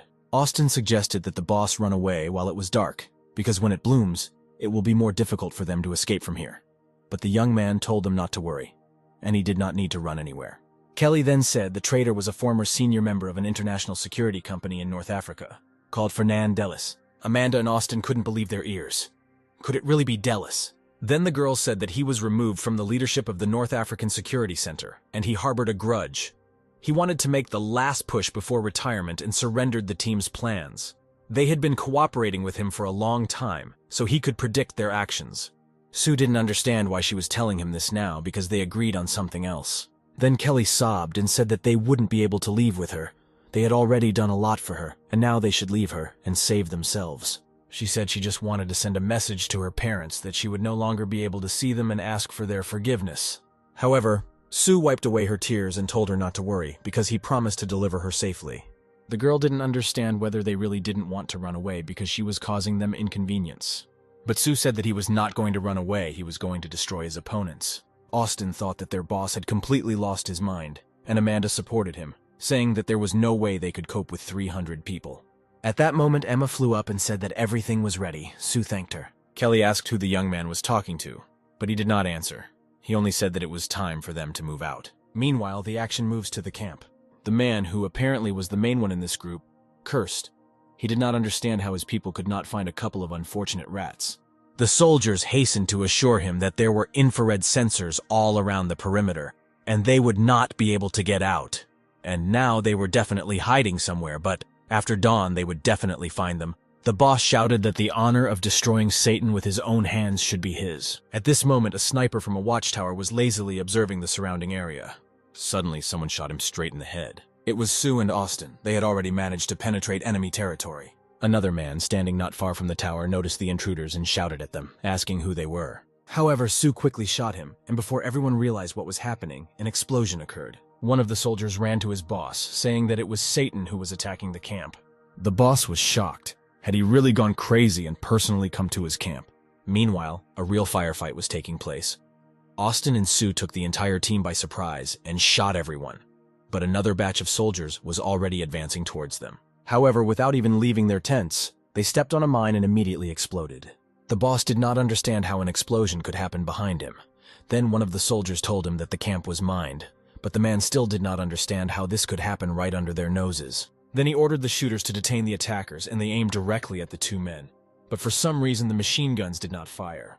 Moreover, the remaining soldiers had no clips from their pockets. They simply had nothing to shoot with. At that moment, a bullet shot through the head of one of them apparently. It was a sniper. Amanda had them at gunpoint, so they had nowhere to hide. Kelly didn't understand why they weren't shooting. The girl only answered that she didn't know. Perhaps their boss was really a sorcerer. Meanwhile, the group's boss ordered his soldiers to remove the snipers, but they said that the barrel of their weapons was clogged with glue. Suddenly, the man saw a mine fly towards him. The next moment, his car and himself were blown up, and there was a huge explosion. With a bloody head, the man crawled forward, trying to leave the scene. But suddenly a man appeared in front of him. It was Sue. He pointed a weapon at him, asking where he was going. The man asked how he managed to organize such an operation. But Sue was not going to answer, and simply shot the man. Meanwhile, at the headquarters of the Middle East Trading Company, Kelly's brother was going crazy. He was furious that an entire team of soldiers could not cope with his sister. Then he turned to his butler, saying that if he did not kill her, then he himself might not return alive. The man told his boss not to worry, he would not disappoint him. Meanwhile, the operation was completed, and Sue and his team calmly went to the right place. Kelly asked him how he managed to destroy the camp in advance. However, Sue said that he could only say 3 words to the girl. It was a phrase. This is classified information. Kelly chuckled at Sue's sense of humor. Amanda just sighed in bewilderment as she listened to their conversation. Then Austin said that they needed to get gas. He asked if they should go into town or leave the car and walk. And then the young man said that there was a biker town nearby. They could go there and get gas. Suddenly, Kelly bit him. The guy asked what she was doing, but the girl replied that this was his punishment for not wanting to share information with her. Soon the company arrived in the city. Amanda noted that their opponents would not be idle and could attack them right in the city, so they needed to be on their guard. Sue said out loud that the biker was on his way to Thorley, and if they wanted to act, they would definitely do it now, so they had to get there early. Kelly wondered why they were still here. But Sue said that there was no need for them to hide, because if they wanted to fight, then they needed to give them a fight. However, they soon arrived at the gas station. A short, dark-skinned man was waiting for them there. He was impressed by the big guy who came to see them. Amanda and Austin weren't going to talk to him, so they told him to quickly fill them up.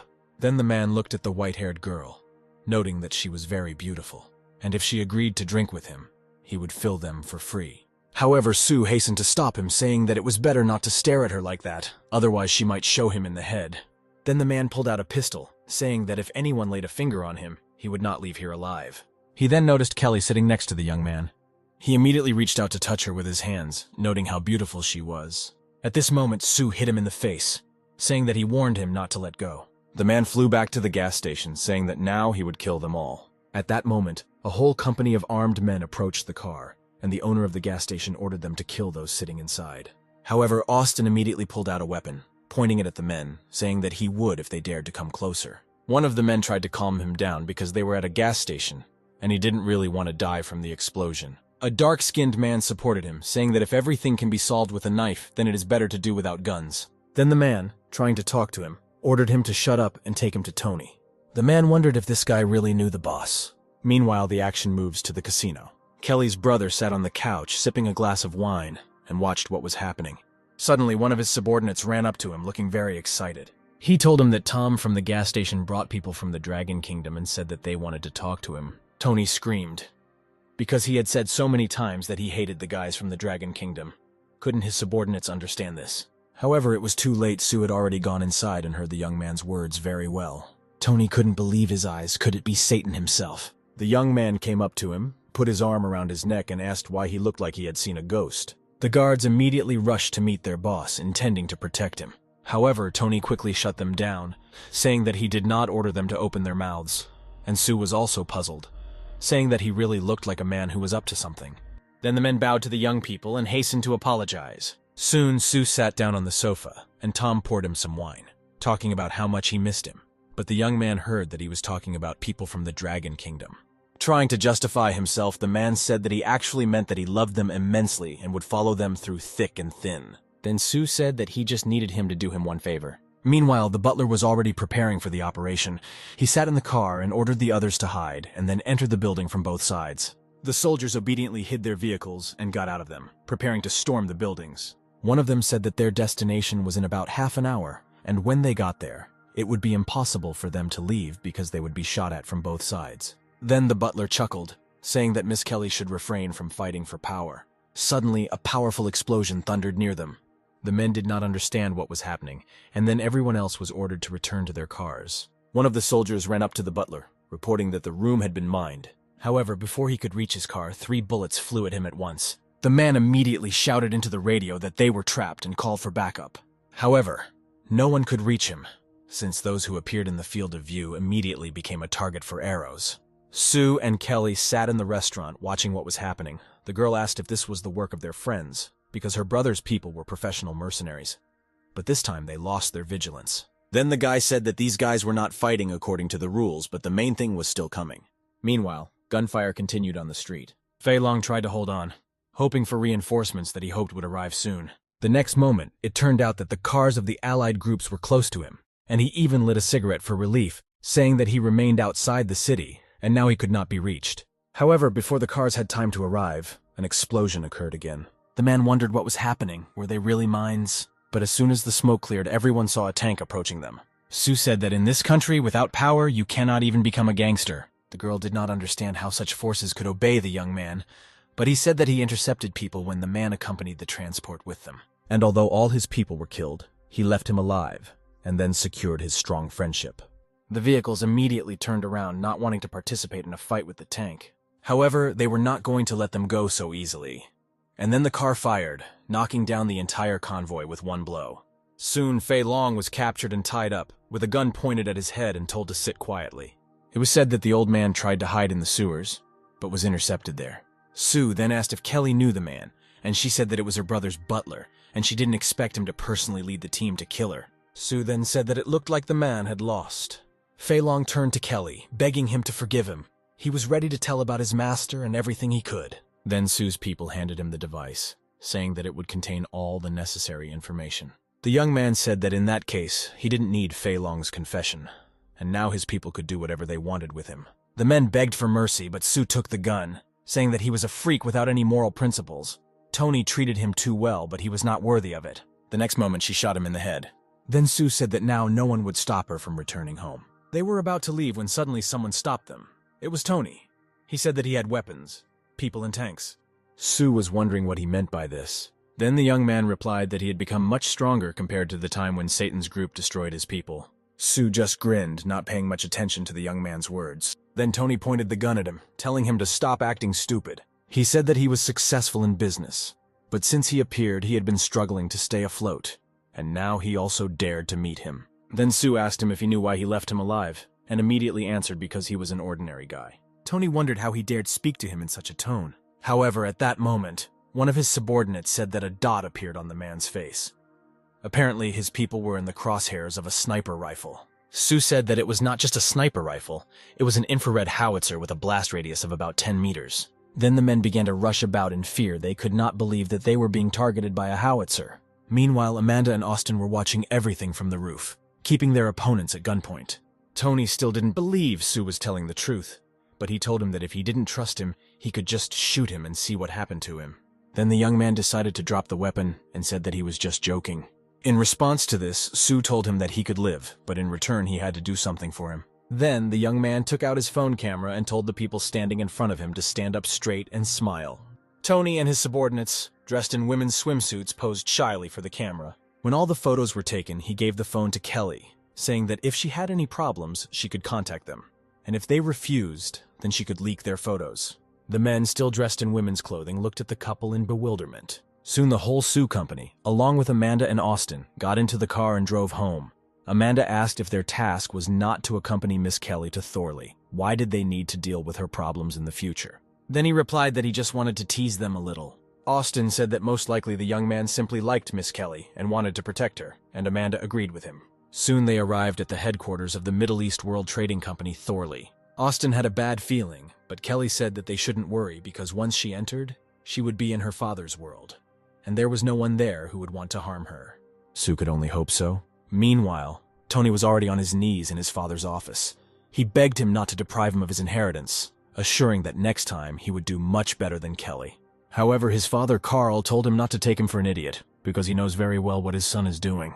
He said he wasn't worth his sister's fingernail, and his actions disappointed him too much. Then he pointed a gun at his son, saying that he would not disinherit him, but instead deprive him of a dishonorable life. Meanwhile, Kelly and her company entered the building. She was met by a security guard who said that the boss asked her to rest first, and they would see each other tomorrow. Then the girl said that she urgently needed to meet with him, but the man replied that if this concerns Mr. Tony, then this is no longer required. He said Tony died 5 minutes ago, and Kelly couldn't believe what he was saying. Amanda then pointed Sue to something ahead. When he looked there, he saw the orderlies carrying a corpse out of the elevator with a pentagram tattooed on his arm. Kelly recognized him as her brother. He had the same tattoo. Then Sue realized that he had lost to his sister, and therefore he was no longer considered the heir. In companies of this size, everyone had long forgotten about human nature. Everyone believed that the loser must disappear, otherwise the boss would be in serious trouble. The group then decided that the best solution now would be to head out and meet Kelly's father tomorrow. The girl walked, wiping away her tears. She couldn't believe how they got to this point, and Sue tried to calm her down, saying that it was very difficult to get out of a rich family. However, the guards did not allow the company to leave, blocking their path. A bodyguard approached them from behind. He said that Miss Kelly could go, and his boss would like to see Satan. Austin said they were Miss Kelly's bodyguards, and they didn't have to listen to him. However, Sue said that he would go to him right away, and he invited his team to escort Miss Kelly home. Soon the young man arrived at the boss's office. The man stood with his face turned to the window, and without even turning around, he said that Mr. Satan looked much younger than he thought.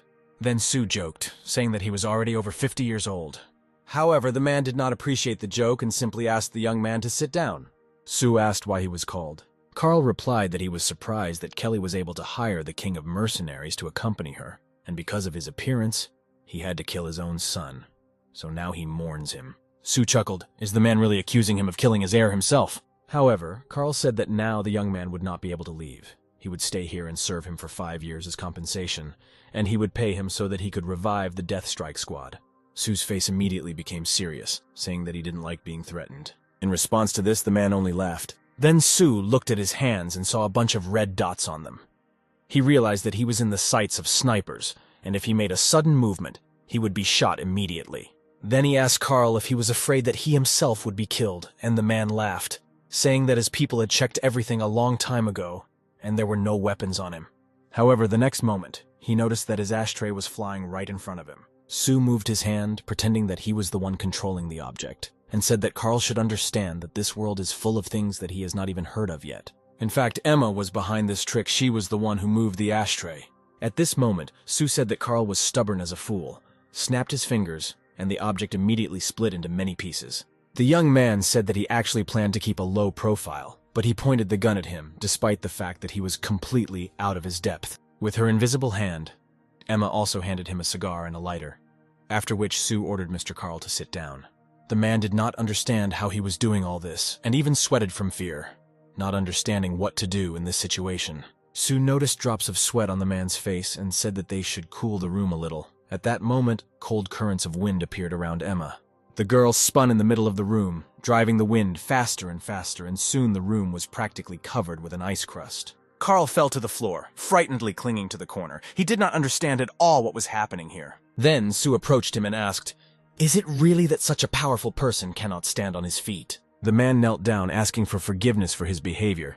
He said that he would do everything to atone for his guilt before Satan. He leaned down to kiss the young man's shoes and said that he would become his most loyal servant. But Sue said that the man did not have the necessary qualifications for this. At that moment, Kelly burst into the room. She was confused, not understanding what was happening here. Then she saw her father kissing Sue's feet, and the young man himself was also dumbfounded, because he did not expect to see a girl here. Sue then joked and said that Mr. Carl was just looking for something on the floor. At this point, Carl noticed that Kelly liked Sue, and if he allowed them to be together, then his daughter would become pregnant with his child, and then this would open up many opportunities for him. After finishing this awkward scene, Sue said goodbye to the man and walked out the door. The father immediately ordered his daughter to accompany Mr. Sue, but the girl did not understand why on earth she should do this, because she was the one who hired him. Why should she accompany him? However, Carl immediately kicked her out the door, saying that she should dress normally, invite Mr. Sue to dinner, and then persuade him to be intimate no matter what the cost. Meanwhile, Amanda was already relaxing on the roof of the house. She said that Miss Kelly insisted that they stay here for 2 more days. Austin was lifting dumbbells at this time and decided to turn to his boss, asking if they should go after Dellis. However, the young man said that they did not need to rush. They first needed to get to the United States. At that moment, Kelly entered them. She was dressed in a luxurious white dress, and stepping over the threshold, she shyly invited the young man to dinner. Sue agreed, and soon they arrived at an expensive restaurant, where dishes were already waiting for them. And Kelly said that although they were not as nutritious as those in the Dragon Kingdom, they were still very tasty. The young man noted that the steaks here are very tasty. He was about to drink wine from a glass when he suddenly heard a strange sound. Then he looked at Kelly. She looked quite tired. Sue asked her if something had happened to her, to which the girl awkwardly turned away from him and said that everything was fine. She let go of her gaze and timidly offered to meet again a little later. Sue didn't understand if she was leaving already, and the girl said that she needed to admit that he was a very attractive man. The young man grinned, saying that he was very honored by her compliment, but he already had a girlfriend. Kelly said he misunderstood her because she didn't mean she wanted to marry him. She said that she would become the heir to the family business, so she was not destined to marry anyone. Otherwise, she would have to hand over the family property. However, she said that Sue could come to her and asked him not to be afraid. She had no intention of pestering him. At that moment, Emma appeared behind the young man. She was unhappy that the girl was asking to visit him. She considered her completely unworthy of this honor. Then Sue grinned, saying that she should consult her parents, and then threw the plate somewhere to the side. The dish hit her father Carl on the head, who had been hiding in the bushes near their table all this time.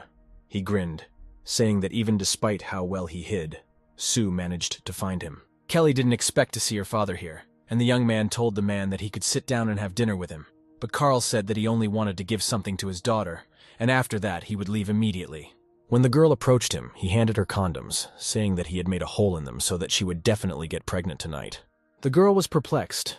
This was not at all what she wanted, but her father told her not to miss her happiness, because if she liked him, then her father was ready to give him his property and make them a family. Soon, the girl returned to Sue, apologized, saying that she did not know that he was following them, and then told the whole truth, that in fact her father wanted her to marry him. Then Kelly burst into tears, saying that she was not good enough for the young man, but nevertheless she still liked him.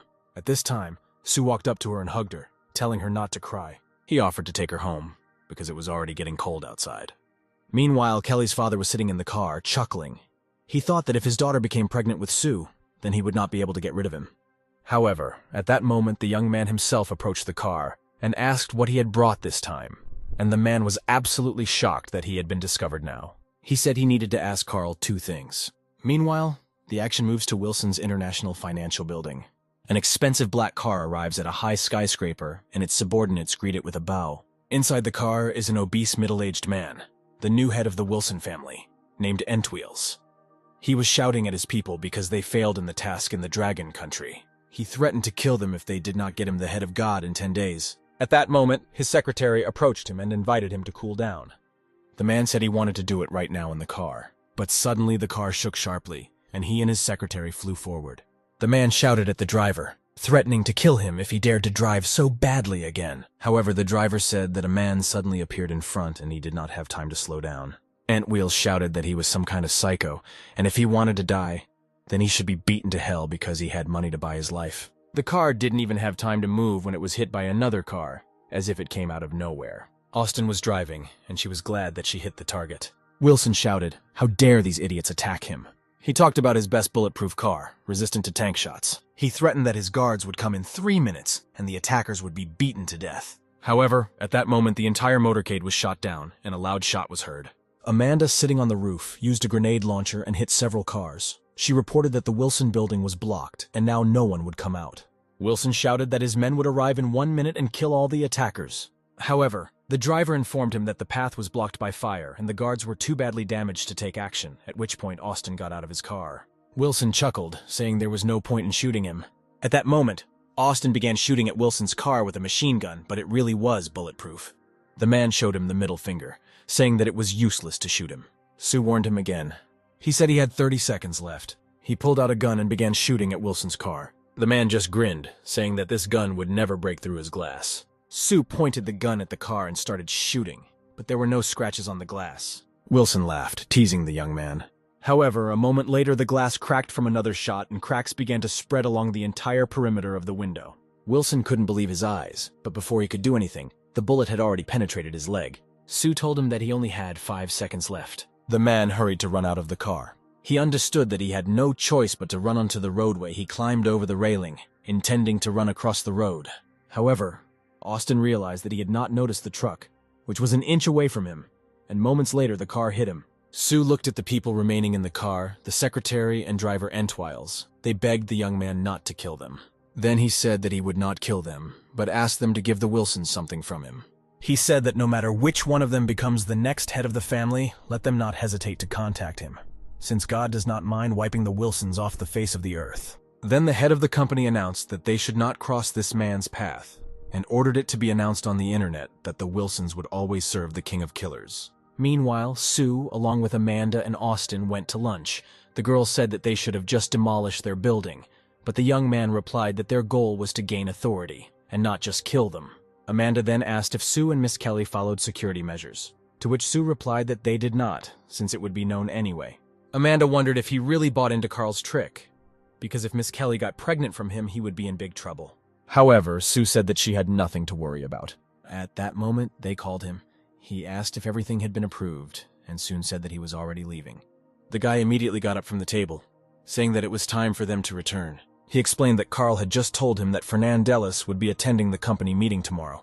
Soon the company arrived in an unfamiliar place. Girls in very revealing clothes stood around. Amanda said that it was still a long way to their destination, and asked why they were stopping here, but Sue told her not to worry. A crowd of girls immediately approached the young man. They called him to have fun with him, and even promised to give him a 50% discount. However, he said that he had a girlfriend and hugged Amanda, pretending that they were together. Then he pointed to Austin and said that this man was young, lonely, and very rich. Leaving the man alone with a bunch of girls, he and Amanda went about their business. He said it was time for this big kid to finally relax. The pair soon arrived at the company's North African security headquarters at the Sunflower Estate, a place heavily guarded by armed men. At first, Sue and Amanda watched this place from afar, and the girl said that even from here she could see this scoundrel Dellis. She asked permission to shoot him in one shot. However, Sue said that this would not be enough for him. At that moment, Austin approached them, shouting that he had been deceived and left alone. Meanwhile, the girl said that the banquet had already begun and asked when they should leave. At this moment, Carl called Sue and said that all his instructions had been followed. The young man praised him for his good work. Then he said that they could go. Amanda asked what Carl should have done. However, before Sue could answer, security guards suddenly stopped them at the entrance. The young man said that they came to a party, but the guard replied that he had never seen them before. It was an internal company event, and outsiders were not allowed to be here. Then Sue said that apparently they did not recognize him. The second guard immediately hurried to greet the young man. When they were let through, one of the guards asked the other what kind of man he was, because he knew all the officers here, but he had never seen this. Then the man said that one day the Death Strike Squad was destroyed, but 3 people survived. One of them is called Satan, and it was just him. Meanwhile, together with his company, they had already taken a glass of wine and were tracking down Dellis. Amanda noticed him in the company of girls and another man. At that moment, one of the guests was heading towards the girl, saying something to her on the way, but suddenly he ran into Sue and was ready to yell at him for not watching where he was going. But when the young man turned to him, the man was speechless. He immediately stood at attention, greeting Sir. The crowd couldn't believe it. They thought they were imagining it. But Sue said that he had finally returned. Then all the guests greeted the young man, and the man standing in the company of Dellis even hugged him. He said that since Satan had returned, he would immediately give him the best people so that he could assemble the Death Strike Squad again. But Sue noticed that Dellis standing behind him did not seem exactly happy to see him. Then Dellis said that the guy was just a deserter who failed his mission and left the company, and he doesn't know why he even came here. Then Sue said that he came here to kill them. The men did not understand what he meant, but said that this joke was absolutely not funny. Then the young man said that 4 years ago, Death Strike Squad suffered serious losses due to an ambush set up by Dellis. However, the man replied that all this was complete nonsense because he is the head of the company, and in order to accuse him of this, it was necessary to provide evidence. The crowd began to whisper, because after the incident with the Death Strike Squad, the company went downhill, and this would not bring him any benefit. They thought that Satan had made a mistake, but Sue said he didn't need evidence to kill someone. Then the man screamed and said that they didn't advise him to run into trouble. Even though Satan had made a significant contribution to the company, he couldn't just kill people. The guard was ordered to arrest the traitor and throw him out of here. But Sue understood that 4 years ago this man was lucky to escape. But today he intended to end his luck. The young man looked at the guards who arrived, saying that they would not dare to shoot at him. But the guys said that they were just carrying out their task. Then Sue said that since they still didn't understand what was happening, he would show them a real fireworks display. At that moment, the man who had already brought grenade launchers to the meeting place said that he understood his order and ordered him to open fire. At that moment, a bunch of rockets flew over the heads of the guests. They headed straight to the main building, and a moment later there was a deafening explosion. The men fell to the floor, shielding their heads from the explosions and begging for help. At that moment, one of the guards ran out to his boss, saying that something terrible was happening. The estate was surrounded, and heavy weapons appeared from somewhere. They were fired at from helicopters.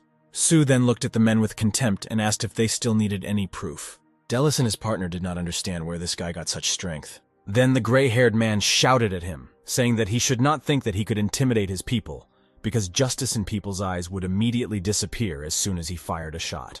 However, Sue did not even listen to him and fired in his direction, hitting his ear with a bullet. He looked at the man contemptuously, holding a pistol in his hands. Dallas screamed, his ear bleeding from the wound.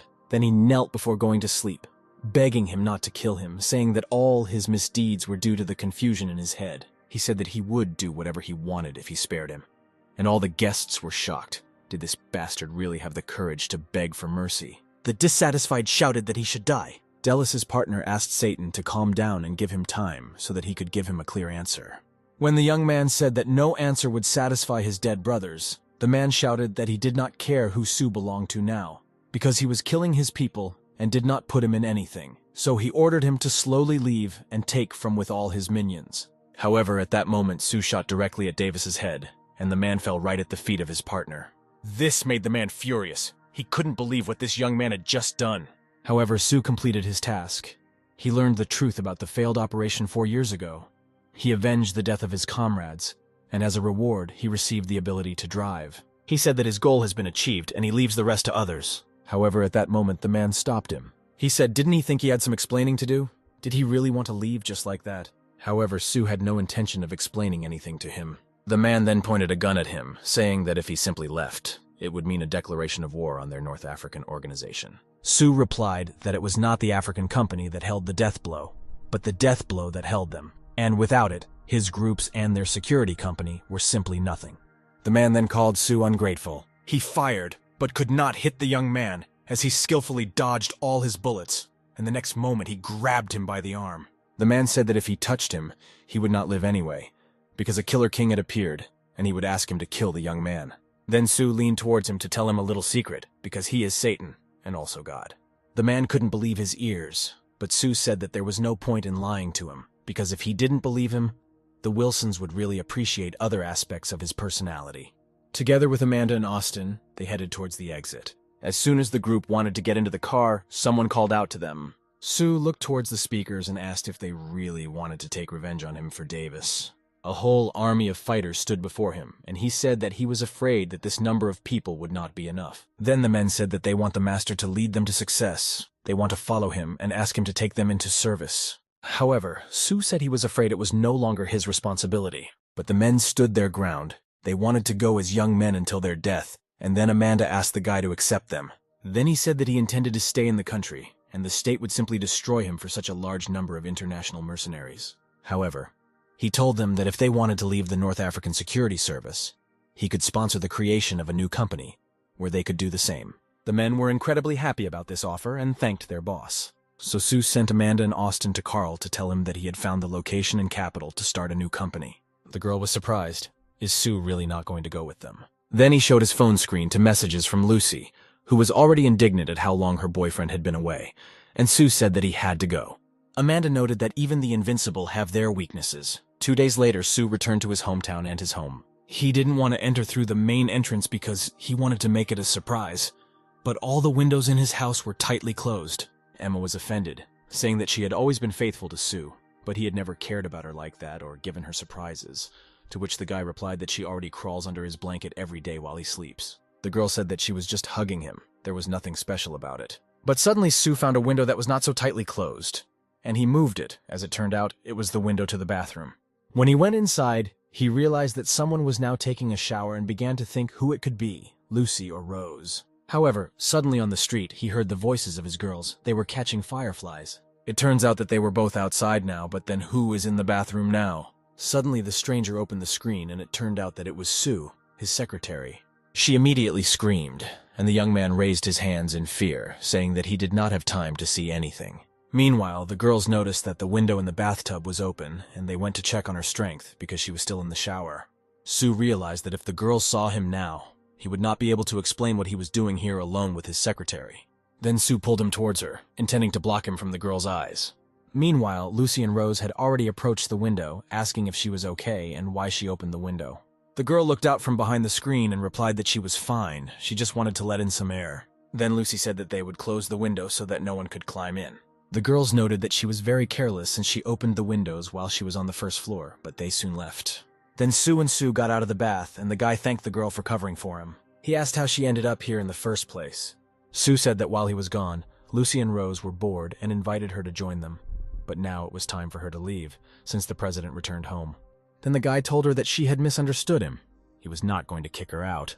The girl was delighted. Didn't he really want her to leave? The guy understood that the atmosphere here was becoming more and more strange, so he decided that it would be better for him to just leave here. Then Sue leaned towards him and kissed him on the lips. After that, she immediately stood up and headed towards the exit, apologizing for her behavior. However, Sue stopped her by grabbing her hand. He said that she took the initiative, and if he remains indifferent to this, then can he even be considered a man? So Sue spent the night with him. They woke up in the same bed at first light. The guy thought about last night. He suddenly became horny, and now he needed to somehow explain this to Lucy and Rose. Sue asked him when he was going to confess everything to his girls. She said she didn't want to hurt them, but she really liked it and was ready to leave if they were against her company. The guy then told her not to be so emotional and promised to talk to them and asked her not to show that something was wrong before they woke up. Sue left the room. He thought that the girls were most likely sleeping, so he was going to pretend that he had only returned home today.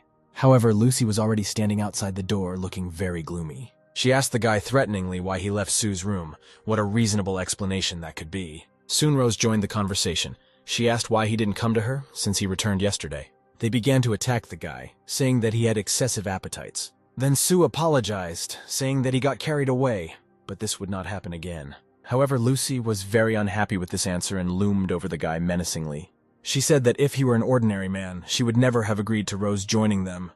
But now she had only one request.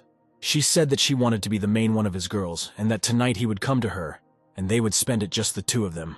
Rose agreed that Sue would come to her the next day, but Lucy immediately dragged her to breakfast. When she opened the door, she came face to face with Sue. The girl blushed. She said that she was just passing by and didn't hear anything. Then Lucy said that she could call her sister. Looking at this, Sue was surprised. Did Lucy really accept Sue into her company so quickly? Then he thought that she wanted him to have many girls. However, as soon as he voiced this thought, a glass of water immediately flew into his face. The morning after spending the night with Lucy, Sue admired his girlfriend while she slept. Then he decided to find out about his new identity and asked the system to extract its program. The system said that his new identity was the King of Hackers, and his task was to declare himself so that the world would know about him as the real King of Hackers. For this, he had 5 days. Sue thought that the 6 previous personalities were already ready, but this time he needs to start all over again, declare himself to the whole world. But this only made it more interesting for him. When he woke up, he immediately sat down at the computer. Rose came in and said that she had prepared berry tea for him. She asked him what he was doing. Then the guy said that he was writing code, but it was not just code. He was going to show a real miracle. Meanwhile, the action moves to the largest streaming startup company, Star. In one of the conference rooms, there was a presentation of the social network, which stated that the number of active users had exceeded 10 million, and the site's homepage could bring in 500,000 customers daily. However, some problems occurred on the screen and the presentation disappeared. Soon instead, an inscription appeared on the screen that the King of Hackers had come and asked no one to switch. Everyone was watching this broadcast, even people traveling on buses. Some thought that the Hacker King was just a fake, but everyone was wondering what would happen next. Sue then went live and welcomed everyone to his space where he would demonstrate his best hacking skills. He said that the demonstration would include minor number thefts, major security hacks of different countries, and for security purposes, everything would be anonymous. Girls and spectators noted that he had a very bewitching voice. However, some did not believe him. They believed that he was just an upstart who decided to show off his skills in the field of computer technology to everyone. They asked him to prove his skills, and Sue was ready to fulfill their wish. He had just blocked 15 accounts, and now he was about to unblock them, and then people began to confirm that their accounts had indeed just been blocked. People in the apartment did not understand what was happening. No one could understand why the banner on the home page had changed. Then the local technical worker said that most likely there were technical problems, and promised to return everything as it was. However, after a few moments, he realized that he did not have permission to change. Someone had taken it from him. After all, his company is being disgraced in front of everyone. It was necessary to urgently report this to the management department and block the one who is doing this. Meanwhile, in the management department, an employee, suspecting nothing, was having lunch right at his workplace. But when he heard that the system had been taken over by a guy calling himself the King of Hackers, he said that he would check everything now. Meanwhile, Rose asked what Sue was waiting for, but he said that he was waiting for cannon fodder. He pointed to the girl on the screen. There were thousands of messages from people who wanted to know what would happen next, as well as a warning that they wanted to block Sue's account due to inappropriate content. He realized that it was the work of the moderators, and now it was his turn to block him.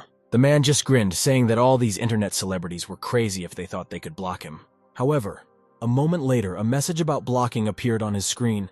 He did not suspect that this was even possible. Meanwhile, everyone at the company's office was indignant to site administrators really no longer have permission to the site itself. The secretary said that perhaps they were dealing with a very tough intruder. Then the man instructed all programmers to return administrator rights, because if this hacker decides to destroy their platform, they are finished.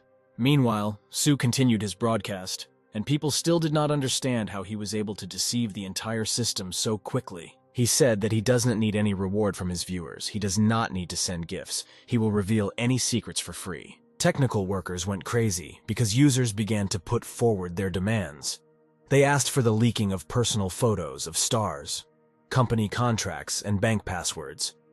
But if any of this came out publicly, then it would all be the end. Then the 5 tigers of entrepreneurship got to work. This site was completely created by them, and anyone who decides to hack it will have to deal with it. However, Sue understood that even though these people were masters, unfortunately, they could not do anything against him. When the boss approached one of them, he saw that the computer the man was working on had simply broken down. He said it's not a glitch. Apparently the hacker is remotely attacking their computers and hacking their system directly, and they can't do anything about it. Then the boss ordered to report this to the police. In the meantime, Sue said that the platform had been cleared and viewers had been warned, and now it was time for him to get down to business, thinking about what people would be most interested in watching. Rose suggested that there must be some secrets at the national level, for example, some kind of action plan. Sue noted that this was a good idea and decided to wander around the country. Meanwhile, there was real chaos in the intelligence service. Employees ordered others to close the servers and disconnect from the network. However, it turned out that the door to the electrical room was locked. Someone had coded it. Workers looked at their computers and realized that this was the end. Hundreds of gigabytes of data were stolen from them. Meanwhile, Sue said goodbye to his viewers, since he had already completed all the necessary plans for today. Then Rose said that she did not even suspect that he was such a skilled hacker. Suddenly, the guy grabbed the girl's hand and pulled her towards him. He suggested that while he was free, they could do something more interesting. However, at that moment, he received a call, distracting him from the girl. When he picked up the phone, the man on the other end said that he needed to come to the office urgently. Something important had happened. Soon, Sue arrived at his company office. His assistant told him that the 10th anniversary of the company's founding was coming up, and to celebrate, they invited the young star to perform for them. The singer's name was Jasper, and the contract with him had already been signed. However, he had just been told that he had cut his finger during filming and was hospitalized.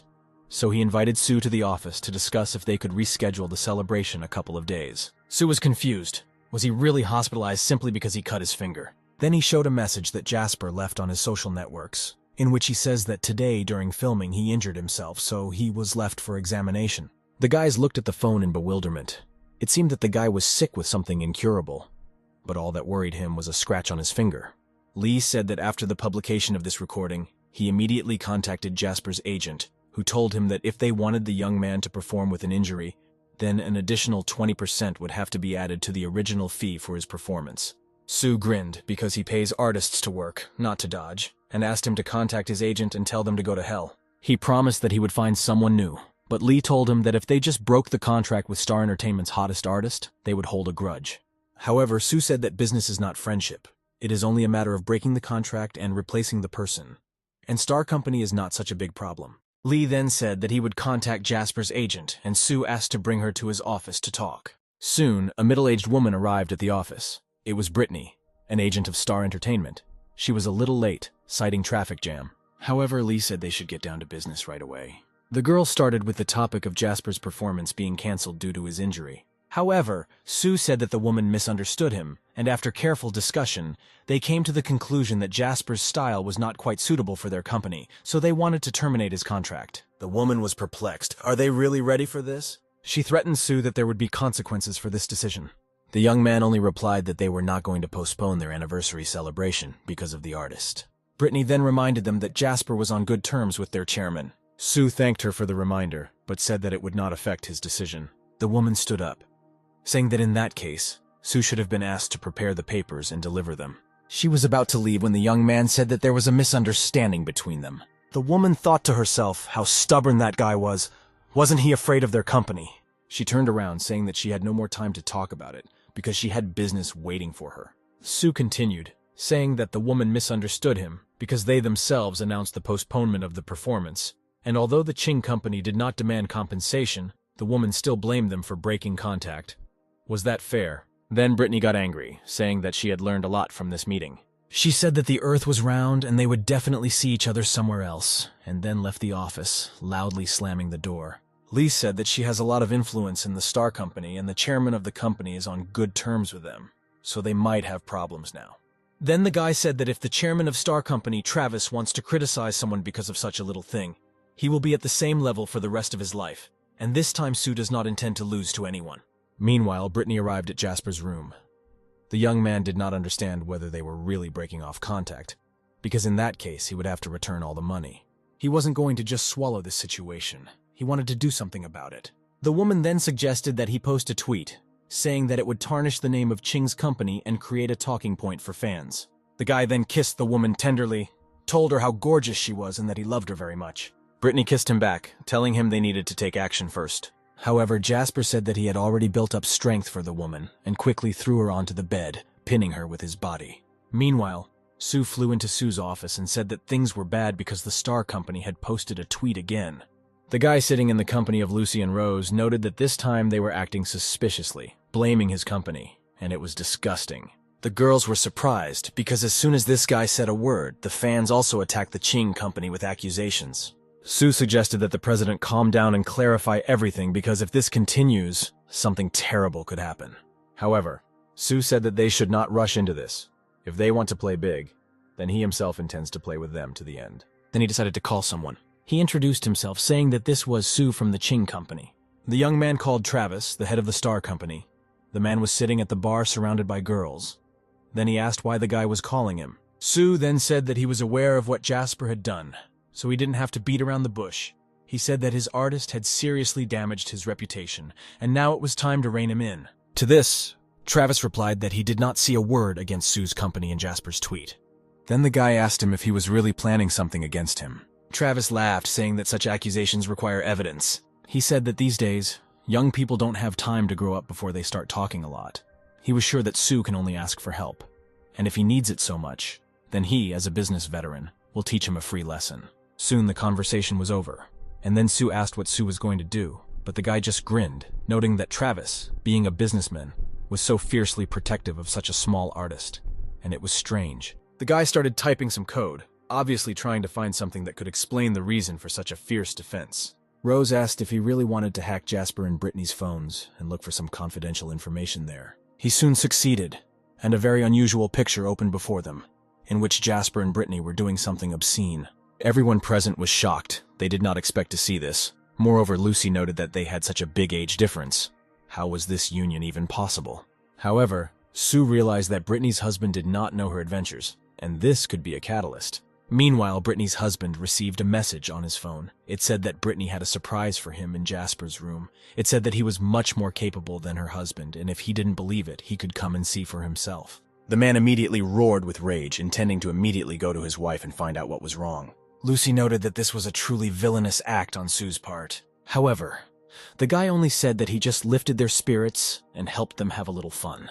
Soon, another curious picture opened up before the guys, completely answering the question of why Travis defended Jasper so fiercely. They found phone camera footage of the men kissing and then getting intimate. It turned out that Jasper also harassed several actresses. He continued to flirt with them even after explicit refusals, and Lucy was very outraged by this behavior. Then Sue asked what Sue was going to do. He said that such wonderful things should be on the internet, and he should share them with everyone. And he could also attract the media who are on good terms with the company. So he asked Sue to immediately send reporters to Jasper's ward.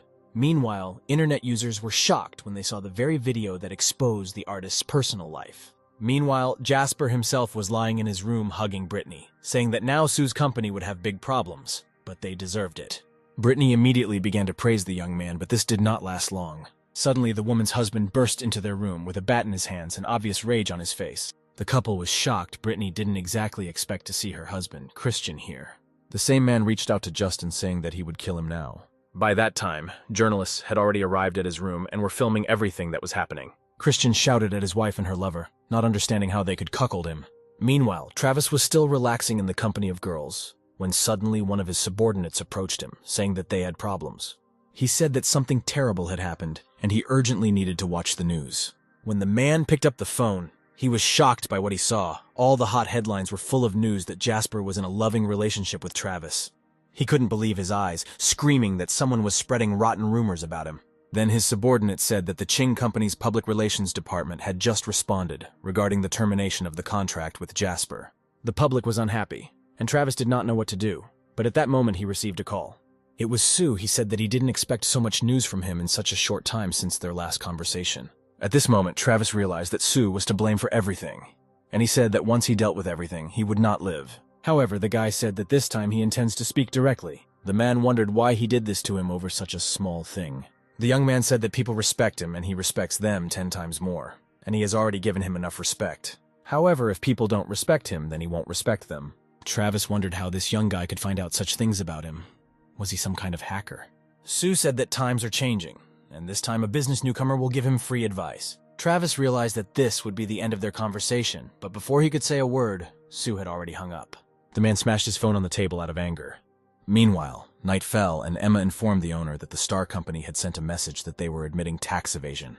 They also write that they agree to the investigation, are ready to be punished, and will pay taxes first. However, she noted that they have no plans to apologize.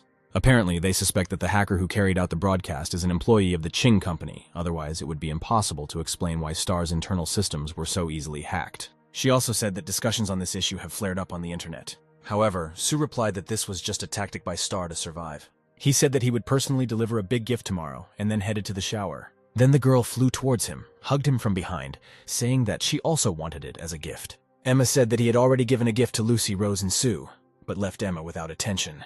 Sue said that he was going to take a shower, but the girl said that she would go with him. She shouted for the owner to stop being shy and finally take off the towel. Meanwhile, the next day came. One of the director's subordinates, Edwin, approached him and said that he had news about the king of hackers. The man was surprised and looked at the boy with disbelief. Then he said that as a result of multi-factor investigation, they suspected a connection between Mr. Sue from Ching Company and the king of hackers, and without thinking twice, Edwin said that tomorrow morning they would head to Ching Company. This happened, and soon the man met Sue. He introduced himself, saying that he held the position of director, but for some reason this was still hidden from Sue. Then the young man asked why the director paid him a visit. The man replied that he had come to talk about the king of hackers. Sue said that he could ask him anything, and the man immediately decided to get down to business. He asked if the guy was the king of hackers. However, Sue pretended that he did not understand what he was talking about, because he could not be such a person. Edwin said that they recently received information that Sue hired the king of hackers to get into their internal affairs. To this, the young man replied that there had recently been a conflict between the Ching and Star companies, and he did not expect that they would put such a brand on him in order to put more pressure on him. However, Edwin did not understand. If he was not the king of hackers and had nothing to do with him, why did he even continue talking to him when he said that he wanted to talk about the king of hackers? Sue only replied that he agreed because the man looked like he wanted to talk to him no matter what. If he had refused and changed the subject, he would have thought in any case that Sue was spineless or was trying to hide something. He repeated that he was not the king of hackers and had nothing to do with him, thinking to himself that if he was found out, he would be in a lot of trouble. So instead, it was better to just talk to the director to clear his doubts. Edwin noted that the guy did not repeat his rhetorical questions, did not look away, and his expression was quite honest. Then Sue, seeing doubt on his face, repeated once again that he had nothing to do with this. If the hacker really broke into Star's company, then Sue has no idea about his motives. Perhaps they are not helping him at all, and this is just a coincidence. Then Edwin apologized for offending the young man, and said that now it was time for him to go. As Sue escorted the man out the door, Emma flew up to him, saying that she could imagine his face if he knew that the hacker king he was looking for was Sue. Suddenly the girl approached the guy and kissed him on the cheek. At that moment, Sue came into the office. Emma cursed that this girl always barged in at the most inopportune moments, but Sue replied that they would have many more opportunities to be alone. The secretary asked if her boss was okay, but he just cleared his throat and said everything was fine. He asked her how things were going with the Star Company, and the girl replied that Travis was being criticized by everyone, and his actions were being discussed in national debates, so the fate of the Star Company was sealed. Sue understood that if the company fell, then tens of thousands of people would be left without work. Then he should just buy the company, because this would not only contribute to the prosperity of the recreation and cultural sector, but also reduce the burden associated with employment. Meanwhile, people on the street were discussing a new tweet posted by Ching's company. Everyone noted that Mr. Su really cares about his employees, and they praised him as an admirable entrepreneur with a sense of social responsibility. Meanwhile, other companies were in real chaos. The managers understood that Su made such a statement, and it undermined the moral foundations, which is why the company completely abandons the conflict and in favor of the employees. Everyone understood that Star Company had brought itself to its death by offending Su, and the same could happen to others, so if other companies wanted to live long, then it was better for them not to mess with him. Meanwhile, Travis in his office was simply furious. He did not believe that the Ching company wanted to buy him. Then his subordinate handed him the tablet, saying that he should take a look at it. When he saw the tweet, he swore, not understanding how the earth could bear such a shameless person. Because it was because of him that the company found itself in such a situation, and now he is pretending to be a hero. Suddenly the man coughed and the secretary asked if he was okay. Then Travis said that he would never sell the company to this scoundrel, even if he had to declare bankruptcy today. At that moment, the police came into the room. They said that the man was suspected of several criminal and administrative crimes, and they had evidence. The man was immediately handcuffed and taken away by the publications, while he thought that he now did not even have the opportunity to declare the company bankrupt. On the street, journalists asked him questions, but the man did not want to answer them. Meanwhile, Su stood aside and watched as Travis was arrested. Then, when it was all over, he went back and called Lee and told him to complete the process of buying Star as quickly as possible. Meanwhile, people were wondering why the king of hackers had not yet started broadcasting. Had he really been caught? They hoped that he would get in touch, but he was gone all day. Meanwhile, Edwin said that they will begin to act as soon as he goes on air. Meanwhile, Su himself slept in bed with Emma. When he started to get out of bed, he woke up the girl and said that there was no longer any need to pretend to be asleep. Then Emma blushed, saying that she was embarrassed to talk to him now. However, she soon overcame her embarrassment and climbed on top of the guy, telling him that it was time for him to start streaming. Internet users were excited to see that the king of hackers had finally come online. Su thanked the gifts for their support and said that before the start of the broadcast, he discovered something interesting in personal messages, and now he was going to show it to everyone. One of the users said that the king of hackers can only hack China's general defense systems, but can he break his beautiful country? And then Su promised to demonstrate his skills to his international friend. Meanwhile, in the country of the person who left this message, there was real chaos.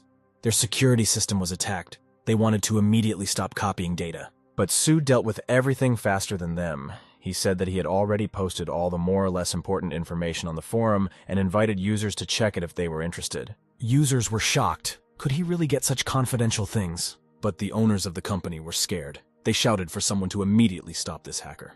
Emma noted that in all her time communicating with Su, this was the first time she had seen such an outrageous request.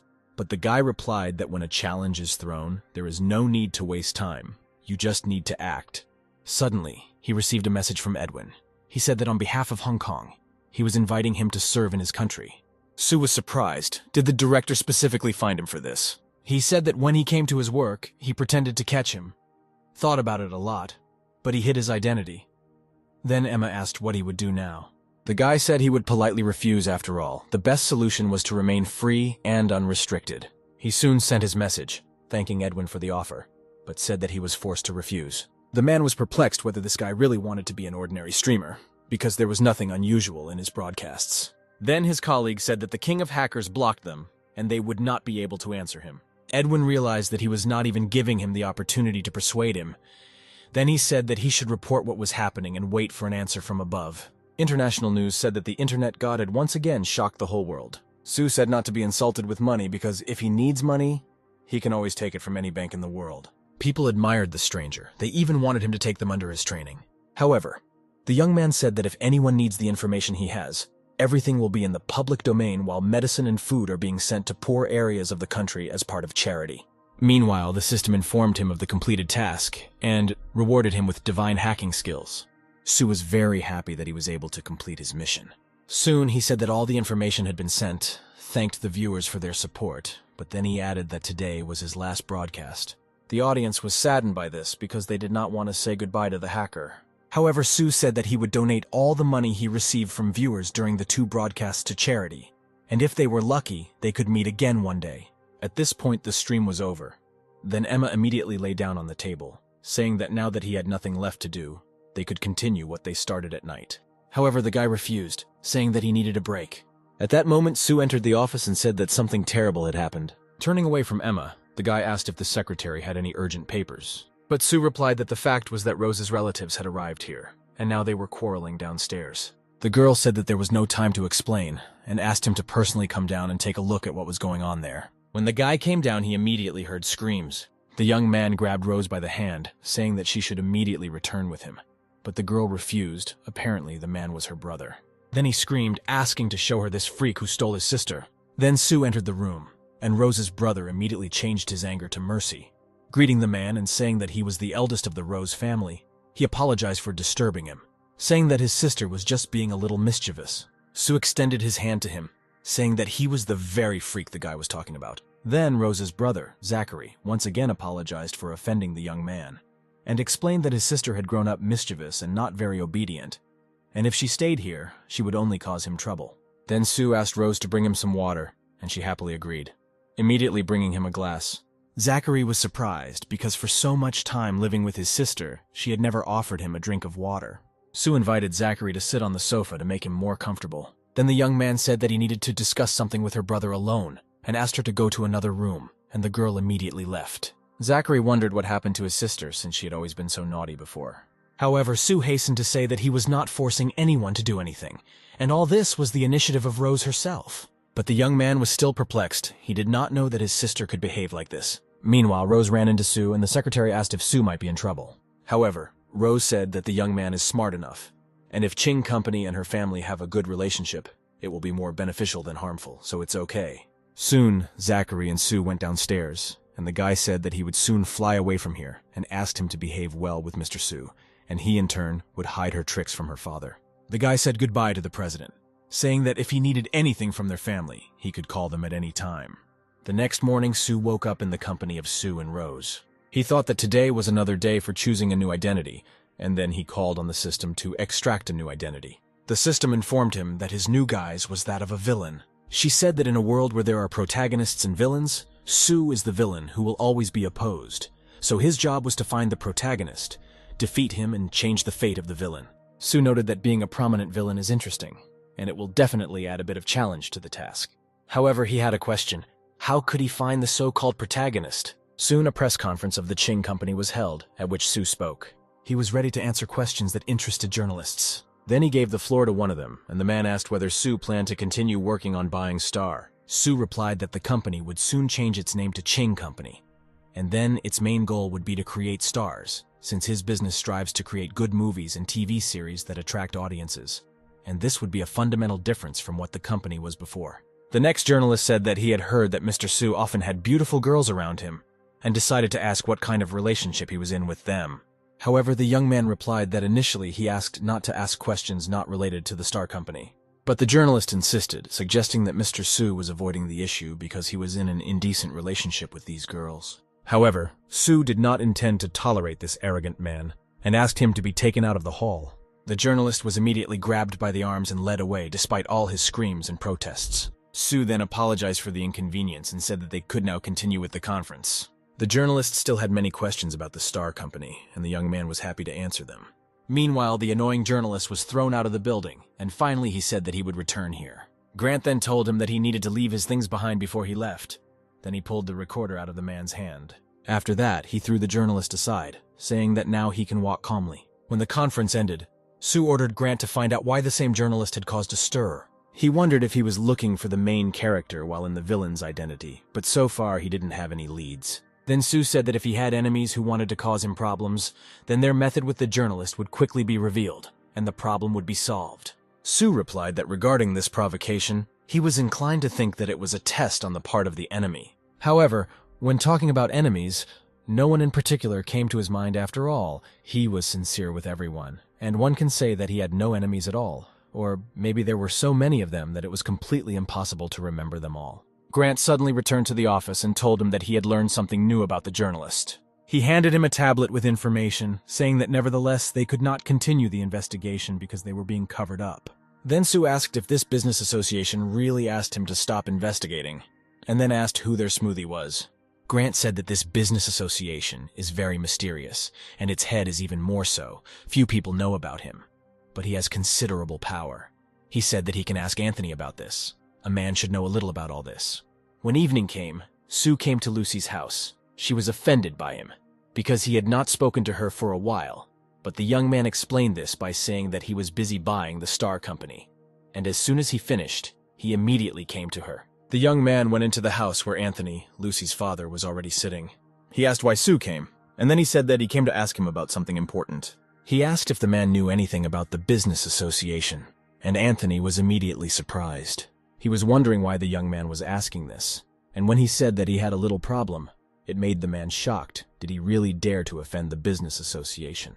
However, the young man asked to calm down, saying that he had not offended them, rather, on the contrary, it was they who caused bedlam at his press conference. Anthony said that if it really was an association, then they would have problems. He also said that he first heard about it 5 years ago, when they went to more than 10 cities in the province, and many not outstanding businesses ended up being part of this association. In other words, for many years this small town hid influential individuals and entrepreneurs, but Anthony advised not to dwell on this, and said that later he could go to someone who could solve his problem. Sue asked if the man knew anyone from this association. Anthony replied with a smile that after so many years of work, he had many different connections. Soon, Sue and Anthony arrived at the house of the head of the Taishan Association, who was also part of the business association that put a spoke in the young man's wheels. The man said that today was the birthday of Julia, the wife of Felix, the head of the company. He recently called him and said that they were coming, and now they needed to make a good impression and try to clear up the whole situation. Soon the door opened, and a young man appeared in front of them. He asked if they knew each other. The man replied that now absolutely everyone knows the director of the Qing company. The young man led them inside. Apparently his name was Keith, and Anthony asked what was taking him so long to open the door. The man explained that this is the son-in-law who will have to marry the second Miss Liu. He was abroad and recently returned. He was promised as the second Miss Liu, and he lives off their family's wealth. So he is not liked, so he asked Sue to ignore him. Soon the men entered the living room, where a sufficient number of people had already gathered, and suddenly Sue noticed a woman sitting next to Keith. He recognized her as his college teacher, Camille. Soon the Liu family came out to greet the guests. Anthony introduced his companion to them, and said that this was the director of the Qing company, Sue. The woman was surprised to learn that this was the same popular owner of the company that everyone knew about, even those who knew nothing about business. The young man only noted that the couple were very kind, and also added that he had a small gift from him for the woman. Aunt Liu was embarrassed, saying that she was a little embarrassed. Then her daughter asked to open the gift and take a look because everyone was interested in what Mr. Sue gave her. The young man scratched his head in embarrassment, saying that there was nothing special there, but since everyone wants to see what's inside, the woman can show him. When Auntie opened the box, she saw a beautiful jade bracelet inside. She immediately hugged him to her, thinking that Mr. Sue really showed promise, unlike that parasite Keith, and she would like him to become her son-in-law instead. Then she would even wake up with a smile on her face. Then everyone looked at Keith, saying that even Sue had brought a gift for Mom's birthday and asked if they had prepared anything. However, the young man did not answer and only continued to drink the drink from his glass. The woman looked at him with displeasure, but said that she did not expect a gift from him, adding that he had better quickly find a decent job and stop relying on them giving him shelter and food. She continued to set an example for Sue, saying that he had a graceful appearance, a reserved character, and an excellent education, making him an ideal son-in-law in her eyes. Then Sue wondered if this was the same main character he was looking for. The whole family was shocked because Keith continued to remain silent. The birthday girl's daughter replied that she did not think that the young man would give anything valuable, but he could give at least something to express sincere feelings. Sue looked at all this and thought only that he wished they would stop involving him in this. Then the head of the house, Mr. Liu, shouted for everyone to shut up. He said that there was no point in throwing a show in front of his uncle just because Keith didn't bring a gift. Then Keith finally asked why everyone thought he didn't bring anything. He stood up and presented his mother-in-law with a gift. It was a pendant. He said that it should be as good as the jade bracelet that Sue gave her. The young man remained calm, but inside he was thinking about why this guy turned to him because he himself did not touch him. He also thought that, judging by his history and demeanor, Keith's traits were very similar to the protagonist he was looking for. In this case, he will find an opportunity to look at Keith's memories to make sure of this. Liu's family wondered how a foreign worker had so much money to give such an expensive pendant, and then the woman's daughter suggested that it might just be a fake. The rest of the guests agreed with her. They also did not understand how Keith only found the money for real jade. Then the woman threw a box with a gift to her son-in-law, asking what he was up to. Keith deftly caught the box, saying that it was not a fake at all. His fiancée immediately besieged him, asking him to stop. But the guy continued to claim that the jewelry was real. Then Sue entered the conversation. He said that he knew a little about jade and could resolve the dispute. Then he touched Keith's shoulder, asking if he would let him look at the pendant. At that moment, he read his memoirs, in which Keith asks his subordinate whether Sue really bought the Star Company and imprisoned his uncle. He said that to become famous in the entertainment industry, one must be willing to pay a high price for it. But Sue was different after he bought out the Star Company. He began to act like a righteous man and take everything for himself. He ruined his impeccable reputation. He sent a subordinate to contact Business News and asked them to send someone to his presentation. The unsuspecting Keith carefully removed his hand from his shoulder, saying that he hoped that Mr. Sue was not mistaken. He handed him the box, thinking at the time that he didn't expect Keith to be the president of the business association. And what was even more unexpected for him was that what happened at the last conference was also his doing.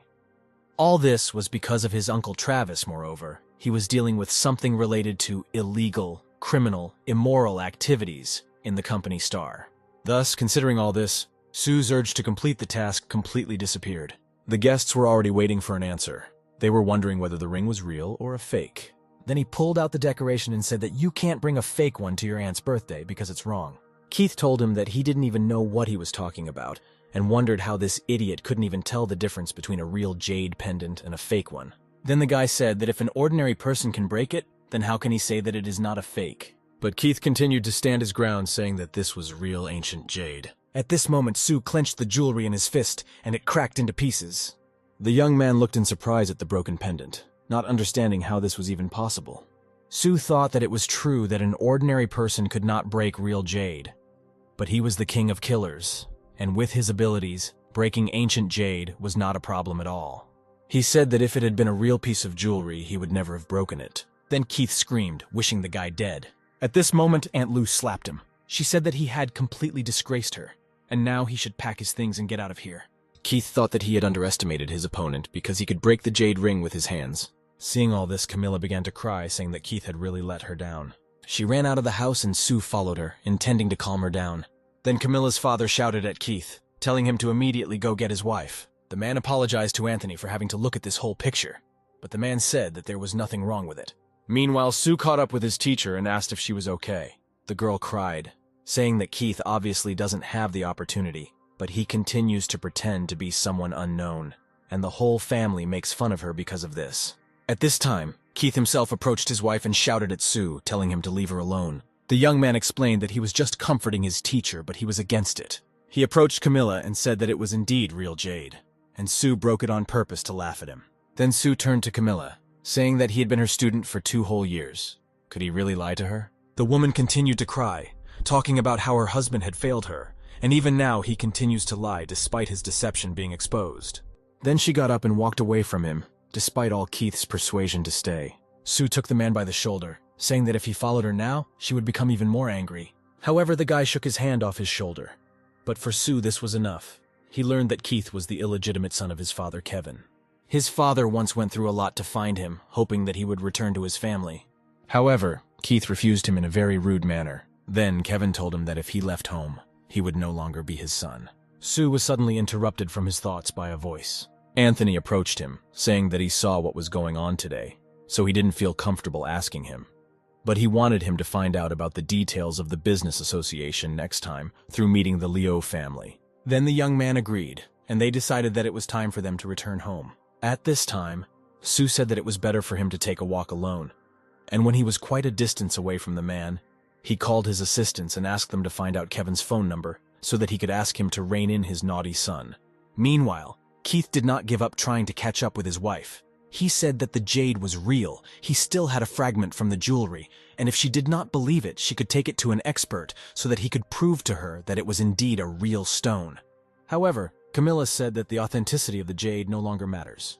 She wanted to give him a chance, but today's action made her very disappointed, and now she wants to divorce him. Keith couldn't believe his ears. Then Camilla continued. She said that he is an adult man and yet he sits at home all day, doing housework, and does not even try to look for work. She said she doesn't expect him to be a huge success, but she just wishes her husband would be more ambitious. Then Keith gently touched her cheek, saying that he wouldn't spend the night at home today, but tomorrow he would show her something interesting. When he left his wife, he called his subordinate, saying that he wanted Ching Company to go bankrupt within 3 days. After all, if this Sue dared to behave so arrogantly towards him, he would show him what happens to his offenders. Meanwhile, Kevin was minding his own business and was distracted by a phone call. When he answered the phone, the man on the other end introduced himself as Sue, the head of the Ching Company. He asked if Keith was his son. Then the man shouted, saying that he was not his son, because a man who does not show respect to his family and makes them laugh throughout the city does not deserve to be called his son. However, Sue asked the man to calm down, because if his son did not listen to him, then he needed to be taught a lesson. Kevin asked if Sue had sharpened his teeth, because in this case, he was making a huge mistake. Because although he did not recognize him as his son, he would not conspire with others to harm him. Then Sue explained that the man misunderstood him. He just wants to save his family. Moreover, the experience of a fortune teller tells him that if he wants to deceive someone, then first he needs to say something interesting. He said that if it were him, so as not to involve the family in this, he would quickly announce to the public that he would renounce anything to do with Keith. After that, the young man hung up and quickly added Kevin to the blacklist so that he would not have time to call him back. Emma asked why he did this, to which Sue replied that now Kevin would be both concerned and worried, and that was exactly what he wanted. He said that even if it weren't for Kevin's family, he could still defeat Keith, but it wouldn't be fun because he wants Kevin to finally experience despair. Soon, Sue received a call from his assistant, saying that something was wrong. He said that several companies have just taken up arms against him at the same time. Some are demanding payment, while others are clinging to little things and threatening to stop cooperating. Many are buying their shares on the stock exchange. Sue realized that Kevin quickly came to his senses. Apparently, the power of this business association should not be underestimated.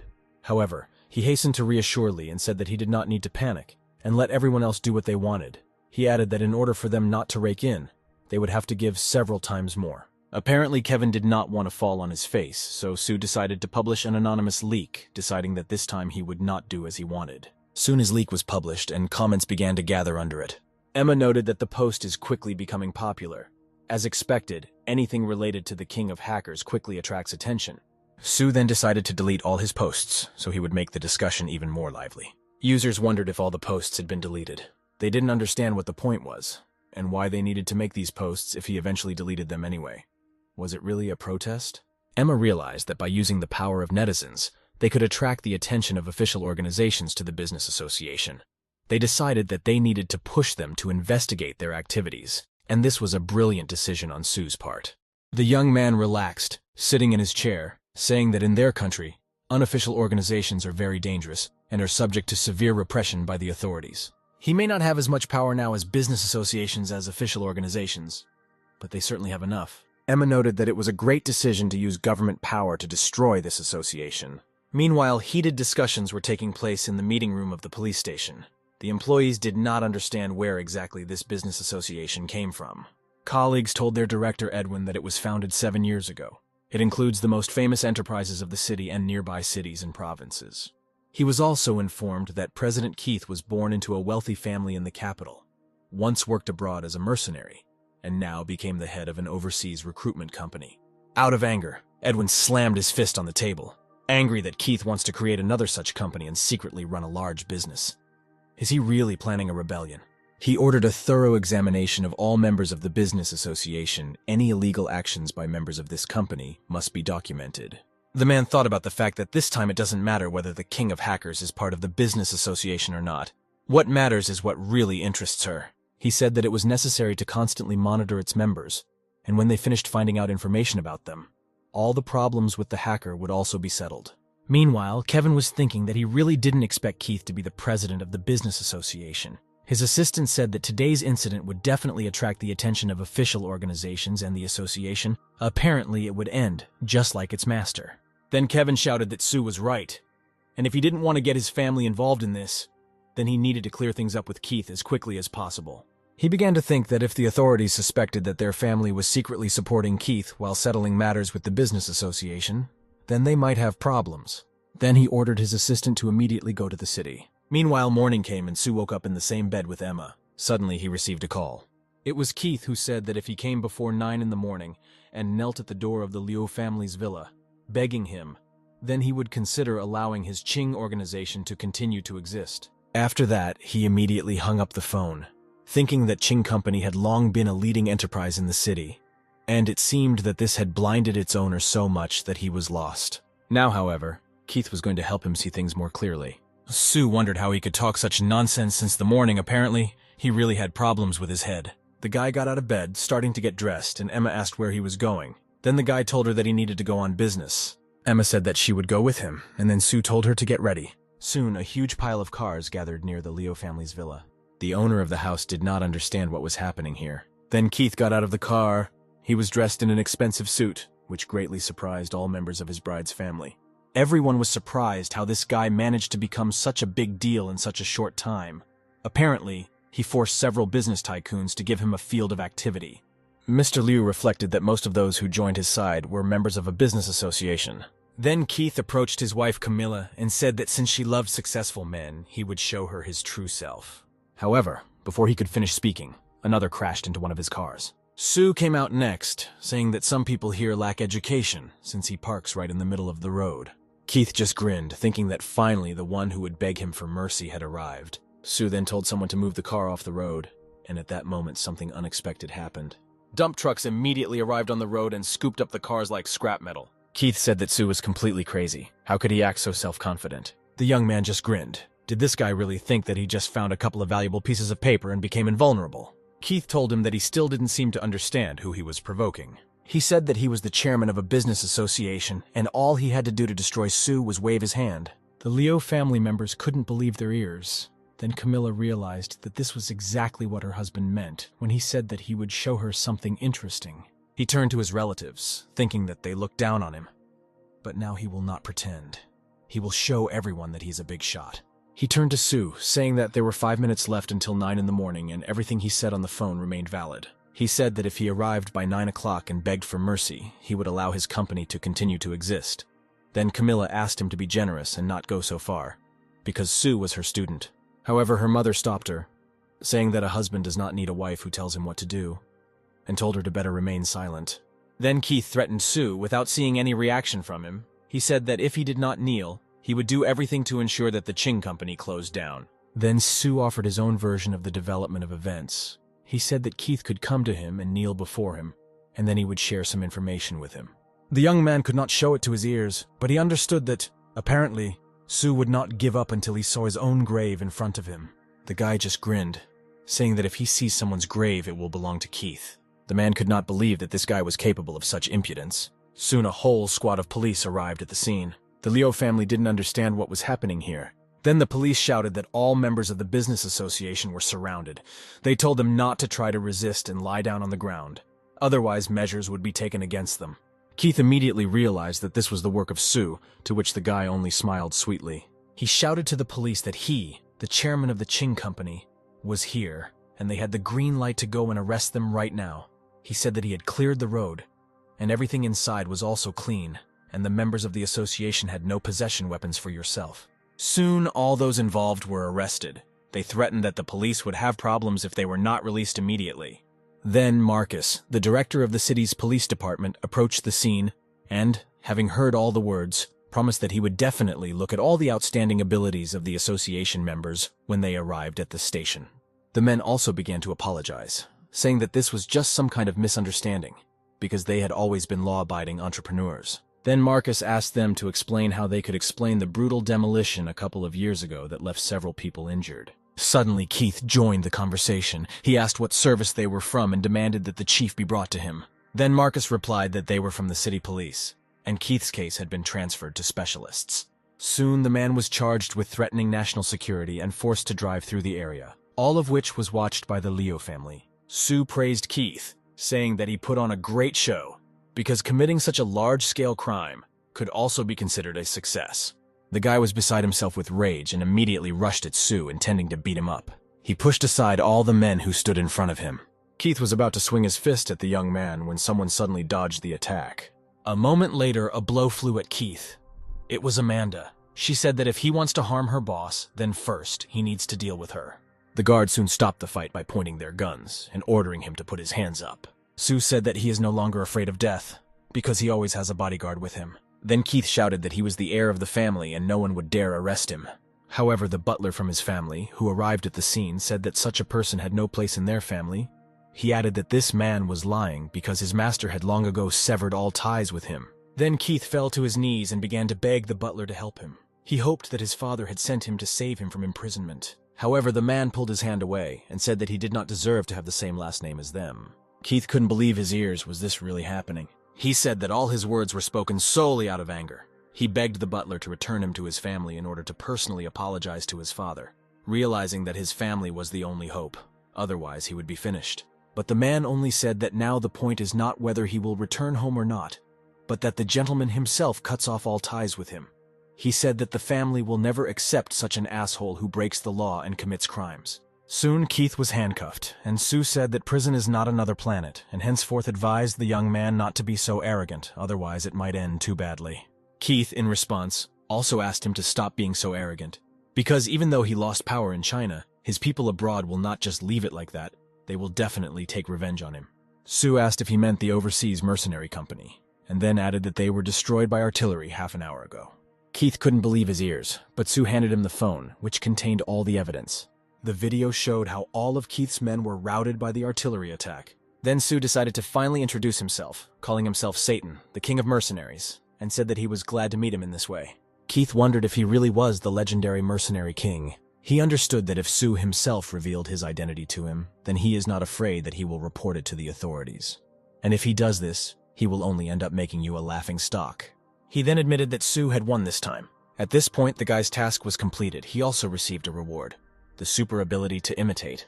He wondered if such power allowed villains to annoy people, but it could also make him an easy target. At this moment, Aunt Lou turned to him. She said that they had been standing outside for a very long time, and must have wanted to go inside and drink something warm. However, her husband stopped her, saying that she had already disgraced her home enough. He apologized for his wife and told Sue not to take her words to heart. However, in any case, the young man was forced to abandon the gathering, saying that he had important things to do. Then the woman turned to her daughter, asking what she thought of Sue, because he was a talented, promising young man. Camilla only replied that she had not even gotten divorced yet. Moreover, Sue was her student and had a girlfriend. She said that she would not fight for a man with her student, which greatly upset her mother. The woman turned to Mr. Liu, saying that they would be a great couple, but the man said that with a mother like her, the girl would definitely not be happy. Meanwhile, Sue returned to his car, where Emma was already waiting for him. She said that everything was resolved before she had to intervene, and she wanted to have fun so much. Sue then said that they could not resist because the police had already arrived at the scene. The girl pouted, saying that she just wanted to have some fun. Soon the guy received a call from Mr. Lee, who said that his boss had done a great job. The man added that companies that had previously made significant investments returned them, and even doubled their shares, which meant that Ching's company would soon begin to lead. Sue congratulated him on his excellent work and said that he would try to announce the next tasks soon, but for now they should continue working. The guy thought that this was a fairly quick task, and there were still a few free days left before the new identity. He looked at Emma, thinking about how to spend his weekend. Sue realized that if he asked the girl for advice, she would offer him the only option, and he already knew what her idea meant. Meanwhile, an influential family had a dinner. One of the men was unhappy that all the businesses of the association had surprisingly become part of his company. The woman was outraged that he also took away Star's company without leaving them a crumb. However, another man urged them to calm down, saying that Ching was already a powerful company, and after they also took away the business association, they became even more powerful.